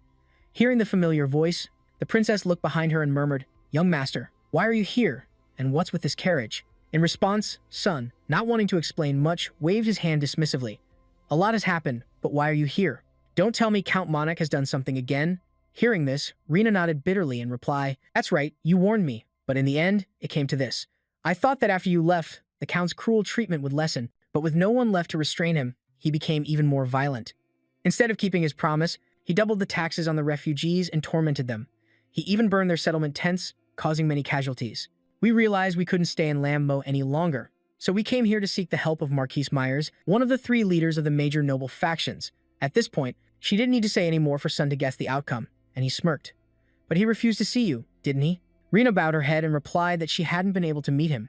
Standing beside her, Butler Victor added, "We've been waiting like this for 3 days, but as you can see, we've been completely ignored." The princess refused to give up. She decided to pray in front of the gate until the Marquis agreed to meet her. Hearing this, Sun could only let out a heavy sigh of, "This is so frustrating. Waiting and praying to a god who doesn't answer, exhausting yourself like this." Before he could finish, the 2 of them in front of him shouted, "Young master, your words are too harsh." Sun retorted sharply, "Think about it. From Marquise Myers' perspective, there's no reason for him to accept this request. Taking in tens of thousands of refugees and preparing for a territorial war with Count Monarch, that's too great a risk. What kind of fool would accept that?" Sun's blunt words caused Princess Jia's expression to darken. After a few seconds of silence, she spoke up again. "So, are you saying that I'm just wasting my time?" Sun replied with a firm nod. "That's right.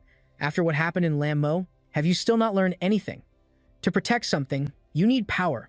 If you don't have power, you couldn't protect anything at all." Saying this, Zahn himself felt a bit uneasy. He thought to himself, "Tisk, even though I know she's not Katarina, she looks so much like her, I can't just ignore her." With that thought, he let out a sigh and advised, "You should return to your city. I will escort you nearby." Hearing this, Jenna firmly shook her head and refused. "No, I can't. I can't leave until I meet the Marquis." Turning to Zahn's perspective, he truly couldn't hold back his anger when he heard Jenna's foolish words, and he shouted, "Are you really going to keep this up? What? Are you planning to wait here until you die? Snap out of it, princess.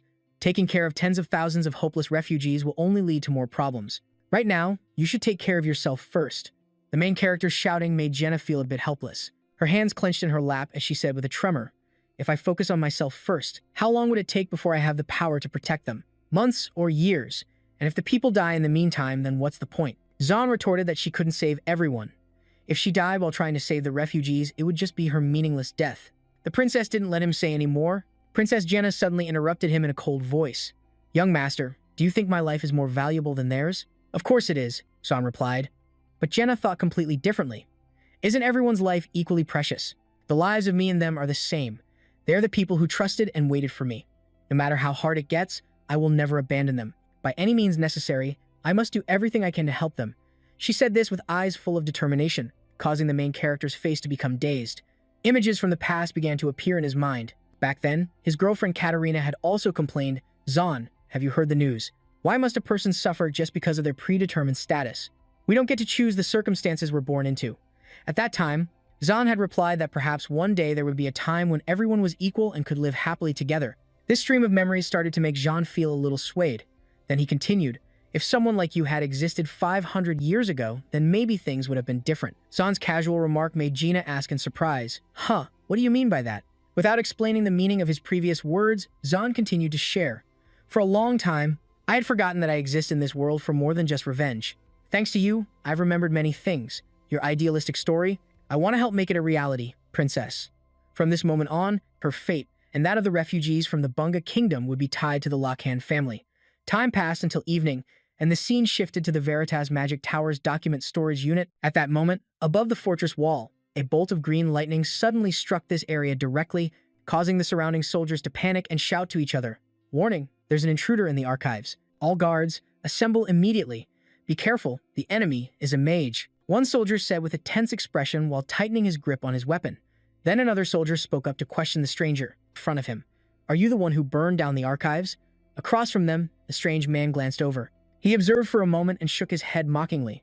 Tesk, your security is lax and your identity verification process is even worse. After saying that, he took another step forward, but was immediately stopped by the time soldiers who shouted to stop him. Halt, you're surrounded. Then, within the group, a soldier also noticed the flower symbol on the strange man's cloak. His face began to break out in a cold sweat as he realized what it was and hurriedly told the others, wait, the 7 lilies on his back. That symbol, everyone lower your weapons. We greet the 7th elder of the Veritas Tower, the soldier spoke as he hastily dropped his weapon and knelt on one knee. This man's name is Piero Torin. He is the 7th elder of the Veritas Magic Tower, belonging to the Green Tea Unit. At this moment, when he saw that the soldiers recognized his identity, he asked in a cold voice, where is the branch manager? The soldier in front hurriedly replied, the branch manager is inside, we will escort you to him. In response to his words was an incredibly cold gaze from Pio. Are you in charge of security here? I don't need an escort, the incompetence of someone like you is disgusting. As he spoke, he lightly touched the soldier's helmet with his hand. Immediately, he used his magic, causing the young soldier's entire body to be engulfed in green lightning and finally explode into a pool of blood. Beside him, the remaining soldiers who witnessed this scene also had faces that turned pale, but they didn't dare to utter a single word. Piero continued coldly, in the name of Veritas, there is no place here for trash. Cutting back to one of Sun's memories, under a pouring rain, a child was in the middle of a river desperately crying for help. Help, save me. Is anyone there? Please. After saying this, the child sank beneath the river, and on the bank not far away, Sun and Katerina also became frantic. Probably because he couldn't swim, Sun could only suggest going to find help. At this rate, the kid will die. We need to go to the nearest village to get help. In front of him, Katerina's eyes showed a look of determination. She said, if we wait until then, it'll be too late. Watch what I'll do. After speaking, she tied her hair into a ponytail and jumped straight into the water to the main character's horror. But fortunately, not long after, she successfully brought the child ashore and performed first aid. After a few chest compressions, the child began to cough violently and vomit all the water out of his stomach. Seeing this, Katerina became overjoyed and exclaimed to him, Son, the boy is alive. Across from her, instead of feeling happy, Sun was incredibly angry and yelled loudly, Katerina, why would you do something so reckless? You could have been swept away by the current too. His extremely annoyed attitude made Katerina's face go blank. She stammered an explanation, I know it was reckless. The moment I jumped in, I was scared too. But, sometimes, to save a life, you have to be brave and take a risk. Returning to the present, the memories suddenly flooded back, making Sun feel very confused. He thought to himself, I always thought she was just a pretty face. She only looks like Katerina, but she also acts just as foolishly and recklessly as her. Could it be? He whispered to himself, having a slight suspicion, but before he could think much more, the guard Philip shouted, loudly in a panic, Young master, what in the world is going on? I heard you've accepted all the refugees from the Bua Kingdom. Do you really want to start a war with Count Monak? On the other side, Captain Roger was also getting a headache over this issue. He wearily rubbed his temples and turned to advise, I hate to say this, but I agree with Philip. Given the current situation, a war with Count Monak seems unavoidable. Even though our territory situation has improved a little, we still lack the resources to prepare for war. The more he spoke, the darker the captain's expression grew. Meanwhile, Philip quickly chimed in to persuade him further. That's right. Things are already difficult enough. You have to tell them you can't do this. Young master, it seems we're in no position to go to war right now. That's right. The Count owns the entire Jigon axis. Even if the hero Lacan were reborn, he'd be powerless to do anything. Back to Sun's perspective. These two subordinates kept nagging in his ear, giving him a massive headache. He snapped with an annoyed expression, Get out of my way. I will handle this.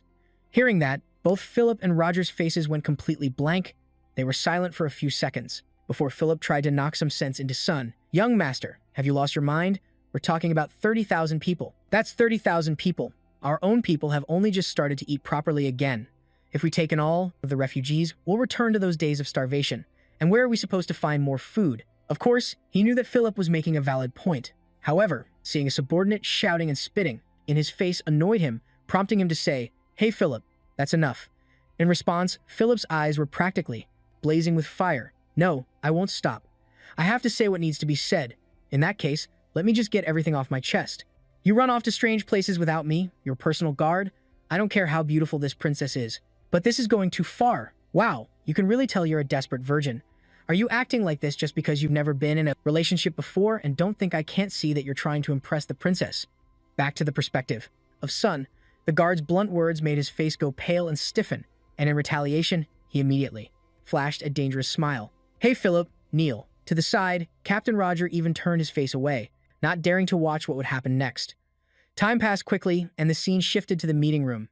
At this moment, all 5 of them were looking at a map laid out before them. Sun spoke up, asking the butler, Victor, did you say there are around 30,000 refugees? Victor nodded in confirmation. Yes, that is correct. Hearing this, Philip stroked his chin and interjected. With that many people on the move, they're sure to attract attention. On the other side, Sun completely agreed with him. That's right, they'll be pursued the moment they start moving. If we could use the sea route, we could reach Lacan quickly. But it's the dry season, so the boats can't travel. Set sail, so that's impossible. The land route is too long, and if we're pursued, we'll definitely be caught. At this, Captain Roger and Philip suggested waiting until we can use boats, or perhaps sending troops from our own territory to stop the pursuers. Hearing this, Sun frowned in thought for a few seconds, then shook his head. Even if we set sail, the situation wouldn't be much different from being on land. They have boats too, and they'll catch up quickly. And if we send an armed force, it would be an act of war. Fighting Count Monarch is difficult enough. We can't give the Emperor an excuse to aid him. At this point, Philip and Roger were truly out of options. They asked, so what can we do? Do you have any good ideas? Well, Sun replied, we only have one option, we'll use the river. As he spoke, he pointed to a small river drawn on the map. However, this idea left butler Victor a bit confused as he inquired, the river? But if boats can't set sail, then how? Hearing that Sun explained his idea in more detail, that's precisely what we'll use to our advantage. We don't have much time to prepare, so we'll build rafts. The river may be too shallow for boats, but rafts will float just fine. We can make it large enough to carry thousands of people at once. It won't be easy, but it won't take as long as building a boat. Sun's idea made Philip's eyes light up. He clapped his hands together and exclaimed, that's right, rafts are buoyant, and they take less time to make than boats. Unlike him, Captain Roger's face was still scrunched up as he retorted, I don't agree. A raft that large will have poor mobility. If they pursue us along the riverbank, we'll become easy targets. And if they attack from a distance, we'll have no way to fight back. Hearing this, Sun gave Roger an appreciative look and nodded. You're always sharp, Roger. But don't worry, I've already thought of that. We'll use towing engines. We will connect the rafts for stability and link them to the towing engines. With that speed, we can outrun our pursuers. Sun's plan left Captain Roger astonished. He exclaimed, that's brilliant. His friend Philip also said excitedly, that's right, if those towing engines are fast, could they even carry Jigon? Butler Victor, he raised another difficult issue. We have a problem, we don't have enough resources to build a raft that large. Sun replied with a reassuring look, don't worry about that, we still have money left after buying the giant. Really? Thank you, sir. Butler Victor replied joyfully. Meanwhile, Sun just waved his hand with a smile. No need to thank me. After I return to my domain, I will send an additional 30,000 pesos. Just make sure the raft is sturdy. Turning towards Princess Jia, she had been standing silently in one spot listening to everyone's discussion. Seeing Sun going to such great lengths to help her, she felt a bit troubled and couldn't help but speak up. I am truly sorry. I know how difficult it is for you to take in me and the refugees. I know you have to prepare for the war with Count Monarch. I know how much this will cost the Laka family. And yet I still ask for your help. At this point, her eyes were starting to well up with tears. Hearing this, Sun gently comforted her. Don't worry, Princess Jia, we will be victorious. On the other side, Philip and Roger also said almost in unison, yes, yes, believe in the young master. That's right, we were planning to deal with Count Monaco anyway. Over here, Sun continued, however, we can't directly participate in this campaign. Everything depends on whether you can reach the river safely or not. Princess, can I trust you to lead your people well? Rena replied with reddened eyes, yes, I will do my very best. The scene shifts to the private office of the old man Jameson. He was currently drunk, surrounded by countless liquor bottles. At the same time, a man named Piero also stepped into the room. He glanced over Jameson's current state and the liquor bottles, then spoke mockingly. T-esque, how pathetic. Hearing this, Jameson glanced back at him and immediately asked, the noble elder of the investigation committee, what brings you here? Is that it? You've come to hold me responsible for the fire. Go ahead, since I have nothing left to lose anyway. With that said, he picked up the liquor bottle and started drinking again. As for Piero, he didn't want to waste time on a drunk old man, so he got straight to the point of his visit. Your punishment is unavoidable. But first, I have something to ask. What did you do with the technical blueprints? The question snapped old man Jameson out of his drunken stupor. He hastily stood up and retorted, how did you know about that? Piero replied, I knew the moment you fled from us. I've been watching to see if you were working with anyone, but it seems you weren't. So what on earth did you take them for? From Jameson's perspective, he started to sense that something was off. His eyes narrowed and he asked, "Wait a minute, who are you really?" The sudden question caused a flicker of shock in Pierrot's eyes, but he quickly concealed it and replied, "What nonsense are you spouting?" Jameson began to refute him. "I have met all the elders of Veritas. Each one possesses a unique and vast magical power, but I have never felt an aura as terrifying as this." As the old man sensed it, a kind of aura was constantly radiating from Pierrot, a green aura that would send a chill down anyone's spine. And now, it seemed Pierrot had no intention to hide his true self. He cracked a cold smile and suddenly appeared behind Jameson's back. "I heard you were once a genius on par with Anbak before the incident. It seems that wasn't a lie, was it?" The voice suddenly ringing out from behind startled Jameson. He hurriedly turned his head, but it was already too late. Right then, Pierrot began to envelop his hand in a layer of green energy and thrust his hand straight into Jameson's head. Strangely, however, not a single drop of blood was spilled. Instead, his hand seemed to phase directly into the old man's head and began searching for something inside. A terrible pain washed over him, causing Jameson's face to twist in agony. And then, from inside Jameson's head, Pierrot grasped an orange orb and pulled it out. With that, Jameson's body collapsed forward, his life or death unknown. Meanwhile, Pierrot casually said, "I see that you won't tell me willingly, so I'll just see for myself. Where is that activation blueprint?" As this voice rang out, Pierrot's face erupted in a green flame and finally turned into a skull. It was the one who had spoken with the merchant Dardarin earlier. Next, through this orange orb of light, he began to see some images of when the old man Jameson encountered Simon, causing his two eyes to also widen. It was completely burned down. The original location was destroyed. This is getting more complicated. Since the Demon King died 500 years ago, the only place where dark magic still existed was outside the Black Moon of the Vanga Republic. So the Black Moon is behind this place. The Vanga Republic was established after the Vanga Monarchy Empire fell. The world still doesn't know the truth that it was ruled by the Dark Elf race. I have a feeling that these beings, who have been oppressed by humans for so long, might be plotting something, but they're moving faster than I thought. Right now, power is still weak, but if they continue to research dark magic and become increasingly powerful, then they could become a force strong enough to confront the Barak Empire. Thinking of this, Pierrot felt a bit concerned, but then he shook his head in denial. Not yet. That republic still needs time to develop, and if they can create a hero-class Jigan, they could control the Empire, and the Empire could also be destroyed if they aren't careful. I must recover the blueprint. Thinking of this, the skull-headed man also felt a sense of urgency. He began to use his magic, creating a green energy worm and releasing it into the ear canal of old man Jameson. After that, his body began to rise stiffly, like a puppet. Seeing this, Pierrot raised his voice and asked, "Awake, are you?" Jameson replied in a raspy voice, as if he were learning how to speak. "Oh, Lord of eternal darkness, of rotting blood, decaying flesh, and shattered bones, I pledge my loyalty." With that, he knelt on one knee before Pierrot. Looking at the state of the old genius, Pierrot added with satisfaction, "I have placed a seal. It will be useful one day when the time comes. Now we must leave. Let's head to the north." As he spoke, he glanced out the window. Back with the Lacan family. At this moment, the members of the family were meeting together. When Butler Han heard about what happened on Simon's group's trip, he shouted, "Is it true? Someone tried to assassinate the young master? That wicked count."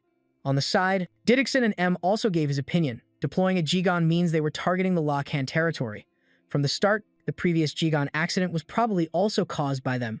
Across from them, Captain Roger agreed they could be preparing for a war to invade our territory. Hearing that, Philip voiced his question. But to officially declare war, they need the Emperor's approval, right? Without a just cause, how could they justify it? Someone else in the meeting spoke up. Count Monik has a close relationship with the royal family. He could easily get approval for a war. In that case, he could just make up any reason, as they pleased. The more they talked, the more the group felt the situation was more critical than they had imagined. Then, Uncle Dixon turned and said, "In such an unstable situation, should we accept refugees? We're already struggling to maintain the territory's economy. Feeding and housing tens of thousands of refugees will require a huge amount of funding." Just as he finished speaking, before everyone could even think of a solution, a loud noise suddenly erupted. "What's that sound?" the group shouted. Meanwhile, Philip and Captain Roger had already dashed outside like a gust of wind. The moment he flew out the window, Philip gripped his sword tightly and shouted, "Who dares?" After shouting, he noticed that the one who had just made the noise was none other than our main character. Down below, Simon saw the two of them rush out, looking like they were ready to fight someone, and asked curiously, "Oh, is this a new kind of greeting?" Philip landed gently in front of him and explained, "We thought you were a spy. Where have you been? What is that behind you?" Philip's eyes widened as he looked and saw a huge, glittering pile of precious ores stacked behind Simon. In response to their question, Simon just winked playfully. "Ah, This is the Demon King's secret war fund of Simon. At this, Philip's and Roger's faces went blank. They shouted, "The Demon King's secret war fund?" Simon then explained in more detail, "I found it while inspecting the Demon King's castle. It was buried under the ruined walls, and judging by this huge amount, he must have hidden it and then forgotten about it." Hearing this, Captain Roger asked worriedly, "But is it all right to use this? What if it's cursed?" Before the captain could say more, Dixon ran out from the house and yelled, "Be quiet. Are you worried about a little rot in the pantry? We'll just have to accept any side effects. This gold now belongs to Baron Rogan. Even if the Demon King's ancestors come back to claim it, we won't give it back." Meanwhile, Simon looked at the man swearing to protect the pile of gold with his life and chuckled to himself. "Actually, before the mining operation began, I secretly used golems and monsters to gather this emergency fund. But since we need money to support the refugees, there's no other choice but to use it." And so, the financial problem was solved. The next step is...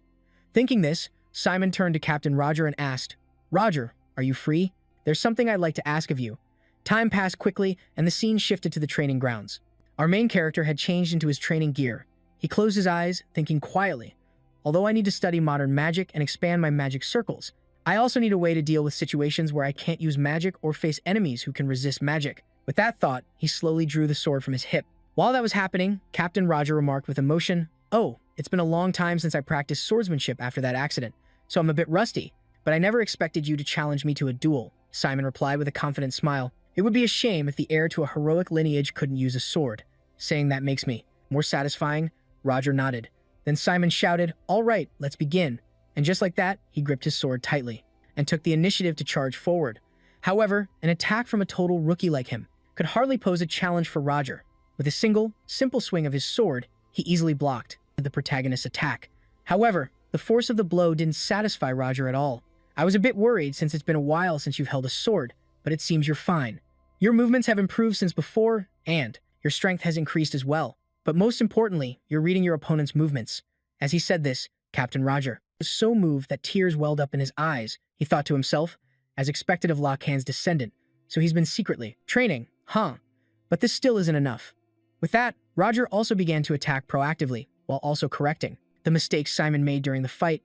It's better to go with the flow. That way, you can counterattack and turn the tables. Hearing this, Simon swung his sword to counter, but the captain had already leaped into the air to dodge it. He shook his head, remarking, "Too slow. That kind of counterattack just creates an opening for your opponent." Back to Simon's perspective, it was only when facing Captain Roger that he realized he had gotten a bit arrogant. "I thought that after fighting countless knights in the past, I'd be able to keep up. But at this range," realizing something, he asked, "Are you really so confident that you're holding back your power?" Roger replied, with an apologetic look, "I'm sorry, but yes, I am holding back. You still haven't landed a single effective blow, have you? Where did all your confidence go? You were just lecturing me about what's shameful, but I'm still very impressed by your improvement, sir.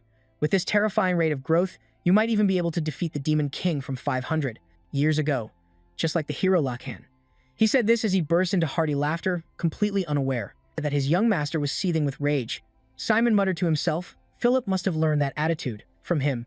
I can't believe we're this evenly matched, but if I can't land a single hit on him, I won't be able to sleep tonight," Simon whispered. Then, he began to use physical enhancement magic on himself and shot forward with blinding speed. In the blink of an eye, he appeared right in front of Captain Roger. "Don't let your guard down, Roger," Simon chided as he saw his reaction. So quickly, Roger didn't hesitate to praise him. "Very impressive, young master." As soon as the words left his mouth, the sound of clashing weapons rang out, and Simon himself was pushed back slightly. Then, he witnessed something that made his eyes widen in shock. "No way. Impossible. That's the golden sword aura of Lochan." Following Simon's gaze, the sword in Captain Roger's hand was now emitting a brilliant golden aura. Roger spoke up, "I never thought I could move at this speed. But sir, have you been holding back this entire time?" Looking at the sword, a memory began to surface in Simon's mind. A golden sword aura blazing, like the sun, a transcendent state that no one could ever imitate. The golden sword. How could I possibly forget? 500 years ago, it was the Lochan swordsmanship that struck me down. Though centuries have passed, for me, it feels like it has not even been a year. Thinking about it makes my neck itch, but my blood boils. At this thought, inside Simon a surge of anger also rose as he growled, "Hey Roger, if you hold back too much, I'll have to reprimand you. Do it properly." Following his words, Simon's body was also enveloped in a purple aura. The moment he saw this energy, Captain Roger could not hide the astonishment in his eyes. Impossible. Aura again. It's still at a low level, but that is definitely aura. Across from him, Simon saw that Roger was not responding and shouted once more, "Answer me, Roger." Hearing that, Roger snapped out of it and replied, "Of course, young master, but you never cease to amaze me." And just like that, the two of them happily dove back into their training. The sound of clashing weapons rang out continuously, and time flew by. By now, Simon was panting like a dog from exhaustion, while Roger suggested they stop for the day. Hearing this, Simon gritted his teeth and insisted, "I can still keep going." In response to his words, the captain simply shook his head. "You have done enough for today. Forcing yourself is not good, but more importantly, I am truly astounded. Young master, you know how to use aura? Since when?" "Aura?" Simon muttered with a curious expression, and Roger nodded cheerfully, saying, "That is right. That purple aura you just displayed, you used it so naturally, even though no one has ever taught you. As expected of the Lacan bloodline. There is no mistaking it." Back to Simon's perspective, the captain's words made him feel inwardly stunned. Could it be that I unconsciously released mana just because of my anger? Wait, there is something not right. Aura is the physical manifestation of mana. Simply coating a sword with mana cannot be called aura. That assassin I faced before, he used aura too, right? Could this be the result of me absorbing his power when I was attacked? Simon silently speculated in his mind. Turning back to Captain Roger, who at that moment also remembered something and mentioned, "Actually, I was planning to tell you this after you mastered the swordsmanship, but with your speed of development, now seems like the right time. Starting tomorrow, I will teach you the golden sword." The captain's serious words left Simon with a stunned expression. An indescribable feeling began to rise within him. The golden sword is the detestable technique of that bastard Lacan. Wait, I can make it my own, but hold on a moment. Thinking this, Simon suddenly realized something and hurriedly asked the captain, "Wait, is not the golden sword a secret technique passed down only to the heir? How do you? You are not even the family head. How do you know the golden sword?" Simon said, giving Roger a look full of suspicion, wondering if this man had secretly learned his family's sword style. In front of him, Roger was at first a little surprised, but then his eyes showed understanding, and he calmly said, "Ah, you must have forgotten about that as well. You know that because of the Demon King's curse, all the family heads die young, right? The ancestors feared that the sword style, the family's secret technique, would be lost, so one of them entrusted it to the Knight Commander, most loyal. Since then, this technique has been secretly passed down. Thanks to that, the Knight Commander not only protects the legacy of Sir Rokan, while also becoming a steadfast pillar for the family." Hearing this, Simon finally understood everything, why this family of early deaths could still persist for 500 years. It was all thanks to this tradition, so that's the reason everything didn't collapse, even when the family heads died young, or at least that's what it seemed like to me. Putting that aside, Simon asked curiously, "So if I master the golden sword, can I be like Rokan?" "No, like my ancestor and become a sword emperor." In response to Simon's naive thought, Roger shook his head bluntly. "Unfortunately, that's impossible.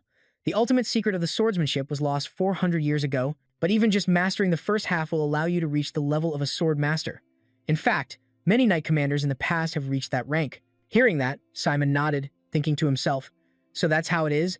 I can't believe I've encountered the technique that took my life in this way. But Rokan is already dead, and now the golden sword is simply a technique for me to practice. I will practice it until I master it and make it my own," Simon said with a face full of determination.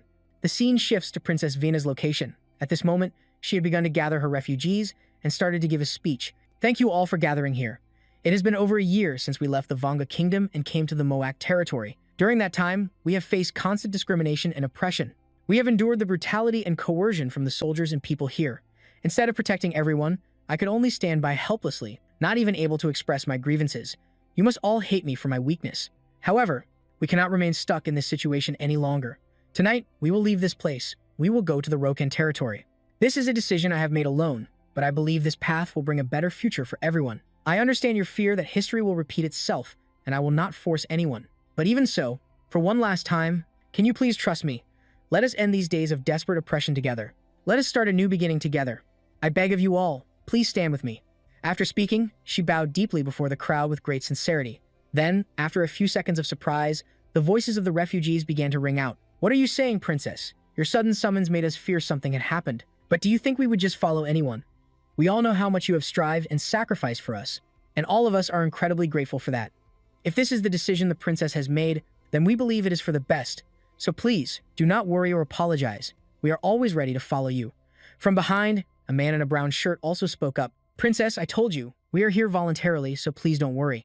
For Vina, these sincere words from her people made the burden in her heart feel a little lighter. "Everyone, thank you. I sincerely thank you." Following that, the man in the brown shirt took out a piece of paper and announced, A message from Sir Luke has arrived. The carriages are ready. Hearing this, Vanna became a little worried and asked, "What about the movements? What about the Count's side?" The attendant replied, "For now, he hasn't discovered our plan yet." This information relieved the princess somewhat, but she still couldn't hide her worried expression. "That's good, but can we really move this many people without being discovered?" In response, Butler Victor also approached and replied, "Princess, don't worry, I've already arranged everything." In his hands, he was carrying a box containing some masks. Time passed quickly, and at this moment, one of Monarch's subordinates glanced towards the fountain and shouted, "What's going on? The slums are completely empty." Hearing this, the guard soldier also panicked, turned to look, and said in confusion, "Impossible, it was packed just last night." In response was the brown-haired man's roar, "I gave orders for strict surveillance. Where did all the soldiers go?" The soldier replied with an awkward expression, "About that, I had no other choice.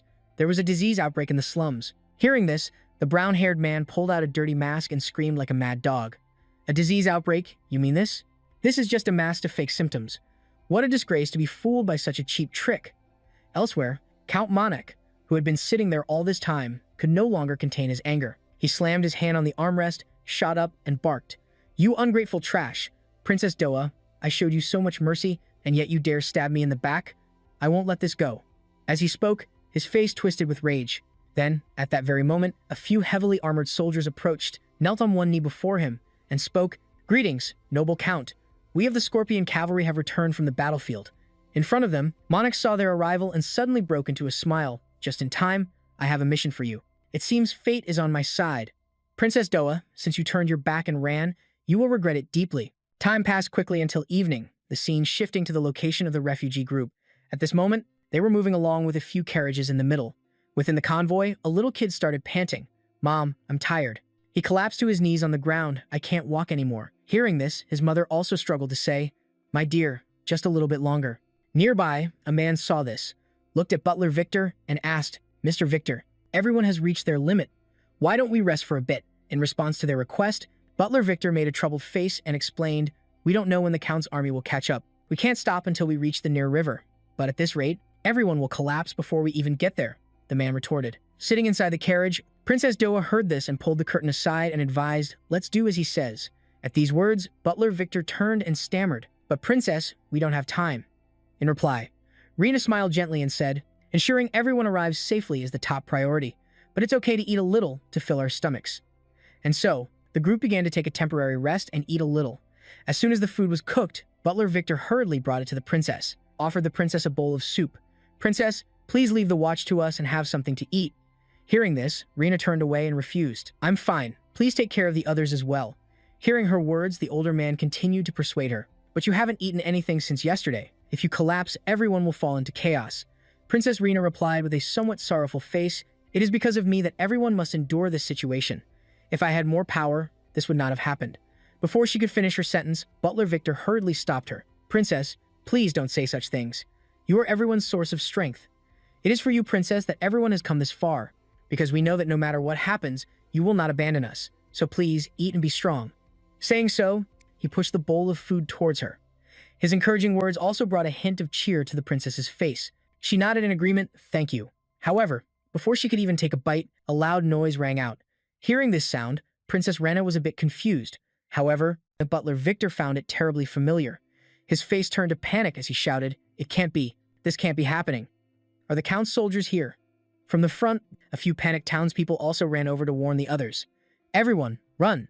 The words had barely been spoken when a group of soldiers from afar charged forward on horseback at breakneck speed, and then they threw out several nets, casting them directly over the refugees. Screams and cries echoed everywhere. Witnessing this, both Victor and Rena began to tremble uncontrollably. Just like that, it didn't take long for everyone to be captured and bound. Meanwhile, the soldiers surrounded Rena from within the crowd, and the commander of the Scorpion Cavalry, VIP June, stepped forward and spoke, "It's time to go back, Princess. Please be cooperative. That is, if you still value the lives of these people." As he spoke, a few soldiers pressed their spears close to the sides of the innocent townspeople, causing them to sob uncontrollably. Seeing this, Victor couldn't contain his anger and confronted them. "You bastards. Taking commoners as hostages and threatening them. Do you have any honor left as a knight?" VIP responded to his question with a look of utter contempt. He said, "Well, who knows? Hearing such words from a little rat who fled in the middle of the night is quite amusing." Hearing this, Victor replied in a cold tone, "You are the ones who forced us to do this." Hearing this, VIP couldn't help but burst out laughing. Haha, what nonsense are you spouting? You are the one who caused this situation. You refused the Count's generosity towards the refugees and instead selfishly fled into the night to seek death. Is this the action of a princess praised as a saint? His sarcastic words made veins bulge on Victor's forehead. He roared furiously. Nonsense! Have you forgotten what you did to our people?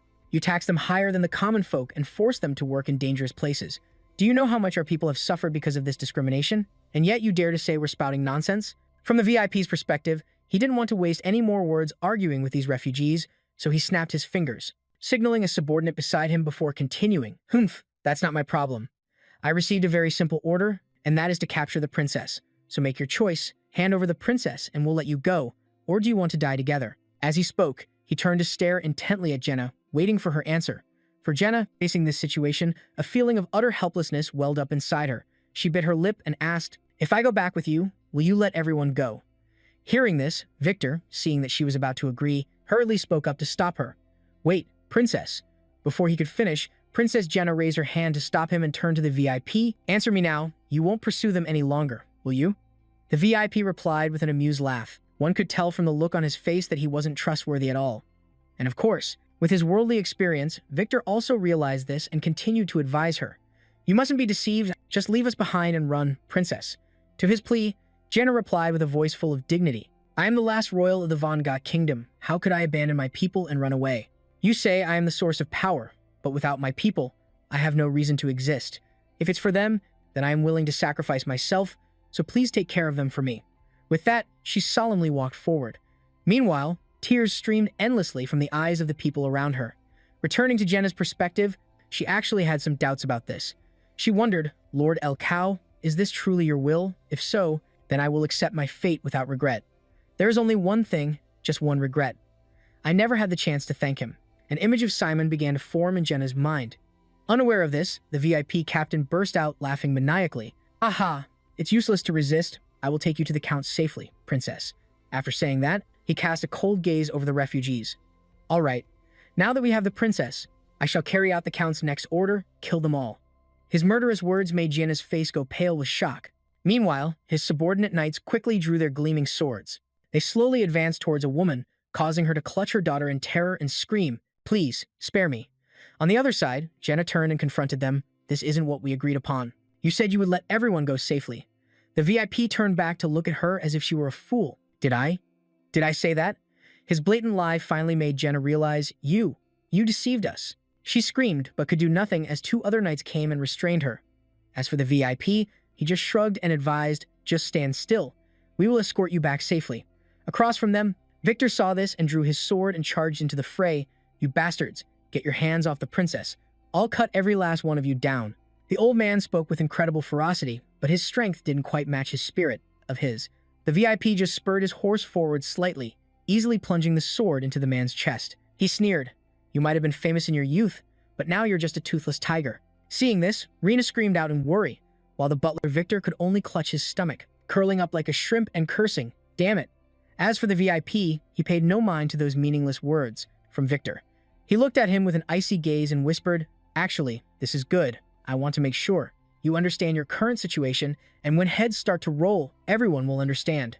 With these words, he raised the sword in his hand and swung it straight down. Meanwhile, Princess Jana could only stand behind them and cry out helplessly.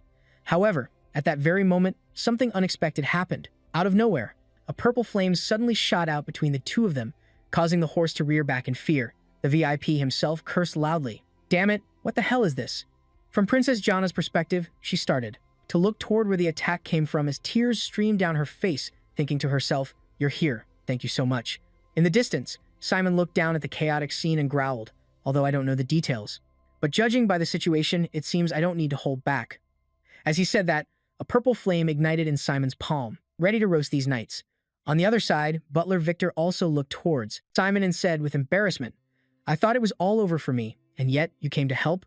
How shameful. Thank you." Hearing this, the VIP captain turned his head, whispering in confusion, "Simon?" Hearing that, Victor realized in horror that he had slipped up. He silently cursed himself. "Damn it," I foolishly blurted out his name. Thinking this, he quickly tried to correct himself. "No, that's not what I meant." To the VIP, the more the old man talked, the more suspicious it became. and the VIP himself looked towards Simon and realized something. Ah, I see. I've seen that face somewhere before. You're the young master of Baron Rakan, aren't you? No wonder everything felt a bit strange. The princess, who has been quietly obedient all this time, suddenly runs away in the middle of the night. I suspected someone was behind this, and it turns out it's just some naive brat from a declining family.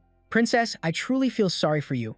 With that, he turned and ordered his subordinates, "What are you waiting for? Charge and kill them all." Hearing the command, his men charged toward their prey like hunting dogs, shouting in unison, "Yes, sir," unaware that the faster they ran, the closer they got to their doom. On the opposite side, Simon was no longer holding back against these fools. He reached his hand forward and mumbled, "Answer my summons. Undead creatures, lead the enemy to hell. Destroy all enemies before you." His ethereal summons echoed. It's unclear if he had used too much power, but blood streamed from his eyes and the corners of his mouth. Then, the ground began to shake violently, making it impossible for the horses to advance, and in their eyes, to their astonishment, giant stone golems emerged from the ground, surrounding them. Seeing this, the VIP's eyes went wide in disbelief. I've never seen so many golems before. Did he summon them? How in the world did he do that? He wondered silently, but no one could answer his question. At that moment, the stone golems began to raise their giant arms and attack the group. One by one, the horses were easily snatched up in their hands, causing the knights to scream in panic. "Please, spare us." Meanwhile, the VIP hurriedly tried to rally his men. "Don't panic. They're just crude golems. They can't compare to a gigant in terms of durability or speed. If we use our mobility, we still have a chance to win." With that, he led a few of his subordinates forward, continuously attacking the legs of the stone golems. However, Simon wasn't about to just stand by and watch them attack so brazenly. At that moment, energy threads shot out from his fingertips, connecting to the stone golems in front to control them. Instantly, one of the stone golems slammed its massive arm down, shattering the ground into pieces and unleashing a powerful shockwave. The horses were sent flying in all directions. Elsewhere, the remaining stone golems began to pick up rocks and throw them with deadly accuracy at the knights, sending any who were hit to meet their ancestors. Watching from the side, the VIP was stunned. He thought to himself, "No way, is he treating my cavalry like toys?" Then, realizing he had no chance of winning against the stone golems, he jumped off his horse, grabbed Princess Jaina, and held his sword to her throat as a threat. "Everyone, stop right now. If you move another inch, I'll kill the princess. That is, if you value her life." Across from him, Simon just watched with a cold gaze. After a cold snort, his body suddenly appeared before the man's eyes in a flash, giving the VIP no time to react. Next, Simon reached out and grabbed the villain's face, slamming him into a nearby tree. The blow was so powerful that it shattered his iron helmet into pieces. Simon then began to warn him, "Don't make me remember things that drive me crazy. I'm already in a bad mood, and if you keep provoking me like this, I might just kill you right here." In response to Simon's threat, the VIP, with some unknown confidence, even dared to challenge the protagonist. "Do you think you'll get away with this? The Count will never let you off the hook." Simon didn't want to waste any more words on this fool. "I've already warned you very clearly." With that, he focused mana into his fingertip and fired a bullet straight through the villain's head, causing his lifeless body to collapse. Meanwhile, Jaina was still a bit stunned as everything had happened so quickly. My lord, how did you get here?" she asked. However, Simon didn't explain. He walked past Jaina and instructed her to lead the refugees to safety immediately. There were still 2 knights left standing ahead, staring at the protagonist as if they had just seen a demon. They couldn't believe their captain had been defeated so easily. In a battle without a Jigan, the appearance of a mage could decide the victor. So was that really true? I had heard many times that in war, a 7th circle mage could determine the outcome, but I've never heard of a mage who controls golems. That is no different from a demon king.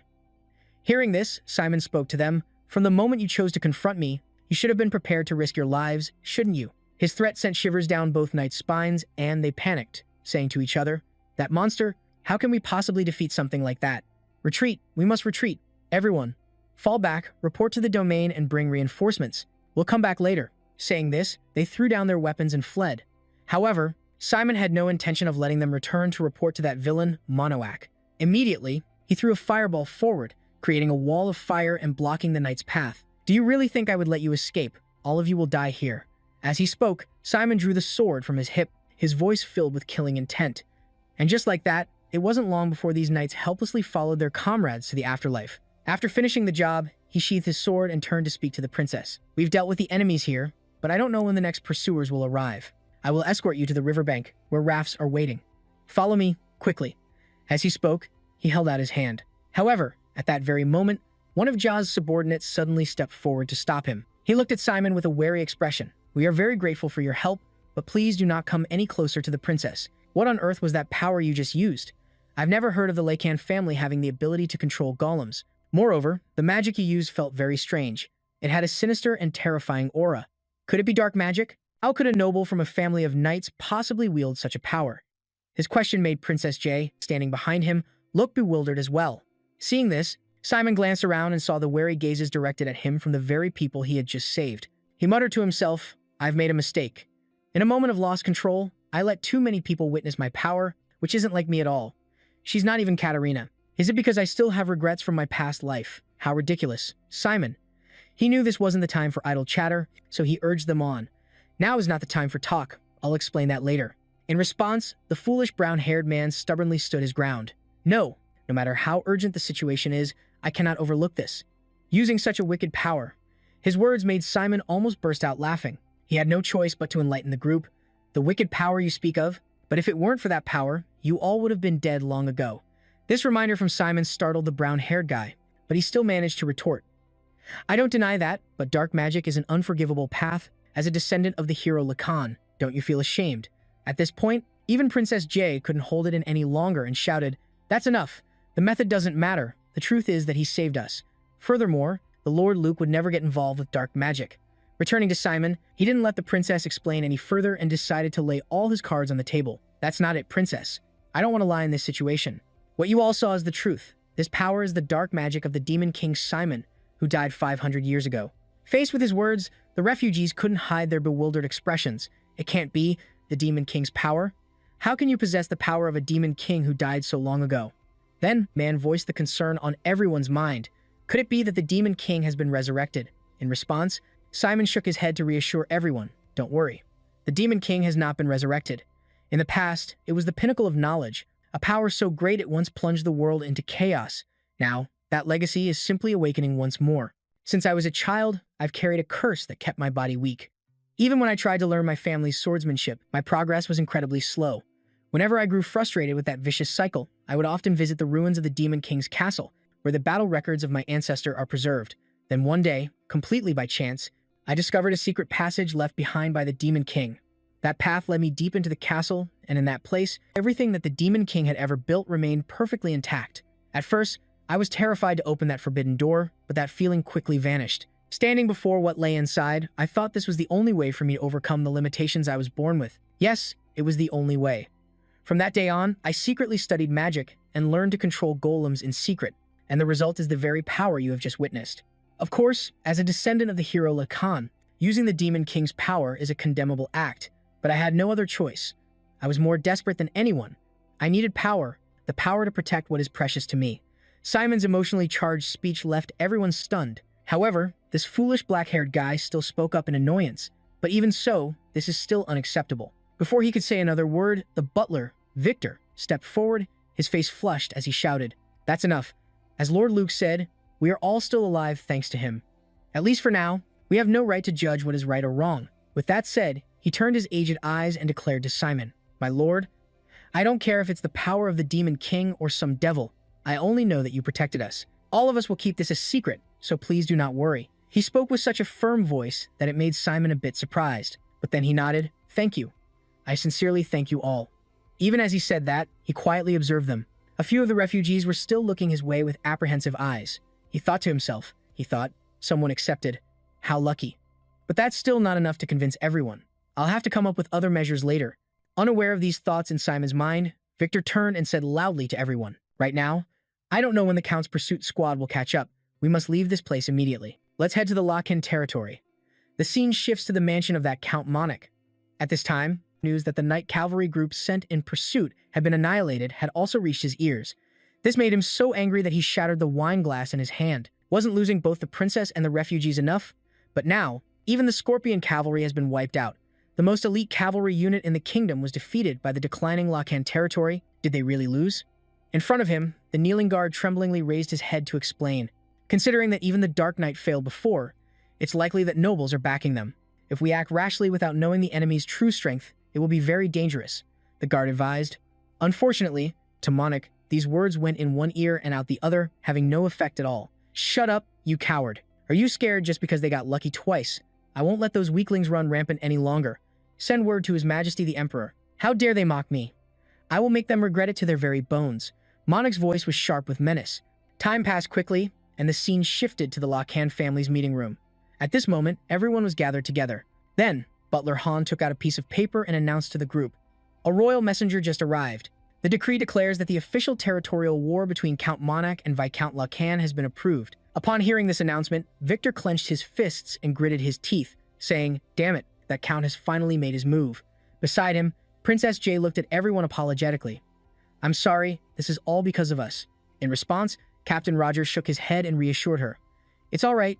With Count Monarch's cruel nature, this was bound to happen sooner or later." Hearing this, Philip quickly chimed in. "That's right, you don't need to worry about us. He even tried to assassinate you, despite not knowing you at all." At this point, Captain Roger raised a hand to his head and muttered, "But there's one thing I don't understand. The reason for the declaration of war states that we attacked Count Monarch's private soldiers." The man's words made the faces of both Jay and Victor stiffen. Meanwhile, Philip was still angrily cursing those cowards. "We haven't even seen a single one of their Scorpion soldiers. How could they fabricate such a blatant lie?" Roger replied with a sigh. "The fact that the royal court approved this is absurd. It must be because of his blood ties that they're covering for him."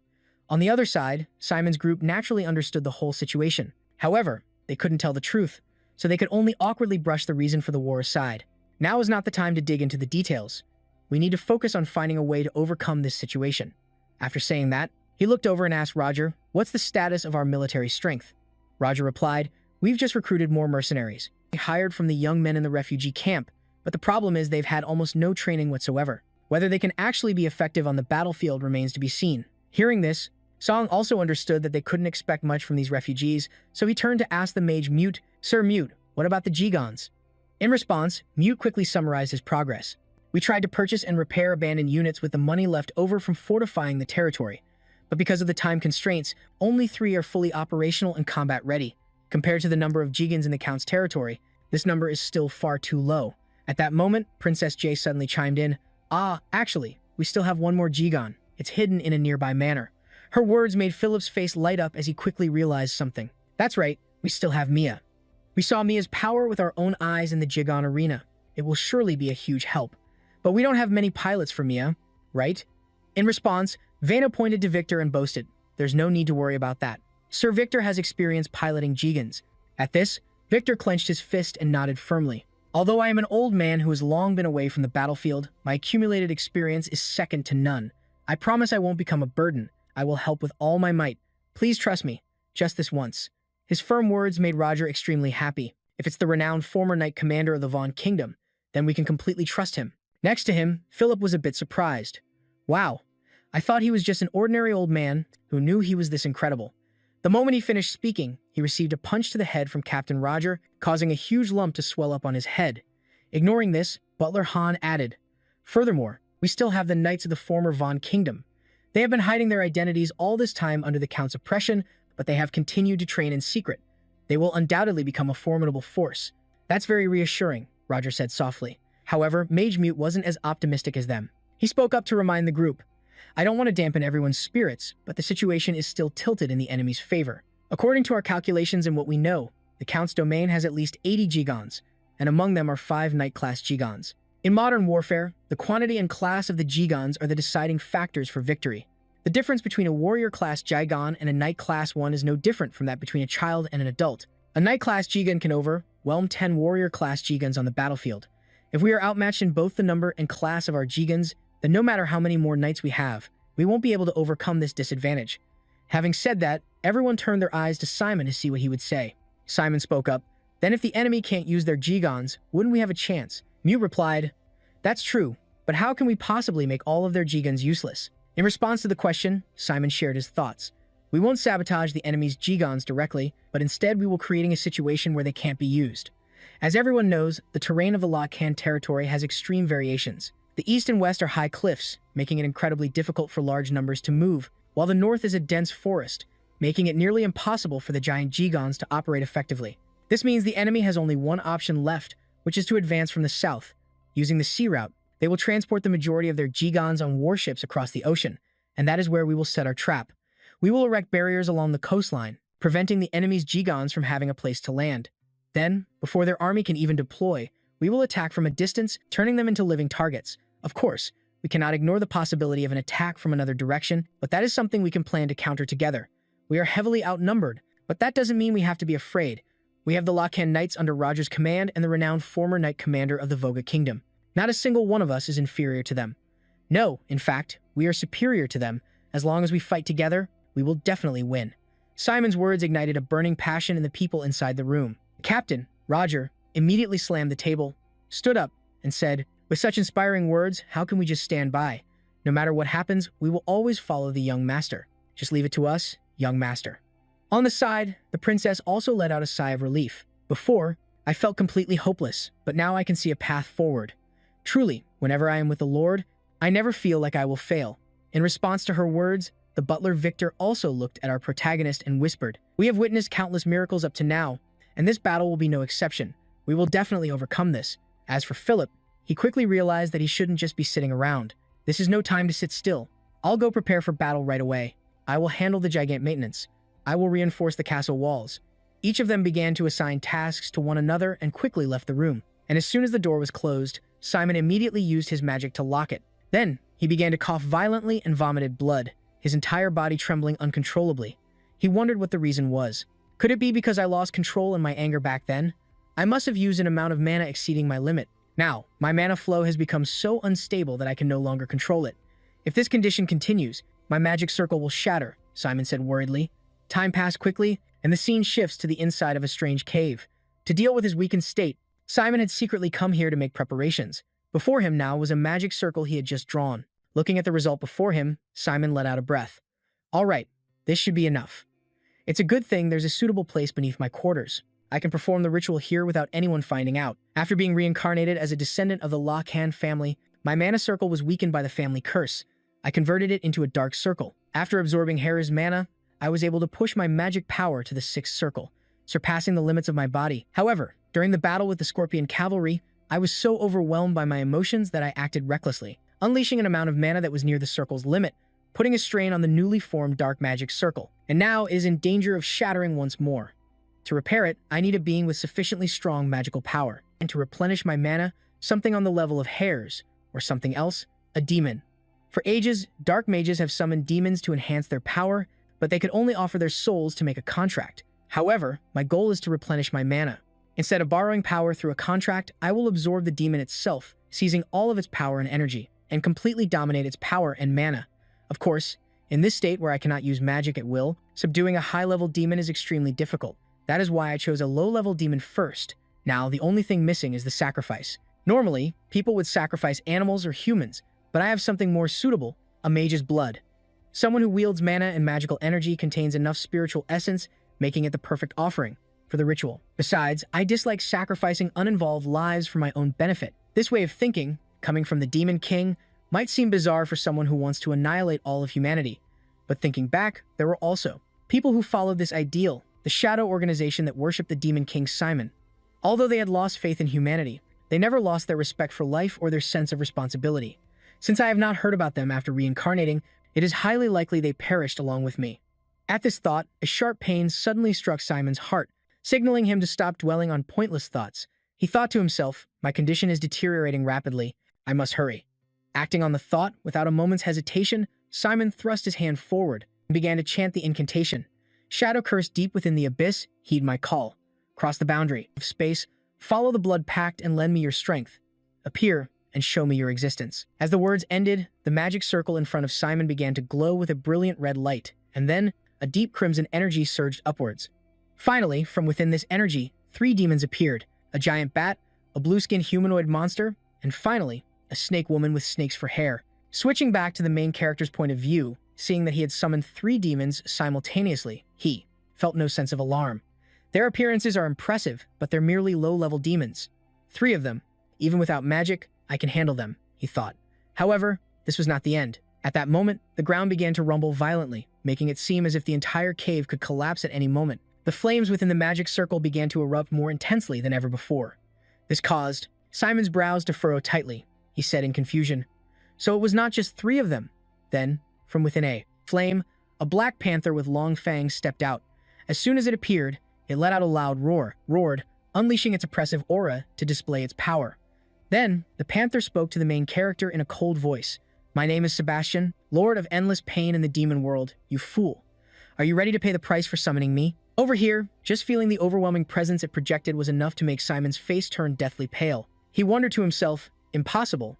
Is this presence from a high-level demon? But this magic circle should only be able to summon low-level demons, right? This is starting to get out of control. In the current situation, there's no way I can win against a high-level demon, but I also can't let them stay here. If they break out of this domain, it'll be chaos. At this point, my only option is to erase the summoning circle and forcibly banish them, Simon thought with regret. Meanwhile, unaware of his intentions, the Black Panther began to demand its offering. "Don't be afraid. If you obediently offer up your soul, I'll make it quick for you. Just offer your soul to me." At its words, 3 low-level demons also slowly surrounded Simon in the center, preventing him from escaping. Over here, although Simon was scared enough to piss his pants, he still had to talk tough. "Who said I'm scared? I'm just figuring out how to take you down." And just like that, seeing that Simon refused to cooperate and offer the sacrifice, the demons began their attack. First up was the green-skinned demon, using its immense strength. It lifted a huge rock high into the air and hurled it straight at Simon like a cannonball. Seeing this, our protagonist immediately ducked to dodge the attack. However, before he could even make his next move, the snake woman had already lunged forward, spinning around and swinging her giant tail like a whip straight at Simon's position. At the same time, a red light shot from the snake woman's eyes towards Simon. With no other choice, Simon was forced to draw the sword at his hip and hold it horizontally above him to block the attack. As a result, although he blocked the snake woman's tail whip, the sword in Simon's hand was also turned to stone, causing him to quickly toss it aside. Petrification? That's rare, Simon muttered to himself, and while he was contemplating this, several more giant rocks came flying at him like rain. This forced Simon, without even a moment to breathe, to scramble and get away. Damn it, they aren't even giving me a second to breathe. I can't get near the magic circle like this. All I can do is dodge. What now? There has to be a way. As Simon thought, he scanned his surroundings, searching for a solution. Then, he spotted some water seeping from the cliff face. This led our protagonist to wonder, why is there water there? Could it be that above this place is a river? If so, then I have a way. With this thought, Simon began to jump, moving between the boulders on the wall. Not far away, the giant bat opened its maw, gathering a fireball in its mouth and shooting it straight toward the main character. However, it didn't realize this was exactly what Simon was waiting for. Right before the fireball could hit him, Simon used his blink skill, causing his figure to flash for an instant before vanishing in midair. This left the giant bat confused, letting out a cry. Next, a huge explosion occurred inside the cave, and right after, a large amount of water flooded in. It washed the low-level demons away. As for Simon, he was currently safe, clinging to a cliff wall. However, using the flash step magic just now caused his body to suffer a backlash, and from the corner of his mouth, a bit of blood trickled out as he thought. Even a simple spell puts a huge strain on my body right now. However, they won't be able to move anymore. Now I have to erase the magic circle. At that moment, from beneath the water, the Black Panther's giant hands suddenly emerged, causing Simon's eyes to widen in terror. "Impossible! Is it completely unharmed?" he screamed internally. As the Black Panther climbed up, it also turned its face towards Simon and cursed, "You bastard! I won't be lenient anymore. Get on your knees and beg for forgiveness. This is your last chance." Back to Simon, despite facing a dangerous situation, he calmly reminded himself, "The sword is broken, the dark magic circle has reached its limit, I can't even summon a weapon, and my body has surpassed its endurance limit." Thinking this, Simon jumped straight down, as if wanting to face the high-level demon head-on. Meanwhile, the high-level demon, certain of its victory over Simon confidently, said, "Good. I've decided I'll swallow you whole in one bite. It won't be painful." In response to his words, Simon immediately used strength enhancement magic on himself. Seeing this, for some reason, the Black Panther's eyes suddenly showed a hint of panic. "What? Don't tell me you still haven't given up?" Hearing that, Simon also spat out a bit of blood. He focused his mana into his fist and said to it, "Because I no longer have any reason to do so. This body has gone through countless battles. Do you really think I wouldn't notice? Let's fight." With that, Simon proactively lunged forward to attack. This made the demon even more flustered. It hurriedly tried to placate Simon. "Wait a minute, I agree. If you stop now, I'll take you as my subordinate. I will overlook what you've done. If you swear loyalty, I'll even lend you my power." However, before it could finish speaking, Simon was already right in front of it. Immediately after, from the Black Panther's body, a puff of white smoke suddenly erupted. Then, Simon laughed out loud. "Haha, just as I thought." At this moment, before his eyes, the Black Panther had transformed into a small, dark-haired boy wearing human clothes. It seemed the image The large black panther with its overwhelming aura from before was entirely an illusion it had created. Over here, Sebastian was grabbed by Simon, by the collar and lifted up like a toy, so scared that he burst into tears. The little cat boy's limbs flailed, wildly, but he couldn't escape Simon's grasp at all. Looking at this form, Simon didn't hold back his mockery. Your true form is quite pathetic. Hearing this, Sebastian shot Simon a look full of suspicion and asked, "Don't tell me you've already figured out my true identity." To this question, Simon frankly shared his thoughts. Your disguise was good, so I wasn't entirely sure at first. But for a high-level demon to be that clumsy was a bit strange, even when just dodging a simple stream of water. Impossible, so I took a gamble. I know this so well because I've fought your kind far too many times. Hearing this, Sebastian's entire body trembled with frustration. What a humiliation. He cursed himself silently before growling at the main character. Don't get cocky, you lowly creature. Even in this form, I can easily erase you, Sebastian boasted. But this statement made Simon unable to hold back his laughter. Really? Then by all means, give it a try. With that, he also released the mana of that girl, hairs outward.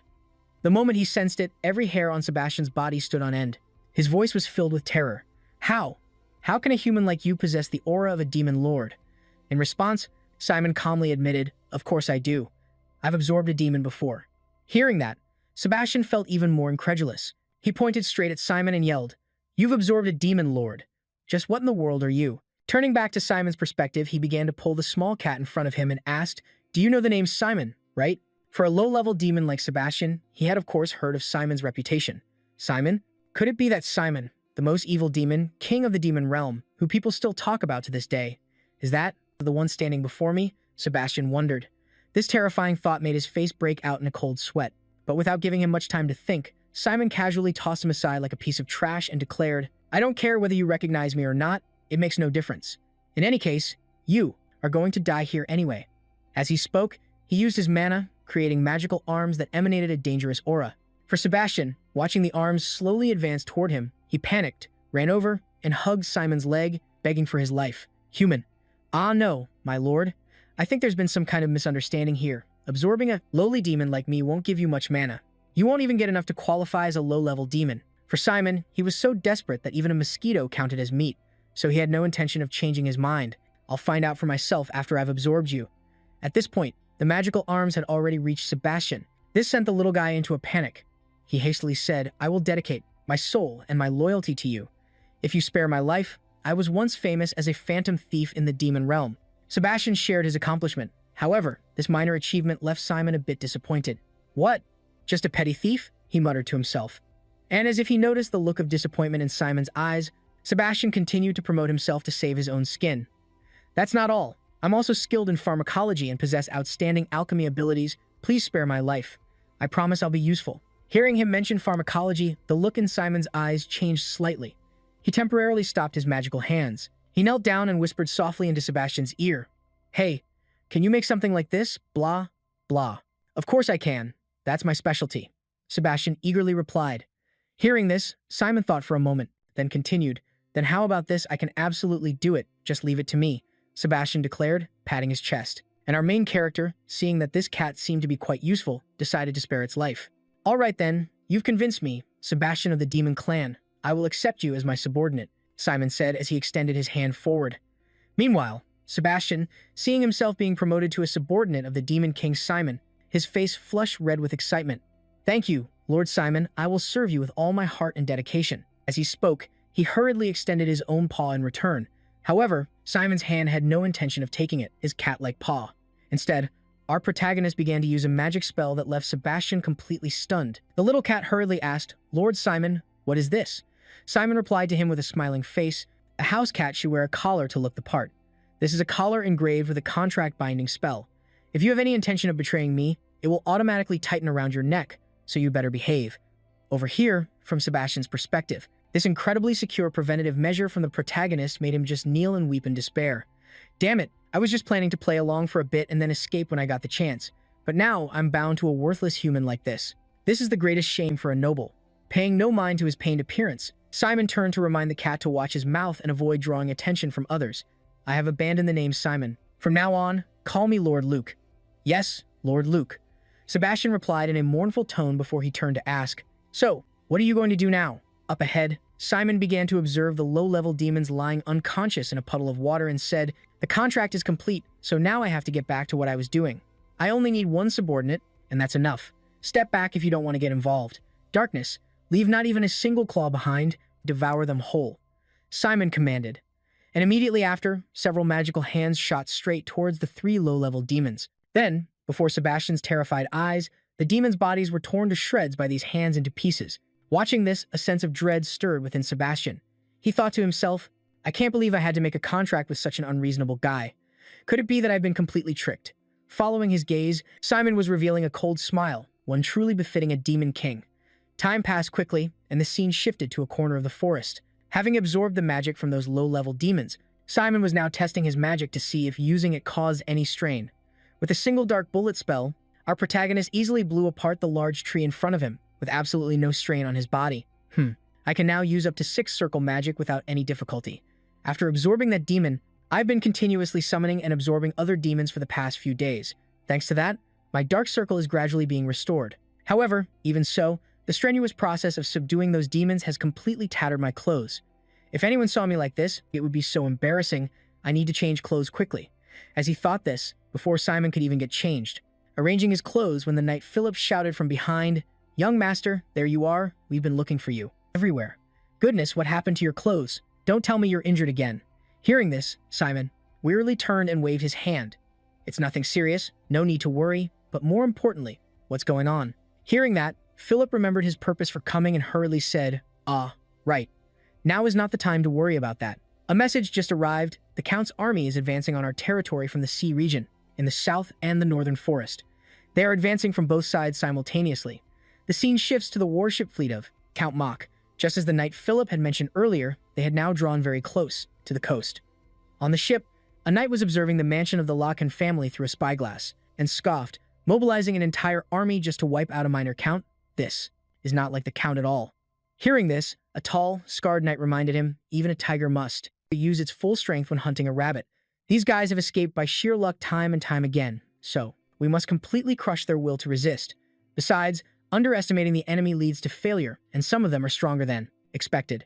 In response, the long-haired knight nodded as if in agreement, but in his heart, he secretly looked down on his comrade, acting all serious after losing in the arena. Haha, why would the Count give this loser another chance? I guess I have to admit he does know how to use his brain a little. The long-haired knight spoke up as rows of catapults and barricades had been erected on the coast. Subsequently, after waiting for the warship fleet to enter attack range, Butler Han shouted, directing his men, "All artillery, open fire. Do not let them approach the territory at any cost." Following the order, the soldiers quickly operated the catapults, launching volleys of fire arrows straight at the warships. However, the group of Mach's knights already had a countermeasure for this attack, a good effort. But you don't realize just how futile this action is. So this is what they mean by a cornered rat will fight back, but even so, it's completely useless. As this voice echoed from within one of the warship's cabins, the figure of a massive Jigon was slowly raised onto the deck. However, this was a rather special type of Jigon, because judging by its appearance, it seemed to be a mage Gigan. Sure enough, when faced with a barrage of fire arrows flying towards it, the mage Gigan just had to wave its staff once to create a protective shield, causing all the fire arrows to shatter on impact. On the shore, the soldiers stared at this with their eyes wide and jaws dropped. Magic? The Count's cavalry even has. Ancient rune knights? Inside the mage Gigan, the long-haired knight looked at the panicked state of Simon's group and sneered. "No matter how hard you try, you're all just a bunch of filthy rats." Speaking of ancient rune knights, they are a combination of a knight's aura and a mage's mana. An ancient rune knight is a term for those who could masterfully use both of those powers. Back on the battlefield, at this moment, one of our soldiers also turned to ask his teammate, "This is the first time I've ever seen an ancient rune knight. Is it really that powerful?" In response, his friend's expression became extremely tense as he explained. There was a time when they were considered half-baked failures, but ever since Jigon technology was developed, everything has changed. By linking with the mana stones inside the giant mechs, their power skyrocketed. They became monsters capable of using magic on par with the archmages in the tower. The scene shifts to the long-haired knight, who was currently chuckling to himself. Hey. It seems they tried their best to stop the ships carrying the Gigans, but it's all useless against me. With that, the long-haired knight quickly operated the control screen. Then, the Jigan mage was seen waving its scepter and using a skill called Ice Wave, easily freezing the entire sea surface before it in an instant. Not stopping there, he slammed the scepter in his hand onto the ship's deck, causing the area in front of it to suddenly erupt in an explosion of earth and rock. Countless rocks flew everywhere, leaving the soldiers of House Lacan no choice but to scatter like ducks. "Run! Hurry!" someone screamed. Looking at the result, the long-haired man felt extremely satisfied. "Now that all obstacles have been cleared, wipe them all out," he commanded. And right after his words, several Jigan knights began to land on the shore. With every step they took, the ground shook relentlessly. Meanwhile, among the group, the Jigan mage felt a bit disappointed and sneered. "Humph. I was hoping for a more epic battle, but it seems this ended even more easily than I imagined. It would have been more interesting if they had put up more of a fight." Contrary to his thoughts, the scarred knight felt that something was not quite right with the current situation. Glancing ahead, he saw no resistance or defense whatsoever from the Lacan estate. This made him suspicious. With this many units closing in, they hadn't deployed a single one of their own. What are they plotting? Despite this thought, the knight still piloted his Jigan forward quickly.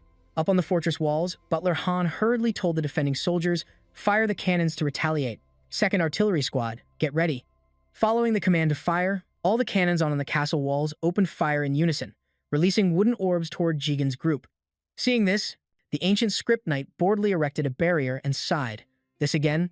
Try bringing out something a little more original." Beside him, the Jigan warriors also swung the swords in their hands, slicing the wooden barrels in half.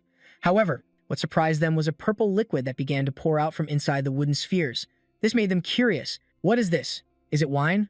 The words had barely left his mouth when suddenly, at the spots hit by the purple liquid, plumes of white smoke began to rise relentlessly.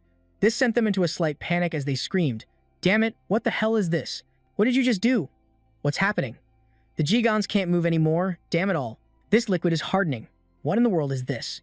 From a distance, Butler Han saw that the Jigan group was immobilized, so he seized the opportunity to attack. Now, while the enemy is in chaos, attack.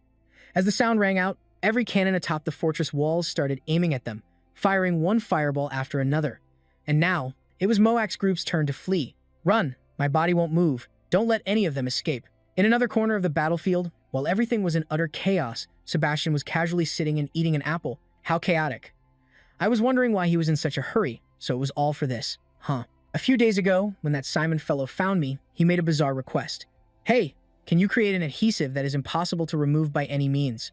At first, Sebastian thought it was impossible. In his hundreds of years of life, he had never heard of anything so absurd. It was impossible for such a thing to exist. Yet, it actually existed. Thinking about the threats Simon had made against him, inside Sebastian's heart, a wave of anger and humiliation welled up, so much so that his eyes welled with tears. How dare he treat me like this, using me so crudely? I will definitely repay this humiliation in full, but in any case, since I, the great Sebastian, personally took action, a result like this is only to be expected. I suppose I'll wait a little while until everything is over. And so, the cannons atop the fortress walls began to fire non-stop, while the Jigans, with their movements restricted, could do nothing but turn tail and run. On another side, within the fortress walls, the orange-haired golem engineer watched the scene unfold and couldn't help but gulp in astonishment, then shouted, "Impossible. I've never heard of any kind of potion with such an effect." Beside him, his companion in the iron helmet was equally astonished. "It can neutralize the Count's entire gigant unit in a single blow?" Could it be that that's one of their secret family techniques? However, this still wasn't enough. Many had been taken down, but there were also many that were still standing strong, especially those two giants in the middle. Those are clearly the new knight-class giants of the royal army. Following their gaze, the ancient language knight and Malon didn't have a single scratch on them. Back at the ancient language knight's position, although he was a bit surprised by Simon's group's trick, the knight was still extremely confident. He said, "Even a worm knows how to squirm. It seems they are stronger than I anticipated, but it's still not enough. I will finish you in a single blow." With that, he swung his scepter, controlling streams of water that formed into sharp spikes and shot straight toward the fortress gate. But just then, a voice suddenly rang out. "It won't be that easy." Phantom Sword, this voice belonged to a giant warrior from Simon's side. With just a few moves, this person was right in front of the ancient language knight, which made him feel a bit intrigued. "Oh, it seems an interesting one has appeared. But you look like you're on the verge of defeat." The words had barely left his mouth when Achilles was already beside him. With a single swing of its mace, the sheer weight pushed back the Jigan piloted by Philip. "He caught up to my speed," Philip muttered to himself. Heart. Meanwhile, Man also realized that Philip was the one controlling the Jigan in front of him. "So you've finally shown yourself. I've been waiting for this day for a long time." Hearing the familiar voice, Philip also felt a bit surprised and asked, "What? Weren't you dismissed? How did you manage to crawl all the way here?" In response, Mayon declared, "I've been given a precious opportunity, and as long as I defeat you this time, I will take you down fair and square." On the other side, Philip let out a mocking laugh. "So you're not even bothering to hide your identity at all? Revealing everything just like that, huh? Are you count specialists in lying? You're putting on a calm face, but it's over. Man shouted and began to charge forward to attack. Just like that, these two giants began to clash relentlessly. Meanwhile, the Rune Knight, who was watching from the side, could only shrug when he saw that his opponent had been stolen away, so he had no choice but to accept it. With a brute like him, Maon is the perfect opponent. What a shame, but it seems I'll have to deal with this one. So now, before him was the old gigant that Philip had once used in the gigant arena before. Looking at its dilapidated state, the mage almost burst out laughing. I know the Lacan family is poor, but to bring out an outdated piece of scrap metal like this is truly disappointing.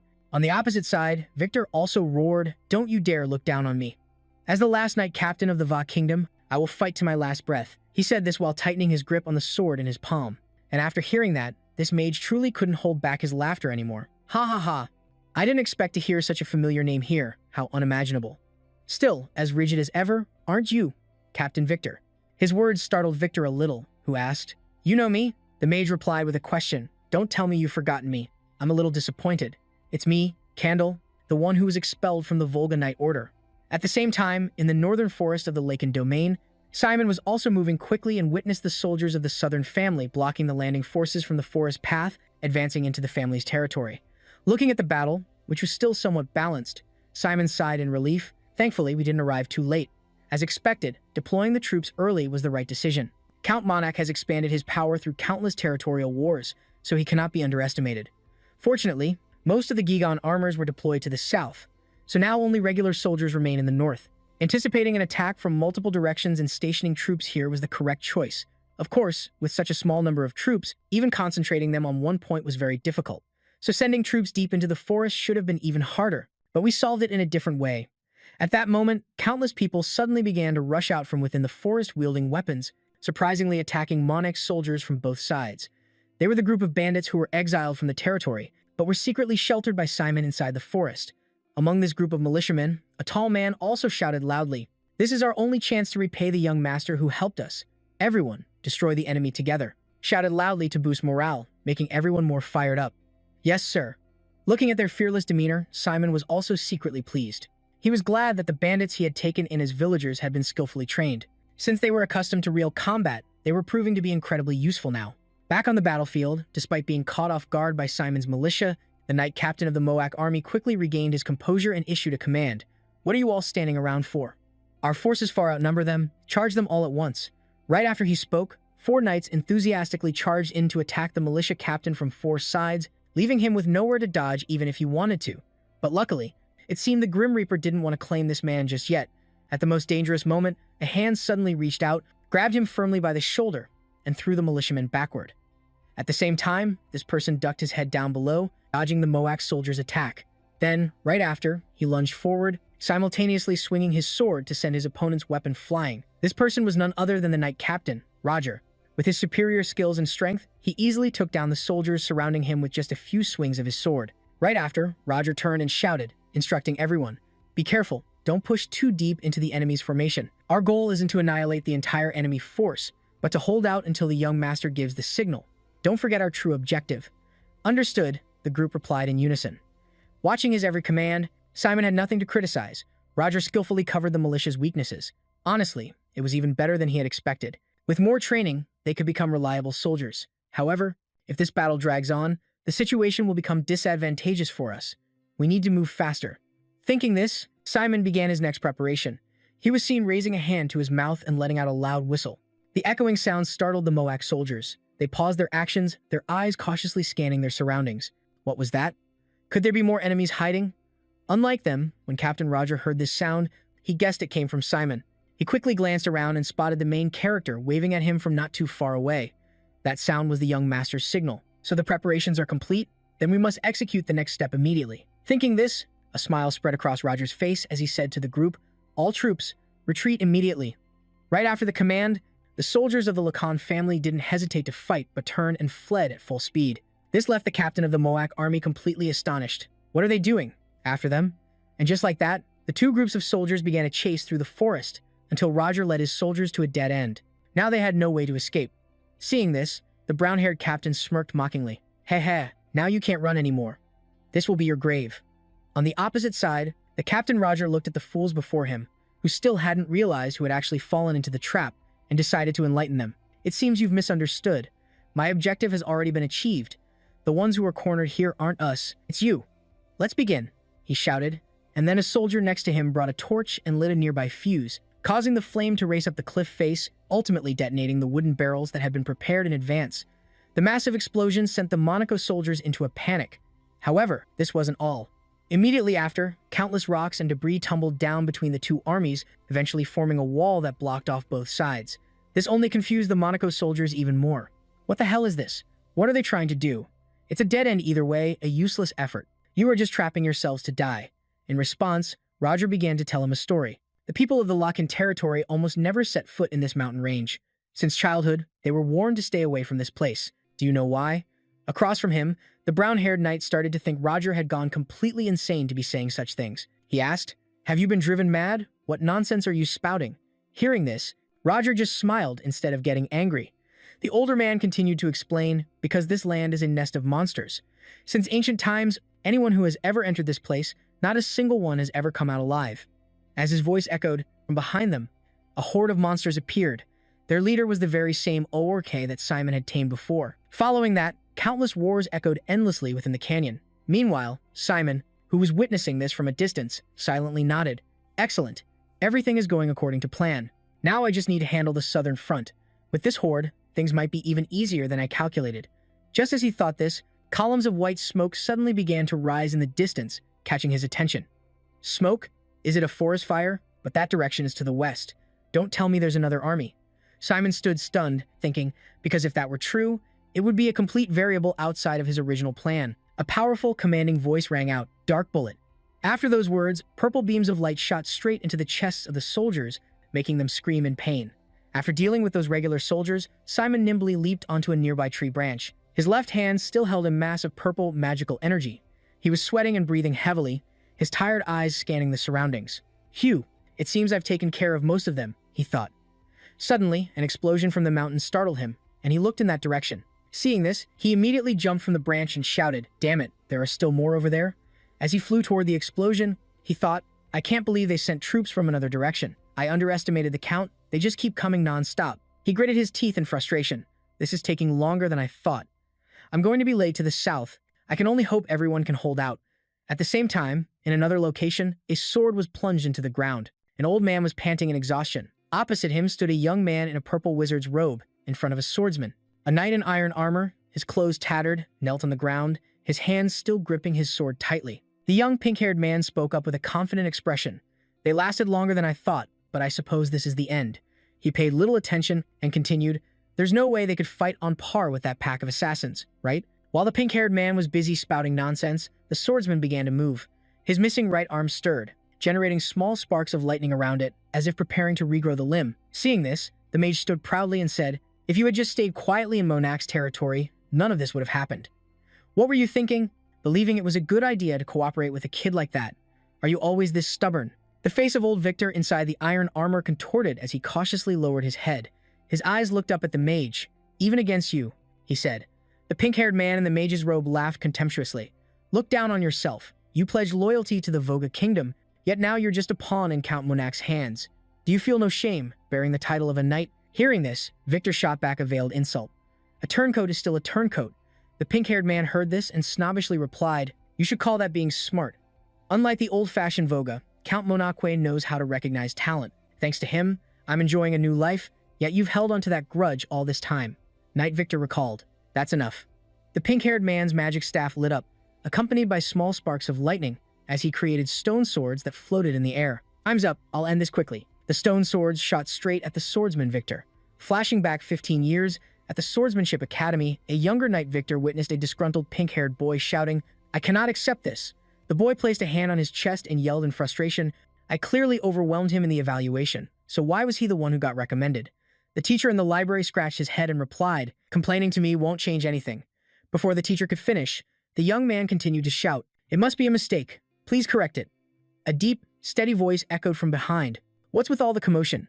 Seeing him, the teacher immediately stood up. "Ah, you're here, sir." Sir Victor frowned as he approached, his tone serious. "What's going on that's so noisy?" The pink-haired young man hurriedly ran towards Sir Victor. "Captain, you've come at the right time. I believe the recommendation results are wrong." Sir Victor walked over with a calm expression. If it's about that, then it was my order. The pink-haired boy couldn't believe his ears, asking in shock, "What?" Victor asked in return. "You used magic during the recommendation test, didn't you?" It seemed he had pinpointed the violation, leaving the pink-haired boy stunned. He broke into a sweat and stammered, "How did you?" Sir Victor frowned and reiterated the rule. Using anything other than swordsmanship in a match is against the rules. The pink-haired boy frantically explained, "But I integrated it into my sword style. It's my own creative method.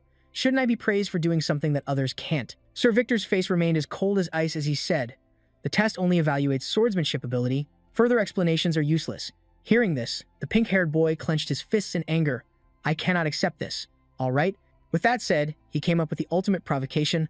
"Are you perhaps trying to hold me back?" His face tried to remain calm as he delivered the taunt. "Because you can't use magic, you feel threatened by my talent. How truly petty." Hearing this, Victor's face darkened as he looked down at the pink-haired boy. Not wanting to say more, he quickly turned his back and replied coldly, "I don't need to hear any more."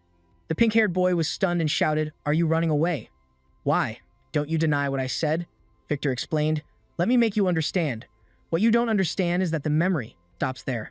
Back in the present battle, the powerful swordsman stood up and took a defensive stance, shattering the swords that were made from those small stones. Seeing this, the sorcerer asked, "Do you still wish to challenge me? The outcome will be the same. How foolish. This is the very power you once mocked. Now feel my true strength for yourself." With that, he once again controlled 4 massive pillars of water, aiming them straight at Victor. At this moment, Ken's face lit up, filled with excitement as he belittled the man he once looked down on. On the opposite side, Victor seemed completely unworried. As he spoke, he controlled his Gan, dodging left and right with incredible skill, and quickly closed in on Ken. However, Ken just scoffed and said, "Still moving. The same as always. It's useless." After speaking, he immediately began to create sharp spikes of ice, shooting them straight toward Victor. And although he swung his sword, shattering a few of the ice spikes, his body was still pierced by the others. Witnessing this scene, Ken was nearly ecstatic. He yelled, "Keep charging in. It's useless. My magic leaves no openings." In response, an incredibly calm voice came from the old man. "Let's see. You still haven't practiced your swordsmanship since that day, have you? I already stressed its importance to you. In a knight's battle, the most important thing is judging the distance to your opponent, and right now you are within my attack range." As he finished speaking, a gleam of light suddenly appeared in the Gan's eyes, and then its body suddenly unleashed a massive surge of power, shattering the restraint of the ice spikes, and simultaneously it launched a powerful sword strike at Ken's Gan, causing the container on its back to shatter as well. Seeing this, Victor also whispered, "In truth, I acknowledged your talent long ago. You had what it takes to become an ancient rune knight, but I was strict because relying solely on magic will only get you so far. You could have become the finest knight in all of Voga. What a pity." Then he continued, "Now, I'll go support you, Philip, or rather, I'd like to, but in this condition, this is as far as I can go. I'm sorry I couldn't be of more help. I'm counting on you." Returning to the battle between Philip and Mylon. Right now, Philip controlled his Gan to charge forward and unleash a powerful attack, but against the overwhelming power of a much larger Gan, Mylon simply swung the mace in his hand and easily sent the Gan flying into the wall, causing a huge explosion. Seeing this, Milan didn't rush to attack and instead paused for a moment. "Where are those skills you showed in the Gan arena? Did I overestimate you? Come on, a little bit longer." In response, our friend Philip also talked tough, acting as if after being defeated by me 2 times, he talked a big game, but inside, Philip was a nervous wreck. It's easy to say, but I'm in serious trouble now.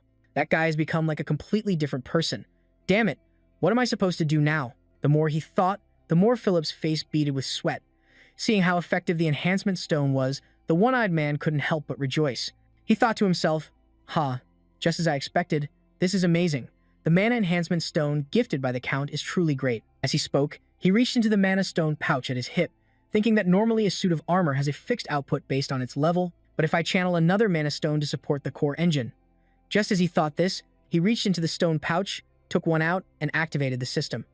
Upon receiving the command, the stone converted into energy, and from the control box, an invisible stream of energy was released, flowing into the armor. At that moment, the armor began to radiate an immense energy, its whole body enveloped in a blue light. Seeing the effect of the mana stone, he said gleefully, "I can push the engine past its limits and amplify its power." On the other side of the battlefield, Philip, the one-eyed man's opponent, was stunned by his enemy's sudden surge in power. He thought, damn it, his mana is stronger now. A grim expression appeared on Philip's face, his eyes widening as he stared at the enemy's armor and exclaimed, "What the hell?" Seeing his reaction, the one-eyed man said, Trying to stall for time with trash talk is useless. As he spoke, the one-eyed man's expression turned savage. He declared, "I'm going to finish you in a single blow." He then ordered his armor to launch an attack toward Philip's. The armor's eyes flashed, and it swung its iron flail over its head, bringing it down on Philip's armor. Seeing this, Philip quickly commanded his armor to move and evade the attack. As he retreated, Philip thought, "It's powerful but slow. I still have the advantage if I can just quickly increase the distance." Just as he had that thought, he pushed his armor to move faster. Suddenly, from behind him, the one-eyed man's flail shot forward, aiming for him. Startled by the unexpected attack, Philip commanded his armor to lunge forward, tumbling to the ground to evade the attack, completely stunned by his opponent's assault. Philip thought grimly, "He's even faster than me." Without giving Philip a moment to think, the one-eyed man yelled, "There's no escape." The iron flail swung overhead and came crashing down toward Philip. He deftly dodged the weapon, which missed his left hip by a mere inch. He swiftly grabbed the chain, using the momentum to spring away from the one-eyed man's armor, then immediately dashed back in, weaving behind the one-eyed man's armor to deliver a slash at its neck. But in that same moment, the one-eyed man's armor spun around, grabbing Philip's leg with its hand and yanking forcefully. Philip was horrified, thinking, "He can keep up with the speed of my magic sword?" Without delay, the one-eyed man hurled Philip away with great force. His armor was sent flying, crashing into a wall and creating a massive explosion. Seeing how things turned out, Philip couldn't help but think, "This is really bad, the difference. The power gap is getting bigger, and I thought I'd at least have an advantage in speed." Philip couldn't help but frown, thinking, sitting in the cockpit, his heart was burning with anxiety. But now he's caught up to me too. Am I really not good enough in the end? Good? At this thought, he suddenly clenched his fists, trembling and unable to speak. He remembered the Jogger of the past, wishing Jogger were here. Philip sighed to himself. An image of Jogger appeared in his mind, that strict and tough demeanor now seemed so real in his head.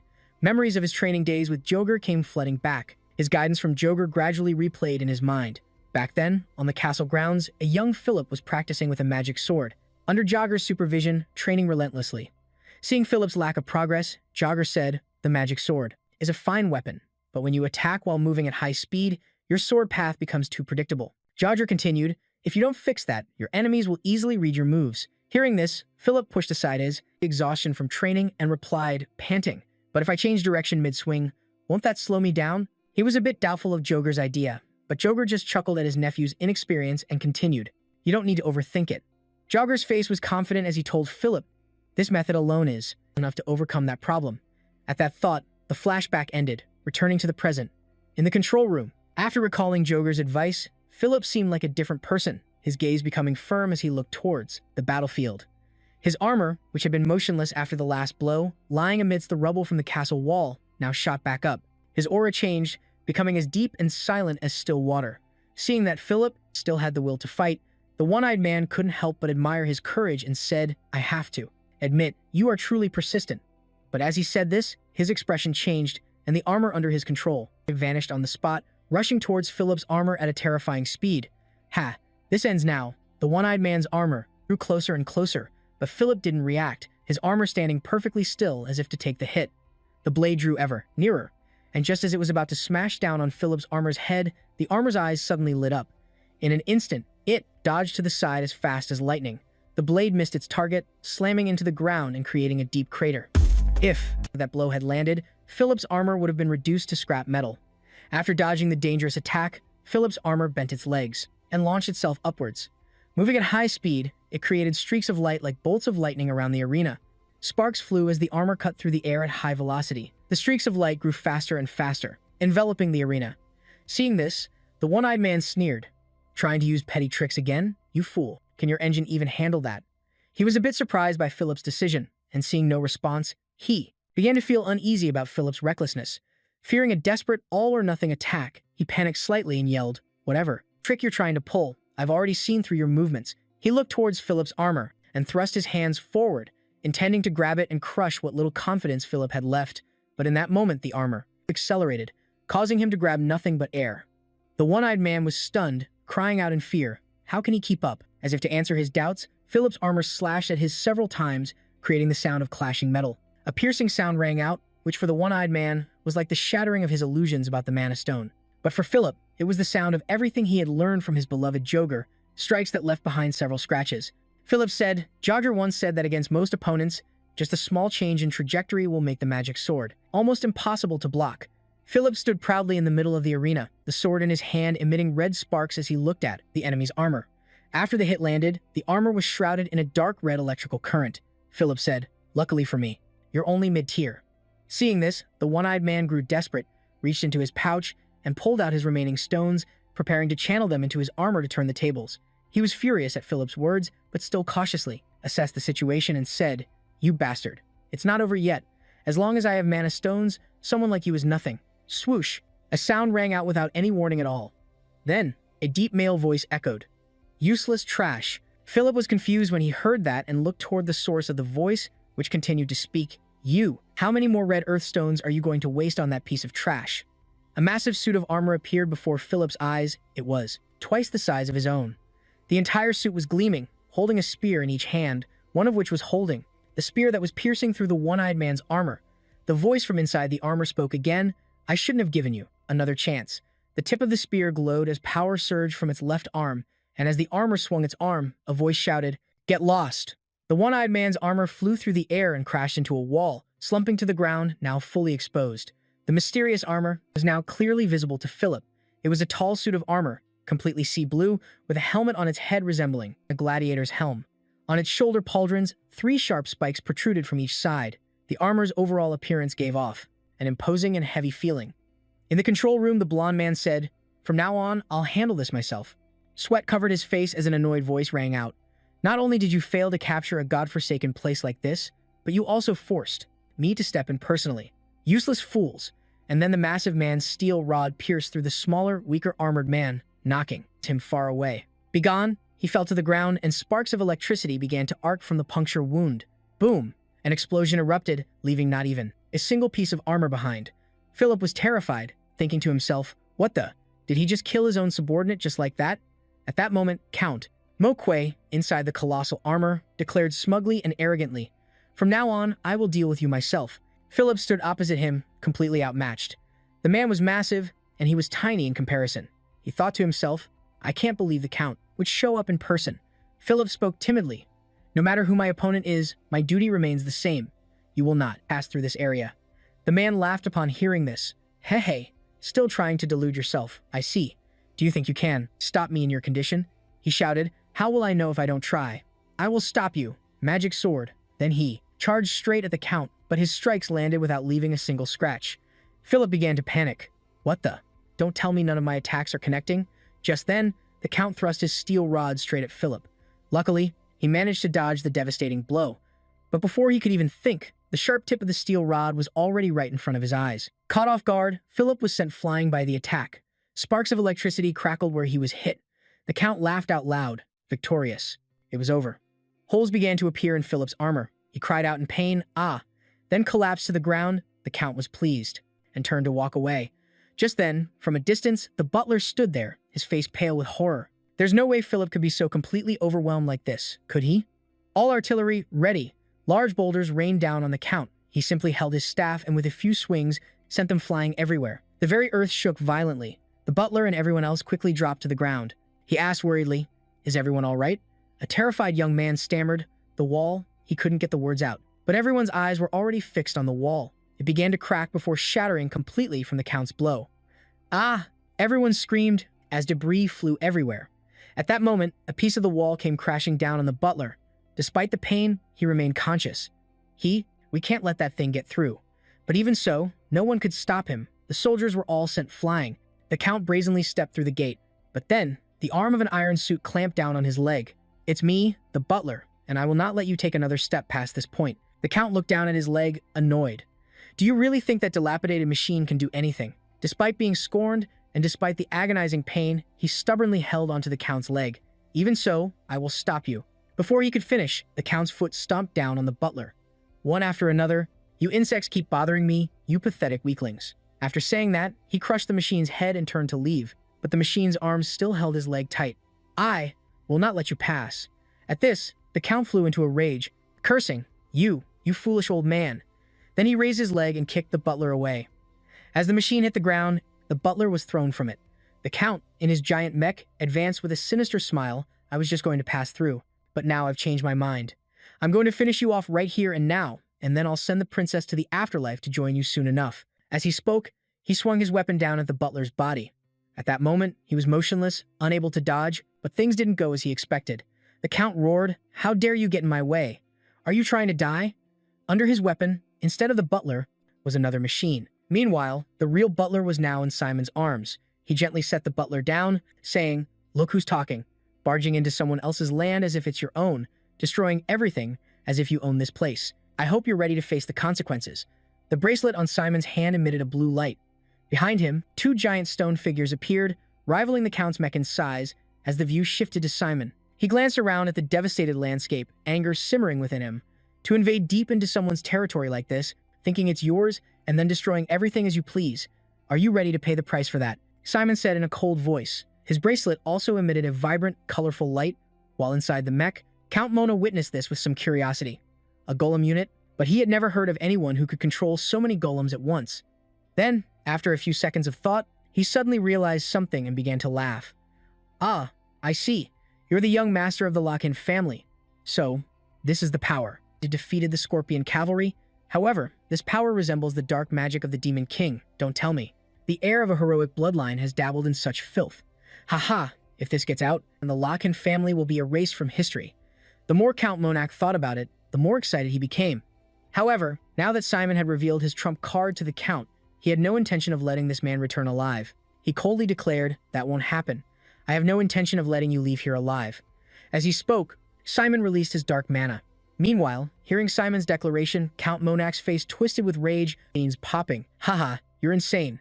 You think those ragged golems can stand against my Jigen of mine?" The moment the words left his mouth, Count Monak commanded his Jigen to charge forward and attack. In response, Simon unleashed his magic, creating tendrils of dark energy that wrapped around Monak's body. This left him a bit confused. What kind of trick is this now?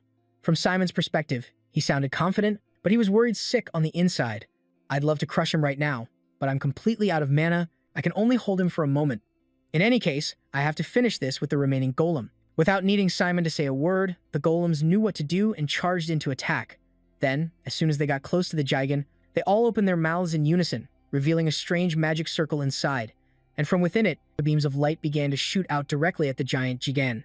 The power of the attack was not small at all, causing a massive explosion upon impact. Dust and smoke filled the air, but unfortunately, when the smoke cleared, the figure of Count Monak reappeared. The body of the Jigen he controlled was only slightly scratched. How pathetic. After all that boasting, is that all you've got? Hearing this, Simon calmly replied, "I'm not done yet." This made Monak a little flustered. He hurriedly scanned his surroundings and realized he had been surrounded by Simon's stone golems. Next, they reached out their hands and clasped them together, forming a cage that trapped Monak inside. However, upon seeing this tactic from the golems, Count Monak couldn't help but laugh. "Are you kidding me? You can't win, so now you want to imprison me? Do you really think this trick will work?"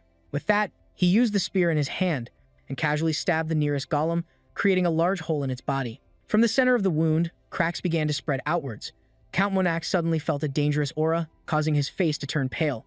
What the hell is this? The moment he spoke, a huge explosion erupted from within the cage, sending earth and stone flying everywhere. As for Simon, he let out a sigh of relief internally. "It's a good thing I prepared a tier 4 core inside that golem. What a shame. It'll take quite some time to make another one," he thought. However, Simon had still underestimated the power of a high-level Jigen. Even with that massive explosion, the Jigen's body was completely unharmed, only served to make Count Monakwe bleed a little more. "Is that all you've got? If your goal was to piss me off, then congratulations. You've succeeded. Don't expect an easy death," he said as he gently wiped away a bit of blood from his mouth. Meanwhile, Simon was also getting a headache from that Jigen's defensive capabilities. He cursed inwardly. Damn it, what the hell is that Jigen made of? To withstand a level 4 explosion without a scratch is just absurd. As he thought this, a strange sound suddenly came from the Jigen's left leg, which seemed to make Simon notice something. Simon spoke up. "You don't have the right to talk like that." Monake replied with a cold roar.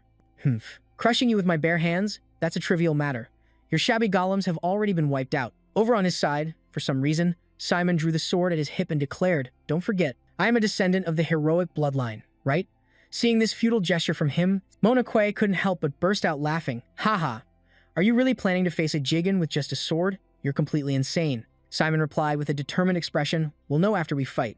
With that, he took the initiative and charged forward to attack first.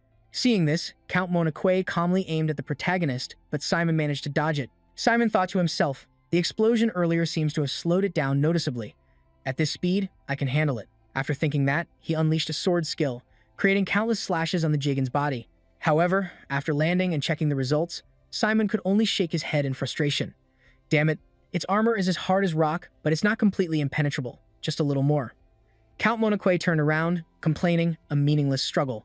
With that, he executed a spin, swinging his massive spear straight at the protagonist's small body. Fortunately, Simon reacted in time and moved his sword to the side to block the blow. However, its weight still sent his body flying into the air. He landed 1 foot on top of the castle wall, but before he could regain his balance, Count Monokwe's sharp spearhead lunged at him, forcing Simon to haul ass and run. On the wall, countless large holes appeared, left by the Count's spear. Monokwe. While running, Simon was also calculating inwardly, damn it, just a little more. It feels like if I just persist a little longer, but my stamina is about to run out. As he thought this, he suddenly noticed that the Jigen's left shoulder seemed to be malfunctioning somehow. Unaware of this, Count Monokwe, seeing Simon running like a rat, said in annoyance, "Still running like that? Such big words earlier, don't make me laugh." With that, he crossed the 2 spears in his hands, as if preparing to unleash some kind of special technique. Next, he was seen swinging both spears at the same time, causing the ground to be torn apart. After unleashing the attack, Count Monokwe smiled and roared, as if certain that Simon would be finished after that attack. What a nuisance. However, when he widened his eyes to look down, he couldn't see Simon's figure anywhere. At that moment, by some miracle, Simon had not only escaped the attack, an attack while he was still standing on the tip of Count Monak's spear.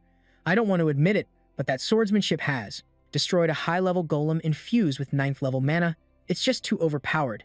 Hearing a familiar sound from behind him, Monak quickly turned his head to look. Since when did he speak? Then he noticed that the left shoulder of Jan was malfunctioning and shouted, "What the? Since when was my left shoulder smashed like this? Damn it, you useless piece of iron, move. I told you to move," Count Monak roared. Meanwhile, seeing this, Simon also took this opportunity to attack. I haven't mastered this technique yet, but if I can just cut that thing with this move, please just one time. The protagonist thought to himself, seizing the chance.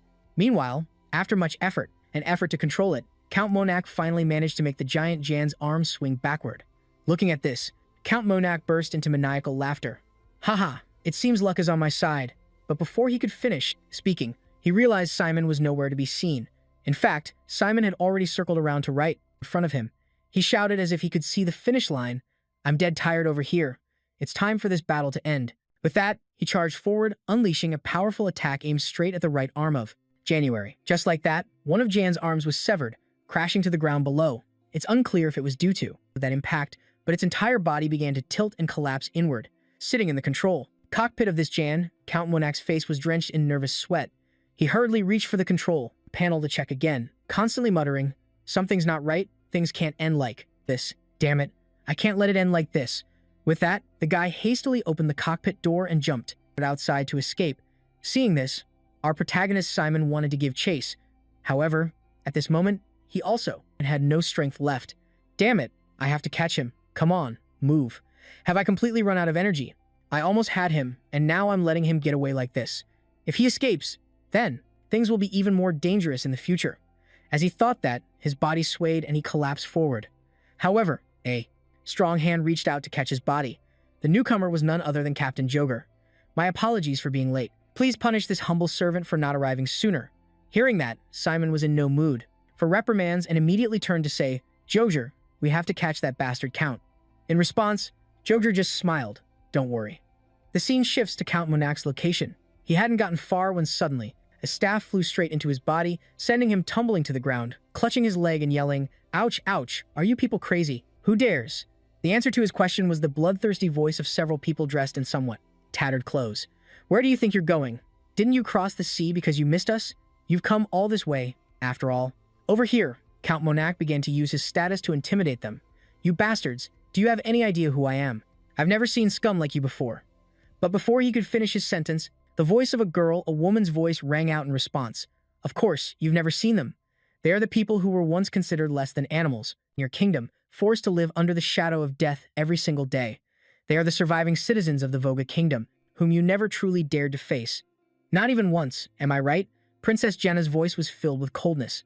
Seeing her appear, Count Monak also quickly lowered his voice and explained, "Princess Jenna, I did all of this just to conquer your heart. If I went too far, I apologize. Please forgive me." Towards Gina, She was obviously not the foolish type to easily believe such words. She turned her face away, saying coldly, "I am not the only one you should be asking for forgiveness, and besides, to apologize only now is truly shameless." At her words, Count Monac's entire body trembled with anger, but he had to suppress it for the sake of his life. "It can't be. Gina, you're a saintess, aren't you? Please, let me live." In response to this question, a brown-haired young man in the group, stroking the staff in his hand, said with a smile, "Even if a god were to stand in my place, no one could forgive the crimes you have committed." The Count looked at their faces filled with killing intent. Monac panicked and screamed loudly, "You lowlifes, get away from me, you scum! Do you have any idea who I am? Get away from me!" Back to Simon, watching Count Monac being cared for so very attentively by the refugees, he also let out a satisfied laugh. "Haha, a fitting end for that disgusting pig. What about the others? Has everything been handled properly?"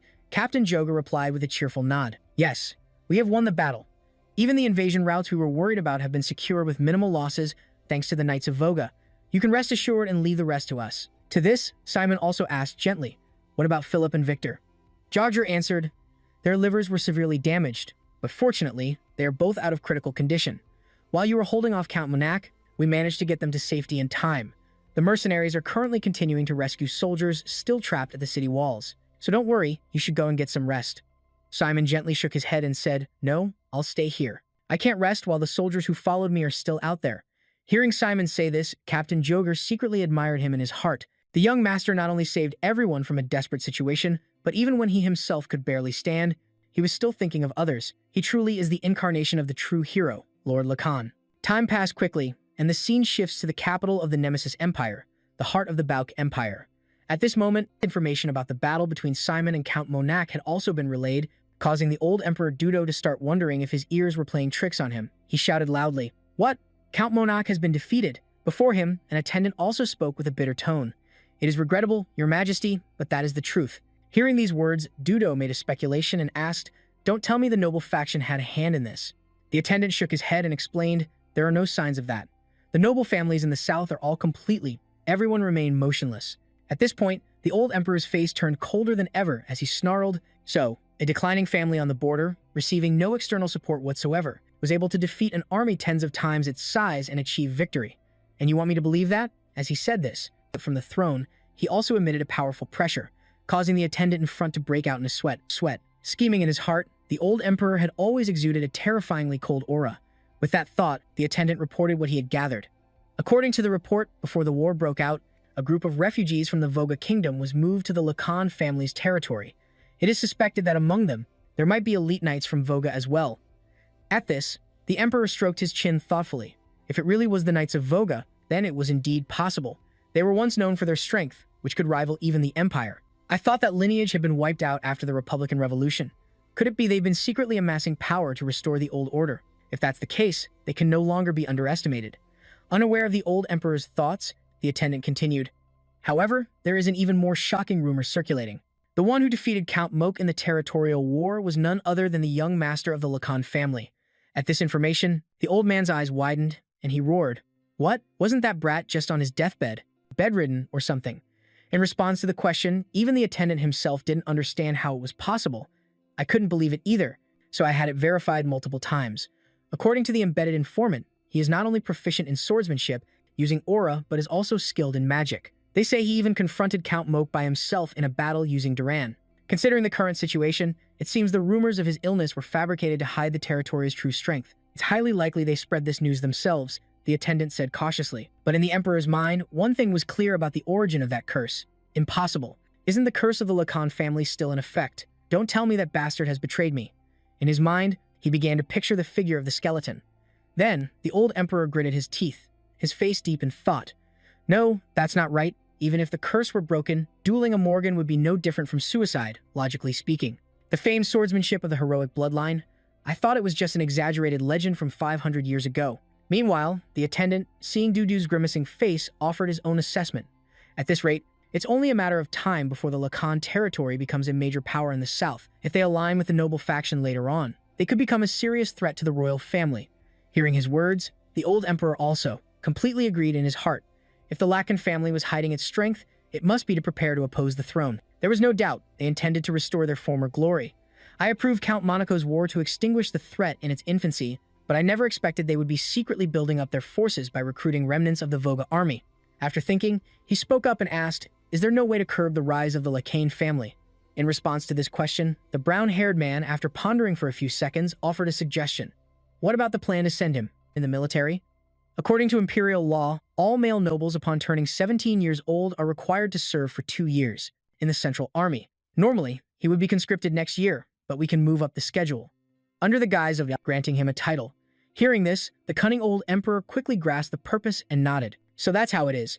If we have him in our hands, then the territory won't dare to make a move. The brown-haired man nodded and added, "Exactly. And besides, no one knows what might happen on the battlefield." Just like that, the two of them exchanged a cunning smile. After they had their fill of laughing, Dudu didn't hold back his praise. "You're a real asset. You always know what I want. Now, send a royal decree to the Lacane territory with congratulations for winning the territorial war." At a large, luxurious mansion, a voice suddenly echoed from one of the rooms. "Sorry for being late." As Lip opened the door, he scratched his head and explained sheepishly, "I just completed the mission the young master assigned me. Has the meeting started yet?" When he saw the scene inside, he was rendered speechless with astonishment. One could only see that everyone had a gloomy and somber expression. He asked doubtfully, "What's with this atmosphere?" Philip, flustered, asked Joger, "Shouldn't we be having a victory party or something?"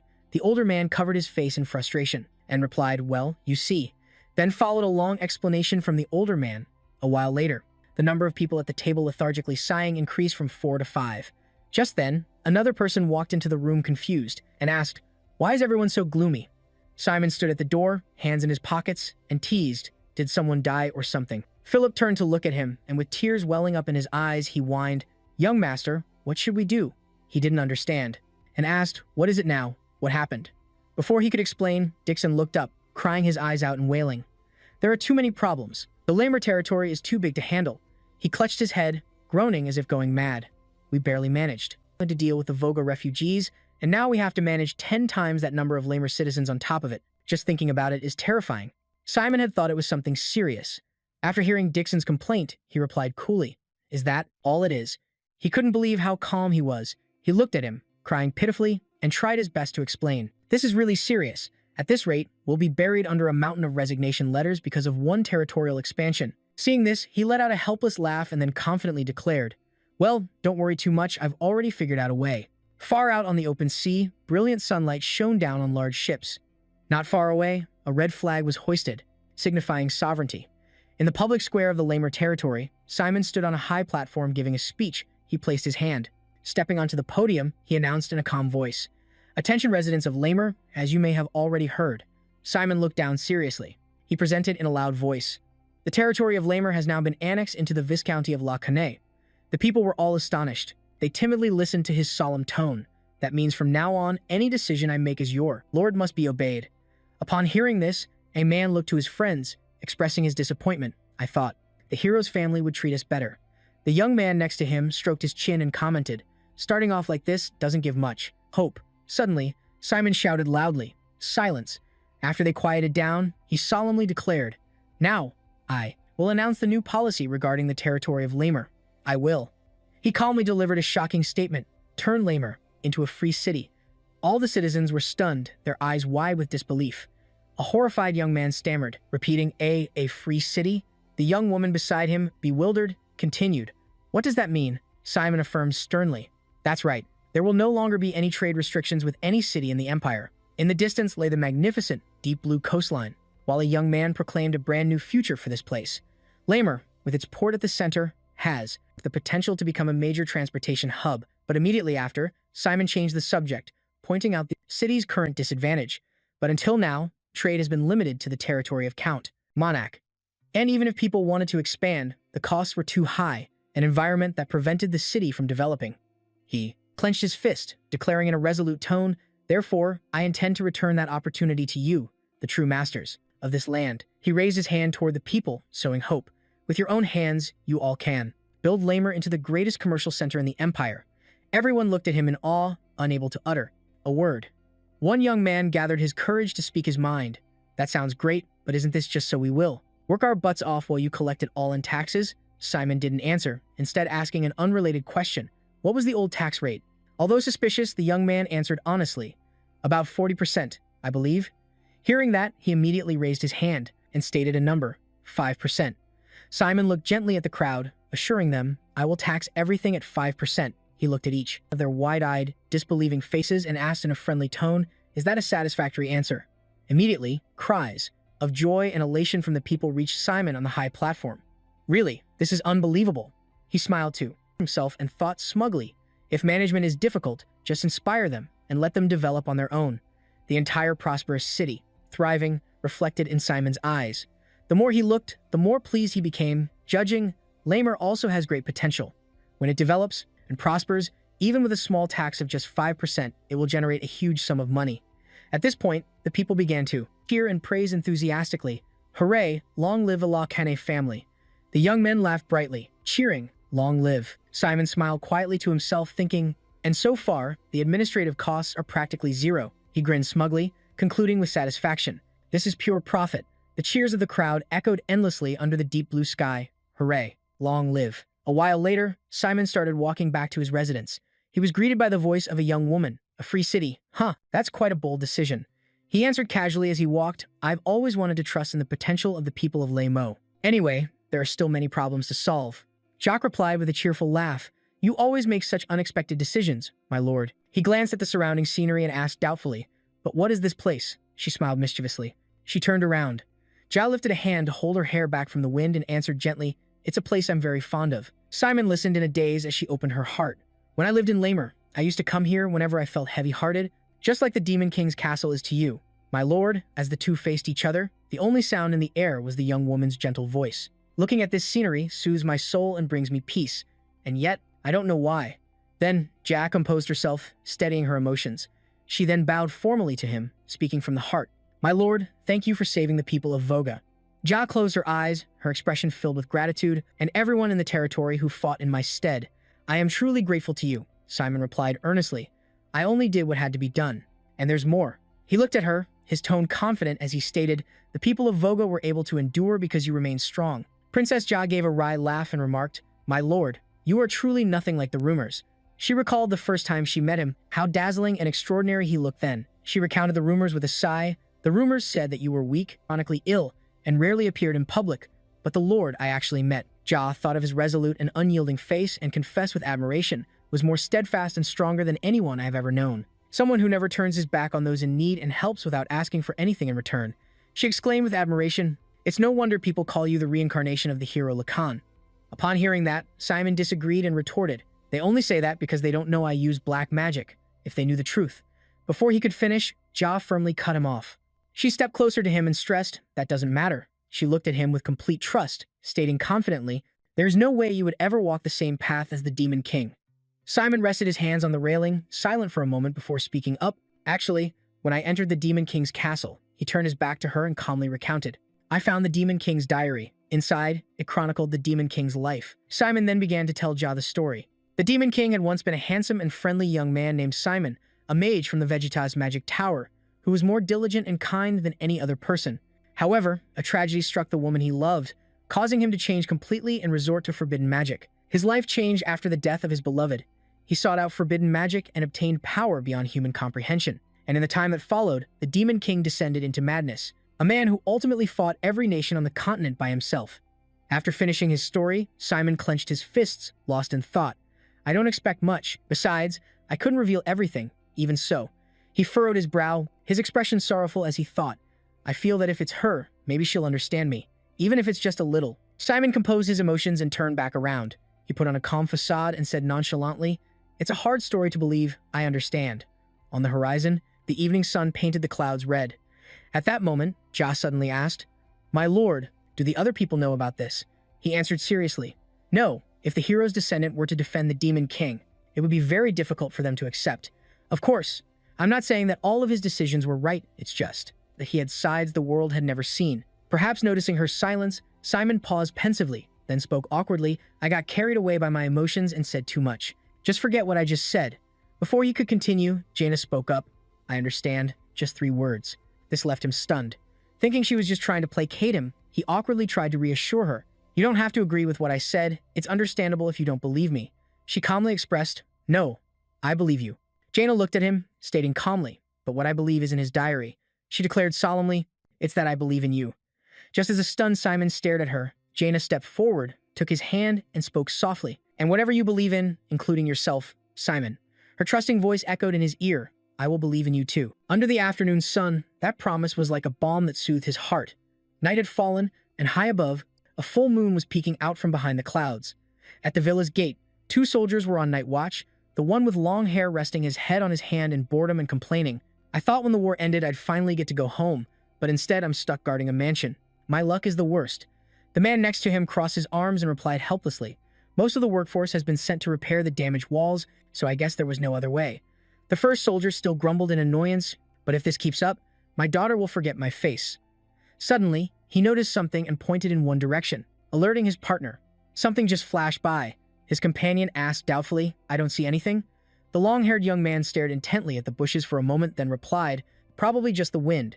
But in the few seconds he was distracted, his companion instantly collapsed to the ground, his condition unknown. The young man shouted in fear, "Hey, what the?" But behind him, only a shadowy figure flickered into view, and then he, too, fell to the ground with a thud. In the sky, the clouds slowly drifted away, revealing a brilliant moon. A member of the demon race pulled down his hood and asked, "Is this the place?" He looked at the mansion before him, calmly confirming Princess Jaina's residence within the villa. The soldiers who should have been on alert were unconscious on the ground. Not only them, but the surrounding servants had also fainted. In front of a room, two cloaked figures were investigating inside. Soon after, the door opened, revealing a bed with someone lying in it. One of them stepped forward and pulled down the blanket, but the bed was empty. The blonde-haired one's eyes widened in shock, and at that moment, Simon's voice suddenly echoed in the silent space, "I don't recall inviting anyone over." He was seen sitting right on the windowsill, looking at the two elves. He smiled arrogantly and remarked, "The scent of sleeping incense is all over the mansion, so strong that if I didn't have an antidote, I would have collapsed too." When he got a clear look at their faces under their hoods, he asked in confused surprise, "But wait, a dark elf, a race that usually hides deep in the forest, why are you here?" The two ignored him and just looked at each other. Then in the next second, they quickly tried to flee. Simon leaned out to look at them and said, "Don't be foolish." In an instant, shadowy figures appeared and surrounded the long-haired elf. He was terrified and in disbelief, judging dark magic. Seeing his partner captured, the other one quickly took out a crossbow and fired an arrow. The sharp arrowhead severed the shadow, binding the long-haired elf. Simon commented in surprise, "It's been a while since someone managed to break that barrier. It seems you're stronger than you look." After rescuing his comrade, the other one rushed forward, aiming his crossbow at him to attack. He quickly jumped down to dodge the arrow, confidently declaring, "But unfortunately, you've chosen the wrong opponent." Suddenly, from behind Simon, another one lunged forward, slashing with a dagger. As he dodged, his mind raced. There's still one more. If it's a dark elf? He raised his hand, revealing a strange bracelet, the crystal on it suddenly flashing with a blue light. A dog made of stone appeared, lunging forward to bite the one with the dagger. He glanced at the man and smugly declared, "I've fought against all sorts of enemies." Seeing this, another one tried to run over and help his comrade, but the stone dog immediately blocked his path. Simon casually advised, "Don't underestimate it. This combat golem is embedded with a high-grade stone." Standing amidst his golems, he leisurely questioned them. "Now then, who sent you?" He looked at the two elves before him and calmly deduced, "Proud elves like you wouldn't easily side with the Emperor." Then he mused, "Perhaps it's the opposition." Suddenly, one of the elves quietly pulled out an orb. Simon was startled, his eyes widening in shock. He saw the long-haired one toss the orb in his hand, and it suddenly emitted a blinding light, forcing him to cover his face. When he lowered his hand, he only saw the window wide open and the elves were gone. They ran away?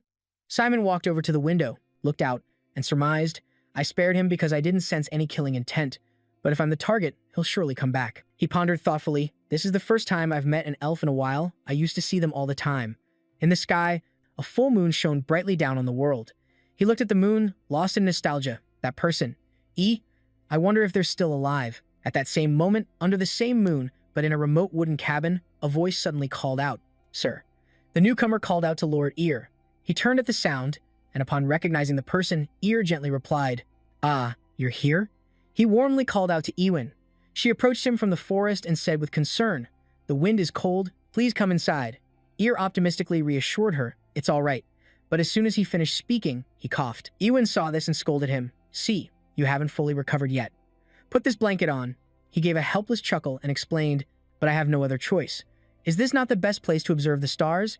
She disapproved, criticizing, "If you keep stargazing like this, you'll become a star yourself one day." Seeing this, Ear decided to change the subject, Actually, I was about to call for you. It's good timing. She understood and pointed out, is it about the Dark Elves?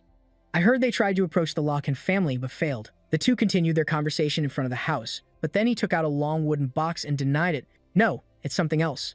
Ear handed the box to Ewan and said, go ahead and open it. The moment she opened it, she was struck with awe and shock.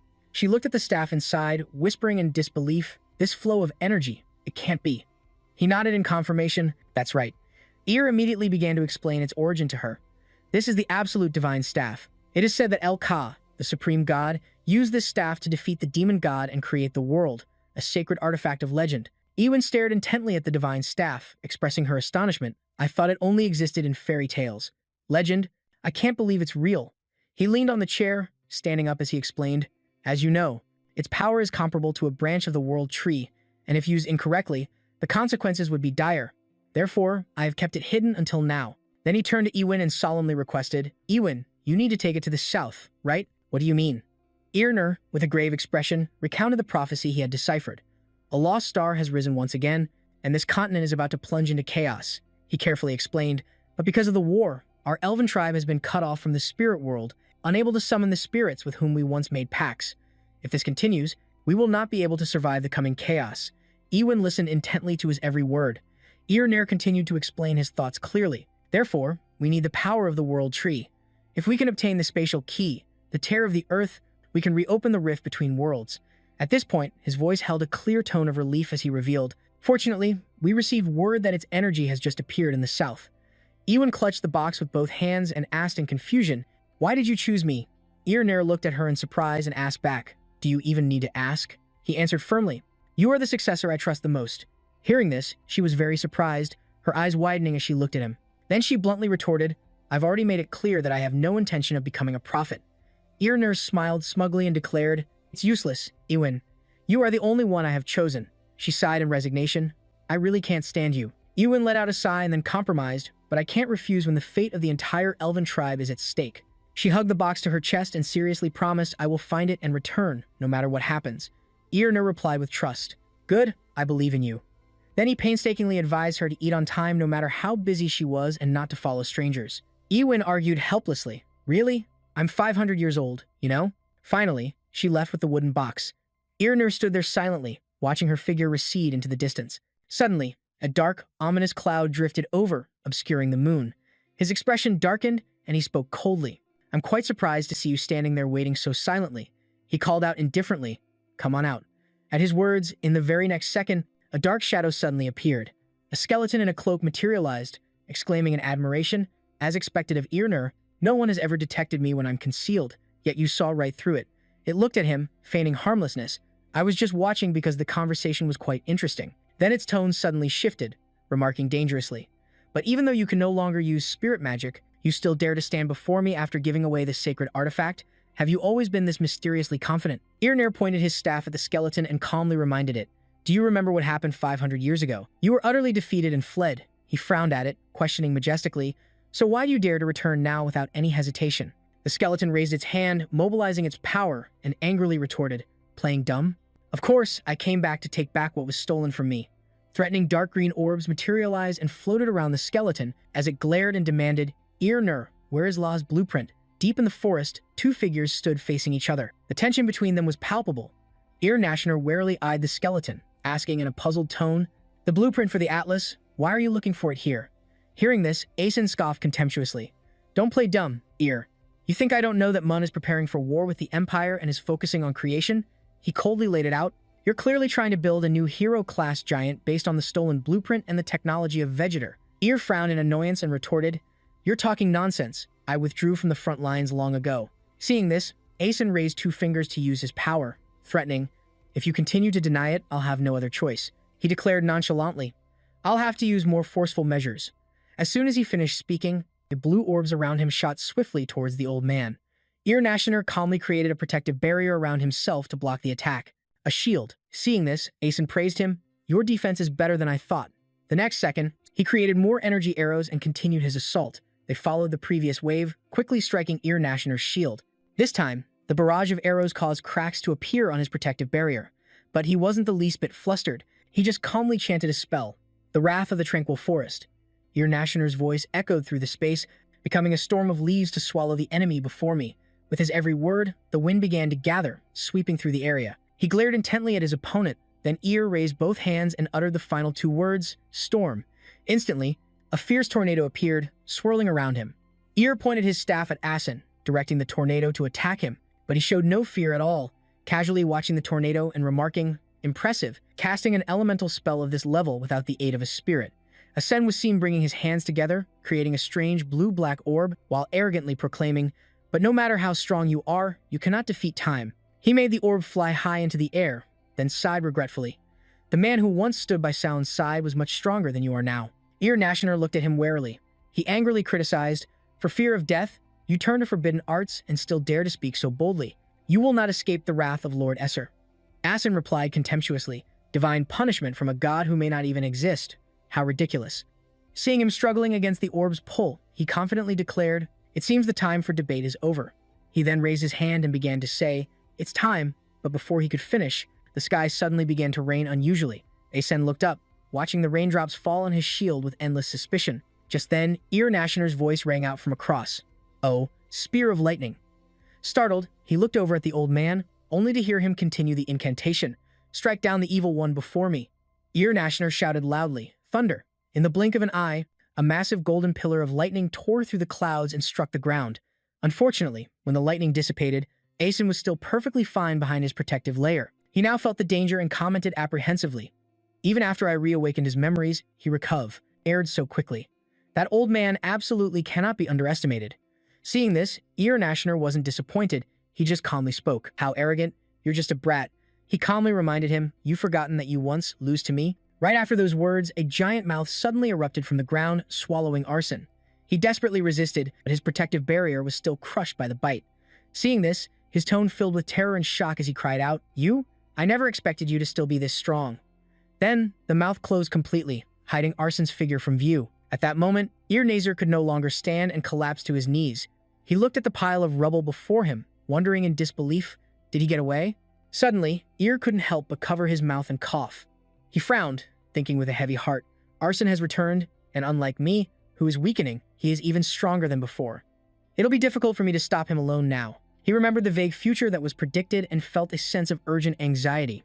So the prophesied apocalyptic war has finally begun. Ear looked at the blood on his hand, praying impatiently, "Ewan, please, hurry here." Far from the forest, a great distance away, sunlight shone on a luxurious mansion.